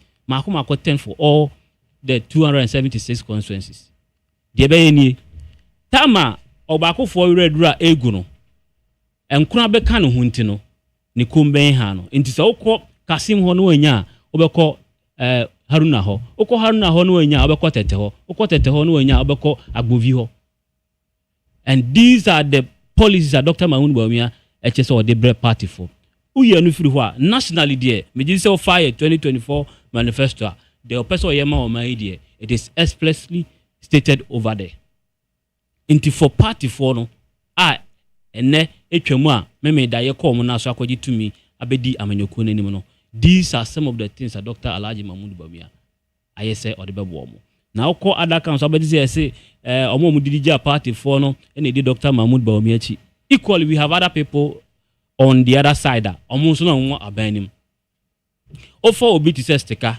odi presidential candidate bi chi no e Maslock CEO minim emuadodo odebo party for ofuri obey deputy minister of finance minim wadodo odebo party min ka so anye bi ba minim for bi to say Dr. KK Sapon no GMPC sebe ye much askele wo ho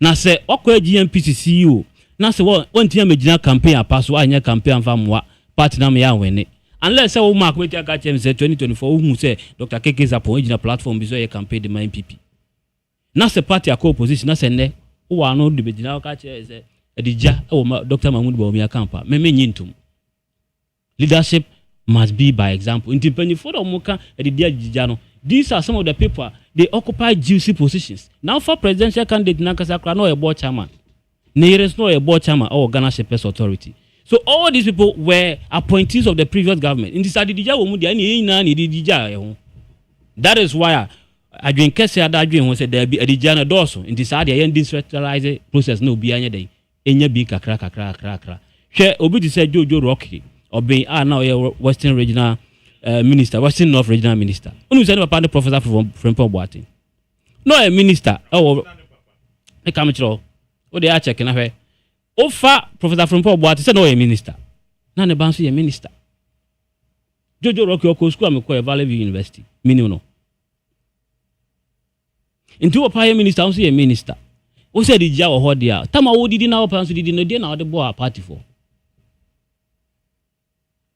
inti sansam bisa ne fa ntonche na mum message ye wo e de ma o man for ne fa mom let's not accuse one camp or the other of edidija me saka san de o yes ape ye betete ye ho to abonte sebe nsem bi wo kra nkani se ba abonte because ntumago ye fie nsi no abonte ena mjidi se fie bia secret wom me no ntem kra mark beje di se eden a ye we secret o fie a wono we yere no moto secret ho nti so wo panyimu bi no se bia me ba batuja sa panyi no elini say their candidate man because we oath swear the oath of presidency we are so you say you swear the oath of secrecy it's not for nothing to now swear oath of secrecy Into Akandie comes with that kind of secret aspect of it.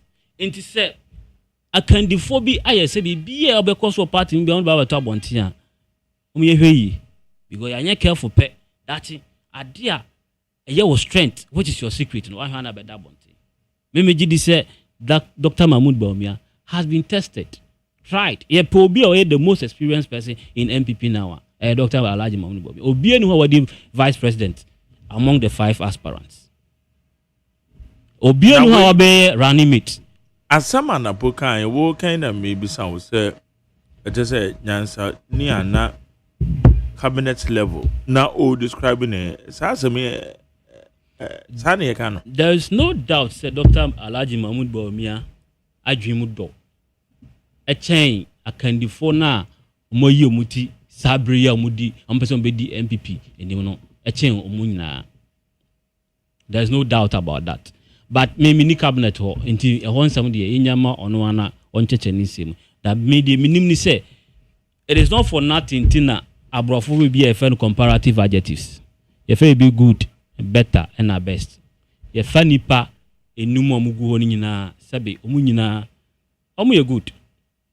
Ba opedi odano honso.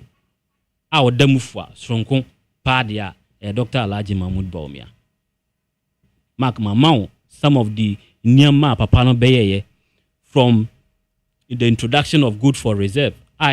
NDC for the bomb was for him say na man nti omotua pump 10 billion Ghana cedis e dey go economy ni ma sabe enye tikesi a e da so dae ene hu say adwen bi wo ho na ohaw ba you should be able to think outside the box now the be fufura ba na change the dynamics of your economy and can ntimi and rely on this good for reserve e dey esisi economy no ntimi gidi say obi a ebra emu ye den eba ye otimi dadwen hu say there be we cannot be doing game as usual anymore. We should go outside the usual routine nya de fofora etimi sisa oman chechire na edin susu aso papa ebra oman dia na untimi nyi Dr. Alhaji Mahmoud Baumia emfiri ho na nkofo bi foforo bi amba ntimi gidi say in as much as say Obia was qualified to contest, which in my view one of the aspirants should have been disqualified because of maybe an no.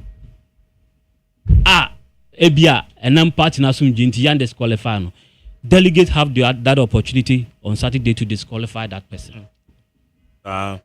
Delegates of the NPP have that opportunity to disqualify him because they are not careful. Na say ye party ni kwesi obi a abribia or the tension e de ba party nim. Na okasatia ekuaku o man ma Magjerry ebe ha adwen. Nti misre for the unity of our party and for the unity of the nation. It is not for nothing. And now, penny for corporate and go for naso. It could be saying, say, penny benny and fanny Yaman Yukunim, a foot of the Maya, and say, Yampo be a basse de partnership in sa. Say a koda, ye beda. So man so koda, ye beda. Police for Shia would ni bubemano, a so for Shiana would ni bubemano. Journalist Shiana would ni bubemano. Obi owa adwenya or the implementing policies as or man into the positive direction and emphasize nipano emedienim megidi say such qualities have been clearly identified in one person and it is no any other than Dr. Alhaji Mahmoud Baumia and into na mesre delegate titiri polling stations for electoral area for constituency executives, regional executives, diaspora, external branches, national offices. Say, Bema winim na wiano. Ade science and so kania and some function in him. Bijidi say, aye bida. Ewo hwa. Unko fa. Debi a ebe yi. Enfa me di wanim. Aye bida ote hwa. Unko fa debi ebe yi. Enfa me di wanim. Say, almost Dr. Mahmoud Baumia. Echo the next election and I'm say na do call 3 times in Dr. Alhaji Mahmoud Baumia be call 4 times sir then you Dr. Alhaji Mahmoud Baumia almost say call 4 times on this in chair say go for body almost be call 5 times and I mark because that is the analogy they are making say Nanado President Kufoko 2 times Nanado call 3 times into Dr. Mahmoud Baumia ba call 4 times Inti yenyi Dr. Mahmoud Bawumia ensin chen. Ne nkofo obi mra no nso nko 5 times ana. Tabi we can't have that luxury of time. Anunti ye gidi say Dr. Alhaji Mahmoud Bawumia giving a performance even in the midst of DDEP. Magere na ya de pa. We studio how can one some say ebu amanfo kom. E-levy now can one some anamebwa. Just about few days to elections near to fence electricity boom. You can't say any reshuffle yanye. These were the things that affected us in the 2024 general elections. Mejidi says Sabri, all these minuses are a train yabano question any hobium. And she said the Dr. Alhaji Mahmoud Bawumia kwa. He stands a better chance of winning 2028 general elections for us. And nuntina me Mejidi said, Yemfa nonko na onko kwaji to me and family amanyoko no. Because amanyoko yetia. Sebe, yemfa nye prayer camp. Amanyoko yetia, yemfa monyom. Yede kwaji to me, yede abeye omanfo no eyi. Anuntina Mejidi said, the betin aji to me amaye. Ewo mprempren and I brave we ma nyina ye ni dano so no. Dr. Alhaji Mahmoud Bawumia. Mark, I'm say what second topic. Can say well I'm so watch them say more. Meeting yeah na for we na me mfa ma batu na onje ngu. Batu ana yeza. Oh yeah that the man we je ngu. The you say oje ngu abeg guide no. But na say me obi abetre nje ngu ma me guide no. E do ka say oji say bega na just ground nyimindi. Oh you don't trust me. When my hear juma achi. Oh back o say nipa dey nyi nipa ni sa. Oh Zamo. Okay mejitum. Because madam will be also no am go nyi ni hu ni. Okay mejitum. Me da say. Pandai Rerana. Yeah. Nyame adom ene nokre ene mra wo ma yi munti. Etu akwatwere de atwere no. Ye beda nyankopɔ ase de dikan. Ni ada national executives nso ase. Na plaintiff and as applicant so the lawyers are edi enim led by lawyer Gary Limakon. Omase for the effort amode shame and making sure say the unconstitutional attitude that the lawyer for the Tamale High Court exhibited here on that day. I move be better na ha. Judge and as a lawyer. Sorry, judge no exhibited here. You move be mark you better na ha. You can't want some. At the point kwa na neme enya adwen no. Me gidi say ne. E bo bi da ha nka opeja dia mam da dada. Because the aname can say still sa on kwa dem ne mo nya adwen the can say court no take decision avenues alternative avenues options say wo. Enti ente say yakọ sopa eye the judiciary. Eno ni ade a maka tama momo wa ben mu no na mafo de yemo a be defend ya mankrofo di matama wa ha. It's in the same vein moso maba ente say mo yes ha. You see that is where my point is because court ne ka say nunti even Supreme Court ne ka say wie option wo ho. Open reviewer, you go. Men come did you be at no obi here you man the pay masters. Okay, yeah, that is my point. Politics. Who discuss anything about politics are a critical discourse. Critical discourse analysis be anywhere. All the time be appealing to your ears, especially some common one. And now can we say politics is so largely driven by perception? When you're careful, na unya a political party or timi fa kwan bia so eyi chief justice every ho. Na onim pefe say in Muhammadu Ajiri MP anodompre I won ni seat legitimately. Nanso odini ko gina court ahodo makoma beye miensa etwe na bo so. Na otena ho din. Now I just say due process. Yemfa court just like that without letting the people know what is happening. When you're careful, adebechi. Why you be also now that them so na buga bonting. Anuntina so unya jaja ye dey advance 41 evidence of 41 polling stations that konanim. No o say onhwe ne nko an emu ba kofa evidence of about 151 e dey be na analysis a o say sa jaja no unya na What kind of send the city at the channel? Said the bear. He will go back to the law books instead of listening to the extremists. Because in a country where lawyers are quoting Animal Farm by George Orwell instead of the 1992 Constitution, no one careful. The next time, I do be to know. It will not be existing in this world. And Nuntina was a abribiano. Said the city and Okanisa, Pepe, Pedicheni Pacono, and any banner. Sabia said the old Chasano. We knew Senechia. Ebi an Adrian is there, or ye na aquaquada. But Ebeda, my lord Yoni Kolendi Ase, Amadi Tanku, Samuel Adibu Ase, do any Henry Kofi Ase. 4. Belonging to the majority decision 4-1 as against the let me choose my words carefully. The usual Justice Gabriel Scott for my debia only there. Style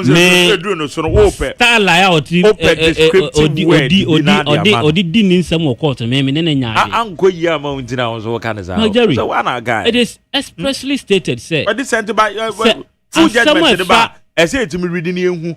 And look at me the reasoning judgment.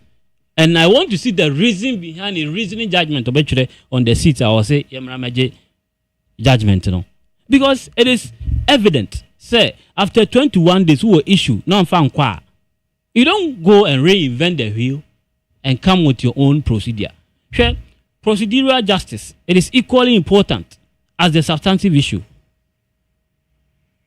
Procedural justice, it is equally important as the substantive issue. Mark Tiha, Osoranapa. Na wani kai anyenye mebi na betan studio ha obi ehu a obewusi bibi enkoye enti yefri 1 ansa na yakọ 2 yefri 2 ansa na yakọ 3 enti you don't jump the process, sidestep the procedure. Now can tell me say there were some clerical errors and administrative issues during the collation of the results in 41 polling stations affected the entire results. Mark, is that a reasoning of a judge? And then the case is taken to the apex court. They set the standard for the lower court to follow. No, I say another judge. I was say on the Chinchina on the Tamale High Court judge. No, and I'm saying me training reasoning. No, but I can say surely the era when nanka umpesa amuro the lawlessness and hooliganism in our body politics. No, this judgment is going to set a precedent too. Say all they have to do is to resort to violence and destabilize the process and resort to the law court and push their agenda through. We be me who say indeed emrada wa yemfa machu enkoje adie, because you see these people are the people are omokoye parliament house omokoshe emra edemaye indi se sankrofo ya amoshe emra edemaye enimra so ebe ha adwen na you see dynamic catch was a man for life and this for edidi agro no o kai say ndam sa process nti obi ba aka ba bi wo ho tama b crab me nim ni twidin ekobo papa bi wo ho a odi free mu no na enya normal ma continue catch say normal enya science bi sa bo bi am say normal me say campaign ukako campaign am obi na emmawo ku a mark say judgment we am anka abrante na ko be free. This is the damage that has been done to Nipa life. Let's learn from some of these happenings in our politics. Ni enjoy sabrena etimi ko hye omanfo chi na ye made etifie ni e bo mo ho ban na mom ye push amanfo makugu e sign oha mu no, because you see MP na and as a parliamentary candidate na open MP di no wan fa ne bank ho na yire anko ho ono akora na oni ho, but ne supporters ne kogu ho and as amwa ne kobo abrante ne kun no. This should be a lesson to us. They say abojabumba omomumu oha no ene ka omuniama.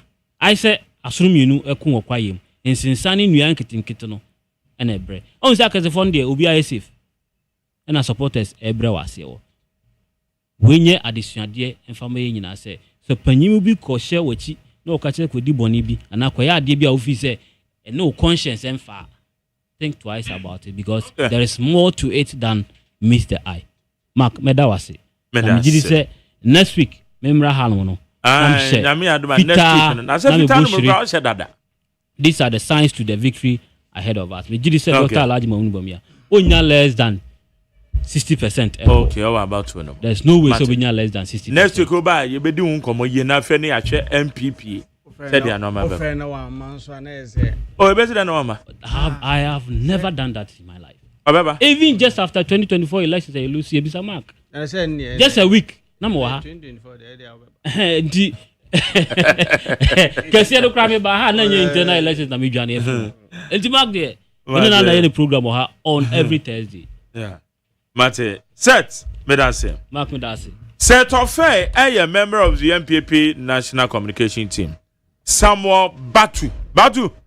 Oh, Jerry. Also, Obashas every media man. I was East a test case at the man this year now. Yedika, my main fa kwenya we so na minchia atifo na minchia mia me bra penyi Obedo Pinta sompa hene. As one of the guys in the NDC. Wow. Oh. Me una cheba Obedwo or Bejuma din. Oh, within the party. Oh, really? Yeah, within the party. I feel a crazy me. Okay, so I have no my idea. But or born home ye papa. Or one of the vibrant comrades or position biana. Obeba. Because they are Obeba. Catch your best on Mamma whom you on Obeba. Because he can't conform Masum from the grassroots Wasum ye. Okay. I say Emre Pemuno. Ya be pound to money position ba enya me dom na honde wo hon kwan dia anu nti amena so nka bibia nkyere me na eba no obeyinity sao national yes national. Oh really? Nti emre nu duru a ya be ba ona ase ba me kwa me de nkran ne ba ko because em mama say nka bibia nkyere mo no so de Obeba. I guess we are sending message me na me ho. Obeba. Okay, right. Near the kind concerning Ayawasu West by election Yabekono. I think say Emra Kwemuno say obi a member of parliament and say Otiana Nanwan said these are some of the procedural process first making sure say the constituents are not left behind in terms of representative so far as parliament proceedings are concerned. I think say a ban sanam kwafu bebre if I'm not mistaken I'm somewhere for say 5 from the no one more 6 and about one file. Okay. So I think say from the NDC side no omodos yepa I think say I don't know would be say yeah better by yin back one sana national one to say other political parties in the Bible. So I think say the constituents omuno moti sebi omuja hu no munim how I show musifa and omunim nimpa kwa at the end of the day no omu electing say wona kwedi enim wo okono enim a obetimi akọ aboa. So I believe say when the D-Day is due, they will do the needful now. Ombe yinim pa obetimi edi wo manim ama enkan corner development na eko etwaguso oma fensem emia bebre no ebi nso be so. So I think say they should do the needful. But one thing caution I me catch them say omukwe adwe kire manem kwaye ntokwa because at the end of the day no we are the same political party. Nti omu let omu nimpa omu fi say we ne de ne parliament obetimi baby am meeting nka say person A B or C na betimi abo omu constituency because menya part of omu constituency say me constituency they are know what to say.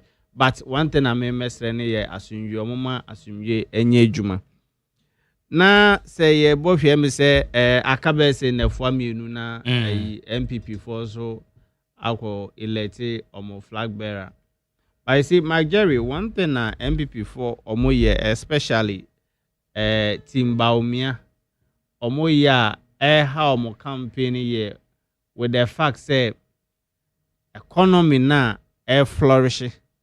Neti memufo na eji no omo pese omo te credit ni bi e de fam omo ho na as omo penti omo ho ama ayeyi ama but that is not how to go by things.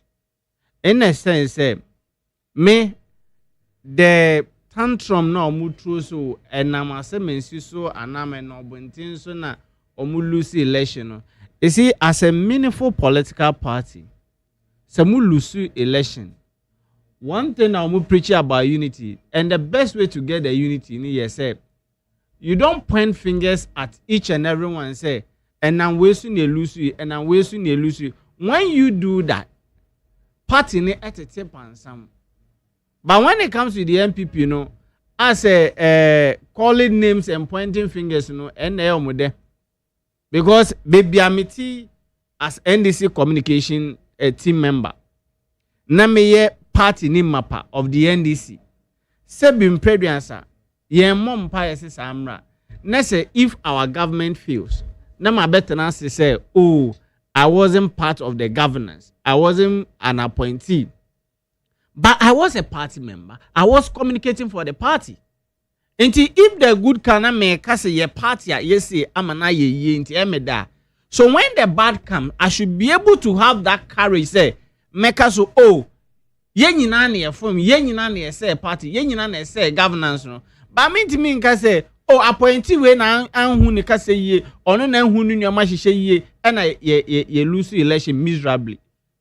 So with the MPP, you know, they should learn from that. But from where I sit, you know, Memusa as a opposition and your mode on person relegation and Honson so abeko because I didn't in America one new modia yom come what me 31st no mokwa kwato abano eye den a mo be nimpa ba ko be wini enti ne modia dware mu ho a aye ekoba ne se moto abani wie na se person A, B, and C in a how do you come back to tell Ghani and say, oh, near can na ye internal election, you know, na ye bois, na ye just no.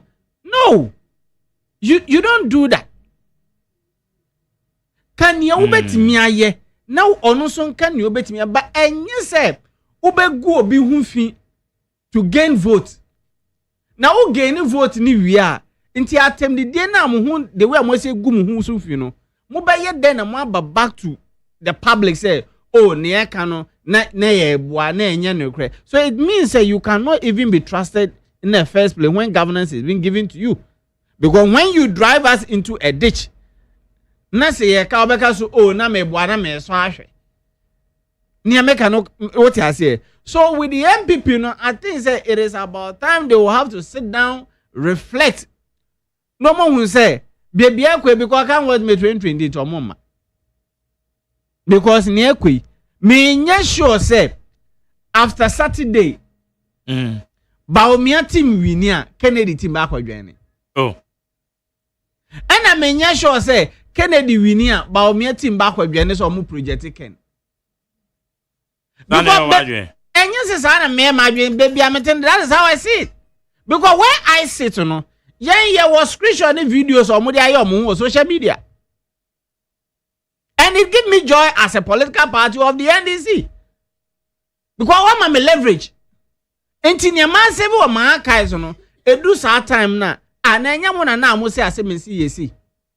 And we need to move on the more. Namwa munjeji. Inti sankro for yent mean your money. Inti na make another. So how then will you come and say, oh, near some about to Kano? Ana ni NDC for kano omubwa na enye sa na edadam.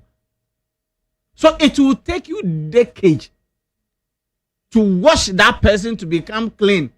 Na mwetimi atona ma citizens say mu de mu hu ye mobo na monto aba mayen. That is not hwe omukwa kwato omu de Saturday. Eye den come what me NDC e beto ye de. Until me one thing I make and say as a young person in politics, it do sad time now.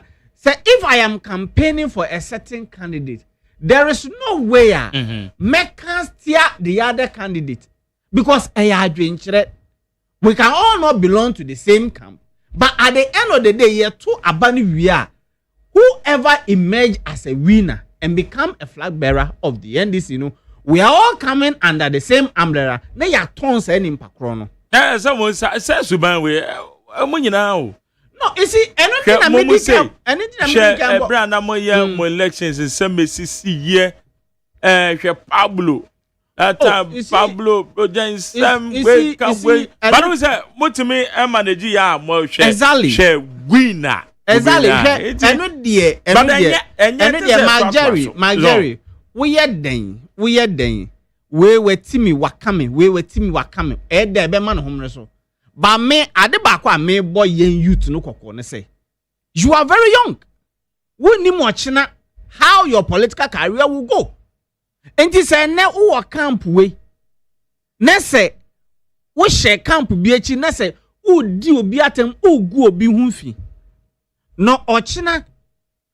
There was one big man because and be chere me o. Say Sammy inherit my friends but I don't inherit my enemies. Because in politics, you know, ochina me enemies, you know, bet me a city baby a dine, but won't me ma ho. Because what say wo chance? Enti as a young politician there, e do sa time na. No, your campaign can your candidate ne so bet me aye e de abo party ni o man no. But enye so bet na se na wagu obi hu fi because e be mprebia obi wo MPP mu a enka baomia wo ne family mu ankope obi wo MPP mu a enka Kennedy e wo ne family mu a ankope but because of politics inti oba betena radio na TV na wagu obi hu fi nti at the end of the day no share nimpa no e friend say baomia na eka manu a obetimi echia no obeka so ye sorry another nti politics there I was say we have to grow beyond personal sentiment to a level la obetimi aye decorum communication obetimi aye decorum politics ungu ni mpani hu fi enti me aye nsɔhwɛ baako nso ɛda ho twɛn as a political party enti eduru ho no ma minim sɛ ɛyɛ dan ankrofo bebrebe yi omuti because as the law mandate no e was ye yi nimpa baako a obedi yenim enti whoever comes no ankrofo bebrebe ba obi abewo ne camp and they normal politics but ye make sure say emeye ngu ye hu fin to say the way MPP for ye no because ye gu ye hu fin to that extent na ebeye den say ye betimi aton candidate at the end of the day obey imagine as a winner no ni ye make sure say the way ye your man ye no ye be continue your man ye na timemufo no eni age Marjorie say me call your friend is saying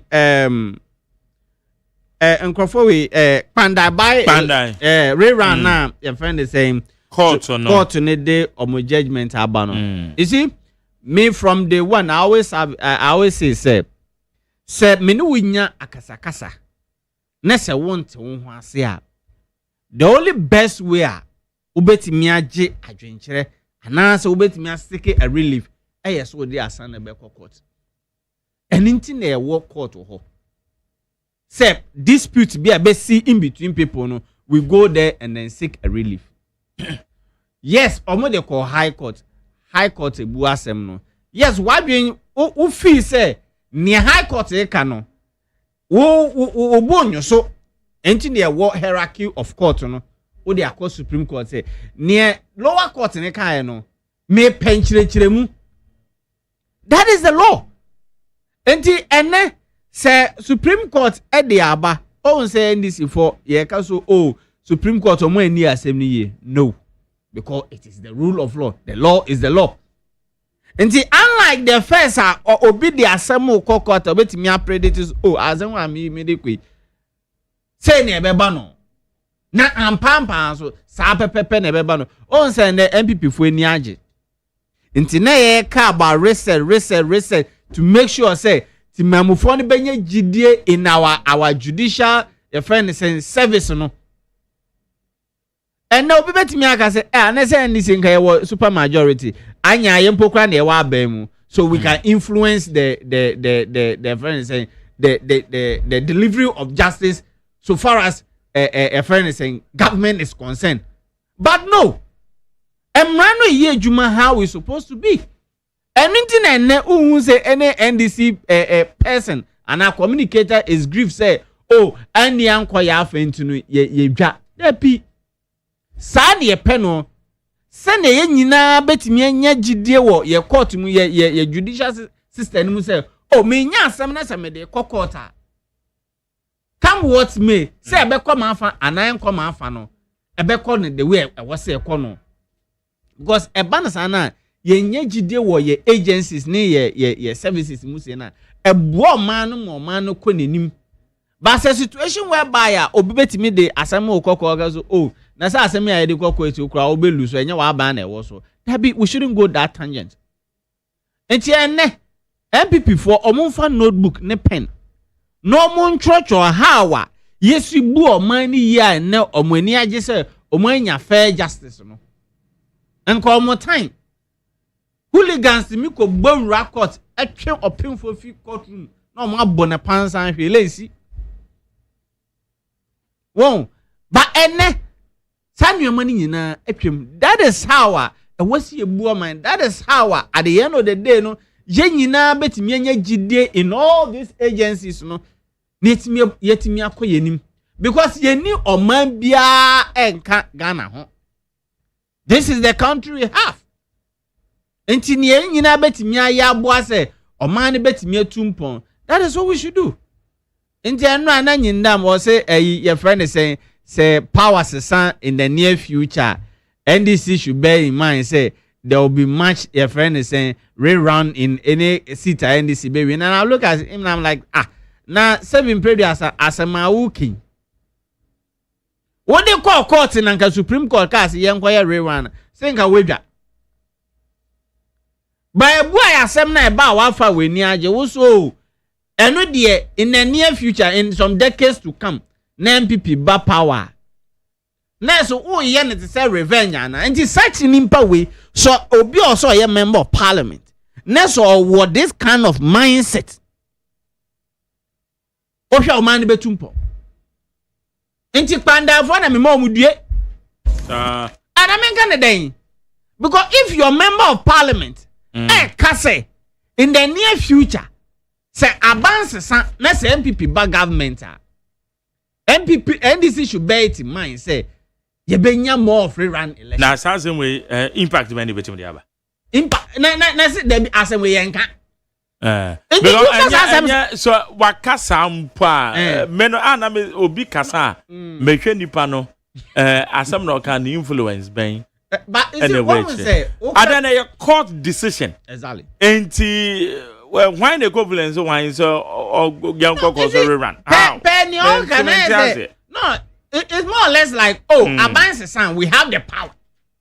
We can do whatever we want. That is what nobody can do anything. That indirectly, no. That is what he's trying to say because and I'm tum say and only bet my imports, but nobody can do anything. Is there any into na your friend is saying mami up information also or that's ye mami ben no kumase nia hooligans bi omudi asem omukotwe ne fi omukotwe free omobo no ekwesi say but the oma mo no so redwane but esa na your policy woman enti enu bokra no so it tells you say so reckless nyoma na omoye under omo government na at the end of the day obi abetimi asore no aye bibia anyhow because enkenya asem ne yenka courtroom aye di asem na mokopam judge ade nti omonimpa modwa so nti my Jerry oman the way aye si bu no me manage and it is my prayer say Nyankopon bebo His Excellency John Dramani Mahama and the government appointees and say you betimi aye mo because yenyenye because at the end of the day no say oman no ekọ ni ya yenyina ye Ghana for yenyina benefit ene obi akofuo station ye mi say odon party ben odon party A na odon party B u vote Mahama na one vote Mahama. That is not the case. It is if hardship comes out Obeka so NDC for na yes. Inti enu na me bɔ mpae say His Excellency John Dramani Mahama ne me bra penyi edugita makro bebi omu nyina ye hye no omu bɔ adwuma na ɔma na fa no ntuma pae den efra because ene me no ka say reportage no American kire say so far so good no Ghana city no is the most strongest Ghanaian city in Africa. And the seventh one. Yes, seventh. So I think say Africa. Yes, so I think say it is fantastic thing, one good thing to go by, because at the end of the day no say nyoma nyina ba form na say memfa say oba ko school na say obetimi take best 500 no atonyoma bebre na ode akogu no chobos mu na ode kwa eboye nyina say na obetimi afa 400 cedis na oka ebia vit bi na sa file tanka efe ede eba na sa na mema na betimi abo akohoma bebre, because unlike first nanka oba ne beka so daddy oba for market na tobra but ne man beka so oda mi ama akoto, because at least enuama abo form but eno nkanfo ano nkofo bi wo kromu a omo no omo ye mambofo in as much as enuama eye no no omo no my omo adwen se enuama no omo ntete prices so yen nya de sa, because enra mi hu say national security in collaboration with GPRTU omo do a mate bi ne driver no omo ba say no so na say tactical kakra at chatchere no say ba for so alternatively no yen share den nya exactly aban transport system yen hu say aban to full operation e be complement yes omo say no maybe gidi sanka omo bomb kokwa de e twa na yen caution wo yeah but I mean so no load be from circle to domain circle to domain now we get to and omo yen na ehye time but there's a in as much as say yes nya alternative nti eno chese e was ubu ni agi sika kodi circle to domain oje 20 Ghana cedis aden nti yin so na ayi omo aya mo a police ono so chiwa onim ne wo ye okwan no so na oje kakra na wadwa so a police for nye but you see yen nyina yetimamofo ni obi di yewa enye wode no emfa nye obi because in God feel back so and the four boarding and I say on say four babo from no o ma shift dey akọ your friend say aboso kan for and enye four pe, so must you kill your fellow human being to survive ana and then na what it room into o chana wo so ka na say emfa no so o bakrum na bia o sika aka 20 Ghana na we ye waju say 20 no e do ba kwa aba na obi so chew onim so ye driver na o chew na omia na oje 30 Ghana ko bibia akon e be ye wode enya wode nti ye nyina ye mu aye ho ne ye nyina ye make sure say ne aban ne ye a ebo ye nyina no ye nso ye mu ye ho ne nyina ye ntimi nko ye nim nti eno de e bibia be fine okay but a driver for no omuntu omobo because wunye sika nyina na ochina owuja na eden na waye penifo waka say no mama ye no ma ye fo trotro na ka no ma ba from kakra ba say e ka na ye bo because unka ofifie ekokuro ma ho obetimi ayade ne say Baby, I'm saying, baby, I'm going 5 cedi 50 pesos. Exactly. What baby, I'm free by 5 cedi 50 pesos. Open 5 cedi 50 pesos. Only sell 11 cedis. Exactly. But you end up paying about 30 cedis. Exactly. Wow. Inti bana sana. What the pressure? Inka pressure in this system. No more create pressure. No. Mo yes enya fine. Enya fine. Because me bomb buy say I feeling call middle of the year no. At least inka full no sentiment from my best 7 and 8 oh baby. At least eboa ubetimi aye wo so fine when ka your friend said the we anka omunye alternative na wakwa abantem ubenya market okay brapen meda sebatu etefo amomra me ne yankwa na nkoma ye the titru MPP delegates so said am no campaign na say if you chana kone dey if you chana ne Saturday dey say mutoni down amede wadwen kire 03022 030225790 030225790 and 03022435540 0302243540 mame de wadwen kyerɛ ɛna no pɛ mache Video so. yes sir it is Mpacho nyame adom na nso ai. nyame adomoko eje no grasa Ide nyame afi. Nemo Magari unu se me bra ne car jadi ya odwane ye no. Wan kan anka ho se ni wig etui. Nan ka so kaka ho se ma me na ni wig etui ye na. wig na etu ne de sa manfo na e kan minim se na no credit ahun se na mini hobi na ni na mo den se jo for mo na me kama ye si se ma me no edwane e ma ni. Yo Ka so ma kaka ho. me ba cho yo Ma me ntia Abdullahi Sakra. Na me ntia Akugan eke ku for ko jo asama. Ma de degree ana me ame ma na nanti ana me chema wo pa chema ti ru swetare o ni di shi ami shom de bi omobia ana kuja de ko le bla no ti jo no chano open negative say le bla entity ni kata ombe kabo eti wo tie ni afatia e ko ti na simple so a majori dan na ayi jeri episode rezi sa asa no wa ma na aka me nka semina attatia continue at Kinsa. No can pack the data phone. No better and me. The young year. We are sure say, can the data phone everything I pay attatia me. And you have normal for them by the app. I can say to me, go cafe. Me and go 2 of them for more deal. The Cocotina. You ain't saying that say, oh, very motherfucker, what a fucker. Again, what pattern. NPP and Kasa Nesi, they were here. But we are not on the level. Now, but we are say no economy, no, and no policy rate. It's not say about 60.5%. A short say, a money quite year, a 240 minutes too. Only to my papa. Oh, wow, and now I want your papa. I'm a near my papa and your name. Inflation, I was down, and the dollar was down, petrol was down. And then took him for on my bar batter. If you're not with your one day, you're called for about a man penny. Okay. Medan Seno Crassa, Mache, Dodiho. Champion McJerry. Yes, sir. And I pay or Stasum be and count a pound for a studio. Mamintia incoming national chairman, you are honorable watch at Jaco. McJerry Mestro, she said, a health minister.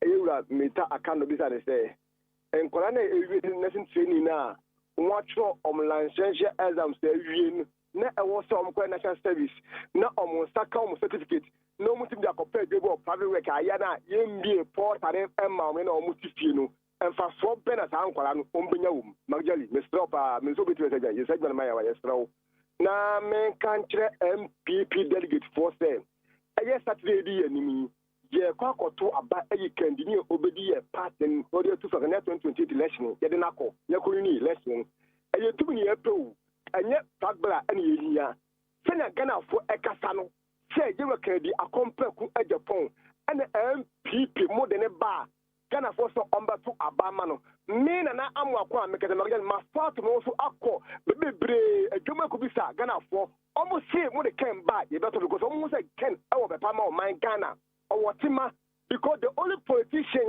Ghana form Mebu Ecoca Lebanon, not the Muska Eco Form Buyer or Form Buyer. The only politician, or the Botomuska, every cardio center over $6 million. And they check on my Ghana, a home for so or man confessing. None of the baby Sam say, and net dollar I 10 cities.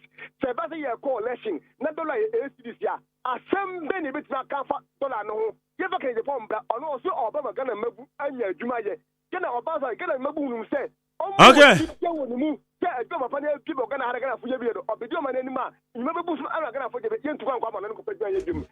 Meda say, Mame fa de o, me ba cho mache. There was one of the Magdalene upon patient. Nyame ado go bra it o. Your friend Masamoa, Kate Free East Legon, and Opemetia, honorable Listower, Nanakusipu. It's your honorable Listower, Nanakusipu, Chianafa. Listo, Mammy Carson, sorry. Magdalene, Mammy Carson, in Chilo. MPP for my Mutumu, and my woman is Naquanya, Omo, essay, yet, Mammy talk on fast. Quanya, MPP for say, yet, Mammy talk on fast. Eya, some no basa. Emma no tintre have to say the come a minute. Now your far due process that mammy no etifi. Now judiciary who apart. Now sir, we are MP for more government meeting on this or the mammy first. Now we're choosing new chief justice. Now say Jefferson, Namo the Asama Qua. In the moves instant at once Yanka Yenimaye. More sequoia judiciary na fasono. He seems to have one crumble move. Let us some person which they say, Ya Plenty and Crow. And on Pokudiamaye, and the assay to my men of fish. It did not say as some corners the Dima MPCR. Let us say the Mokan a Yampao. MPP from the Nadia Cosnay struck. Almost power, almost find some 20. You did Yama in the year. Young Quada, Namaki in Dam, in Damuti, or say, or Mobabina power, the Bia, almost by the same thing. At the parliamentary issues are court, at you over 10. As I said, yes, how. A nuclear true do one I have to abandon crazy woman, your best year more for failure or more. Okay. Me dance around. I'm a do you know? Me ba so much. You too, uncle. Yes, Hannah. Doctor, cover by one. You go, Mike. You go, cover by one. What's that coming despite? When you're on whatever want to say. Yeah, man, do mama here, pa. When you're a police upon a fire. Now, my man's more than say. One more chapo. I thought you know, so what you have to say there, Mike, Mano. Scholarship in the canal come or receive money. Now, he coming as a charmer because they don't go to along with our Quincy. Come would go in the minimum by a Samuel. Oh, dear, my idea, the familiar force your mama. The Modi, my boy, Tom, I must say, I can't tell in Merano. I can't do a good name. And I'm certainly going to answer. In case you hope you. And I am on your phone, young, and 3 court issues. Not going to think no my and no one swam. No way they bet you the 2 cents because say to look at a Casay, you never said no answer when I'm about to teach them all. Mike, you know, a couple of Master Ghana, my friend PT. I'm on your call, but you send out the enemy about now walk on some Polo. I'm a kind of it. And man, you are like we. You need this friend and Mudian and Bar, you have 12 around that day. A long can ready. Yalan coin the predator motomano. Some crocodile tears, no come to Doctor Mamutomia. Then they can't only can upon a walkano. That opinion to a pen to the doctor, you could get a lady. Yes, yes, Kufano, and this co-position. Then could be a mean about the last Kucano. No one to make all the power, but all coffee. And not sure a compulsion when we are. And yet, present or to swap all good in my the MPP. Okay, Medan say. Nana Medan say, Mamefa, Donusudi Amache. You too. Amado. Mamin Chamia and this no even Quabini. Namin Bommy MP, Honorable Prima Basso, near Jumapa or Yena, and Honorable Edmo Agbo. Guys, MC, Senior Wankasana, no born Abasso, and never caught on me. Who do for my whole task force is now I left traffic and chimo so Yankopon shall not go papa. Namincha Nabu Peter Quesimen, son of Tamashipia, Deputy Chief Executive Bacope, Namincha Jasper, Nanam Femini, Bibi Moro of Tama, Bibi Moro of Akutia. Many Abema, Mamenda, John Mama, as a papa, your mom Peneba Kwan, all sales legacy I left. What me appointed Chief Justice I left for the first time, Niana. Former National Security Minister, soon. Oh, charge you, CJ and Yebua, any CJ Tokun enemy said. The way of Mama ruling air Kosua, DBR 709011, and pay yes, Anna is a threat to national security. And then, Honorable Kandapasa or Dobetta, it's a Momo Papa, and then for the first time, 4-1 against the ruling government. Now, Mimpodonim, I am a young, so I am a baby. Because Supreme Court was assembly the Nucleo say if you move because so I will let you know course work on that. No more NDC candidate no of Alin Brianna Yakasa David more than 20. They are working ya no cre. Mr. Almost as some of the courts no.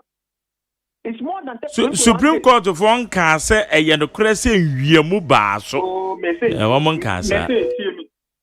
In the police station, yet no be telling to that. The highest of 50 Ghana. Ebacho, may say Supreme Court of one can say. But the young channel got the timber on the 6th or on the 1st February. Who said, Mrs. Case, no? The rule on bed on 21 days more. Now you better after that. And the end is the court. That was the ruling they gave. But okay. The merit of the case now. And the cross say if you put the who the young king not ruling name, but who the bank here. All right, Medan say. That was why they throw the case away. Medan say, Ben.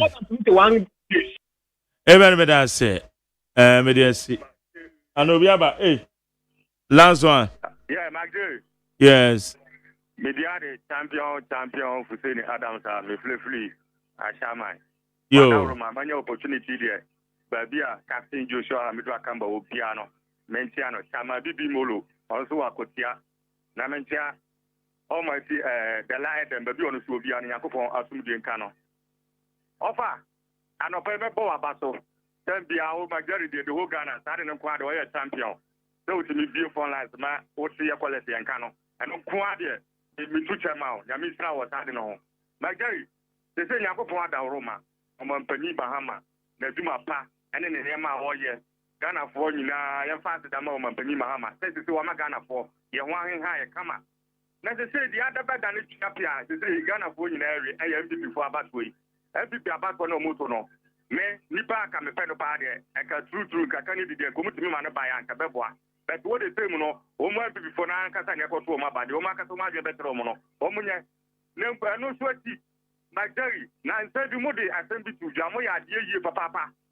First, now I have a gava for no, almost to see Ghana Mabuno. Then some car won't answer Mona. Abama started to say that apart from Kaka, I'm a who we have a gava for no, Omomulo to Kahano, no Makusiwa, near Yama Pass no Magicano. Mokika started in Jama. I am Mr. Shabaka, Yamis Samu, Mr. from Saint Sadio, Remodi Simunato, and Yamupo, Radio State is the Wagana in the Muya Sadia, Omobomo Modern. Namestre, the same, I'm a Jerry, the same so, who not the thing. Yes, I'm said a more car, Munkan so who's awesome. I'm a Ghana water company for Number who said, Ghana Mabuni, brave papa. Okay. Now, how, yes, I'm a papa, Penima, Samijan Film, and honorable the letter, a modern woman, no Mupono. I must do a man, my bed. Come on, stay in the air to show. But the empty before the end is good now. Yeah, about who are you coming on? I'm one, yeah, the papa, Penima, Hamatia. Medas, Medas, I mean, so Mamuti, Memo, share me, Madame, I mean, and come on. Media said, Makojo, I'm a producer, Bena Frima, a bankro. Nana ya sub for 1 year social media administrators. Alex Entry or ye studio assistant na media said as my doctor Father Alexander executive producer my general manager Kennedy Asantio say one de be mu chidom. Ye sorry na DJ Bosco take over kai na channel so. Say enwumre nyame pa ebehia e wo Torchlight Jumedie so near the discussions on near the Aisha so meeting at the Mark Jerry OSEI AGYEMAN. Micho bibia Michia Mr. Nsia Owo Inzo Automobile Zuzu Opsit Mema good morning Anopay na eye W1 Mohammed Enso wo Jobulu W1 Automobile Mohammed also Mema special good morning. Yeko Yaminko bibia.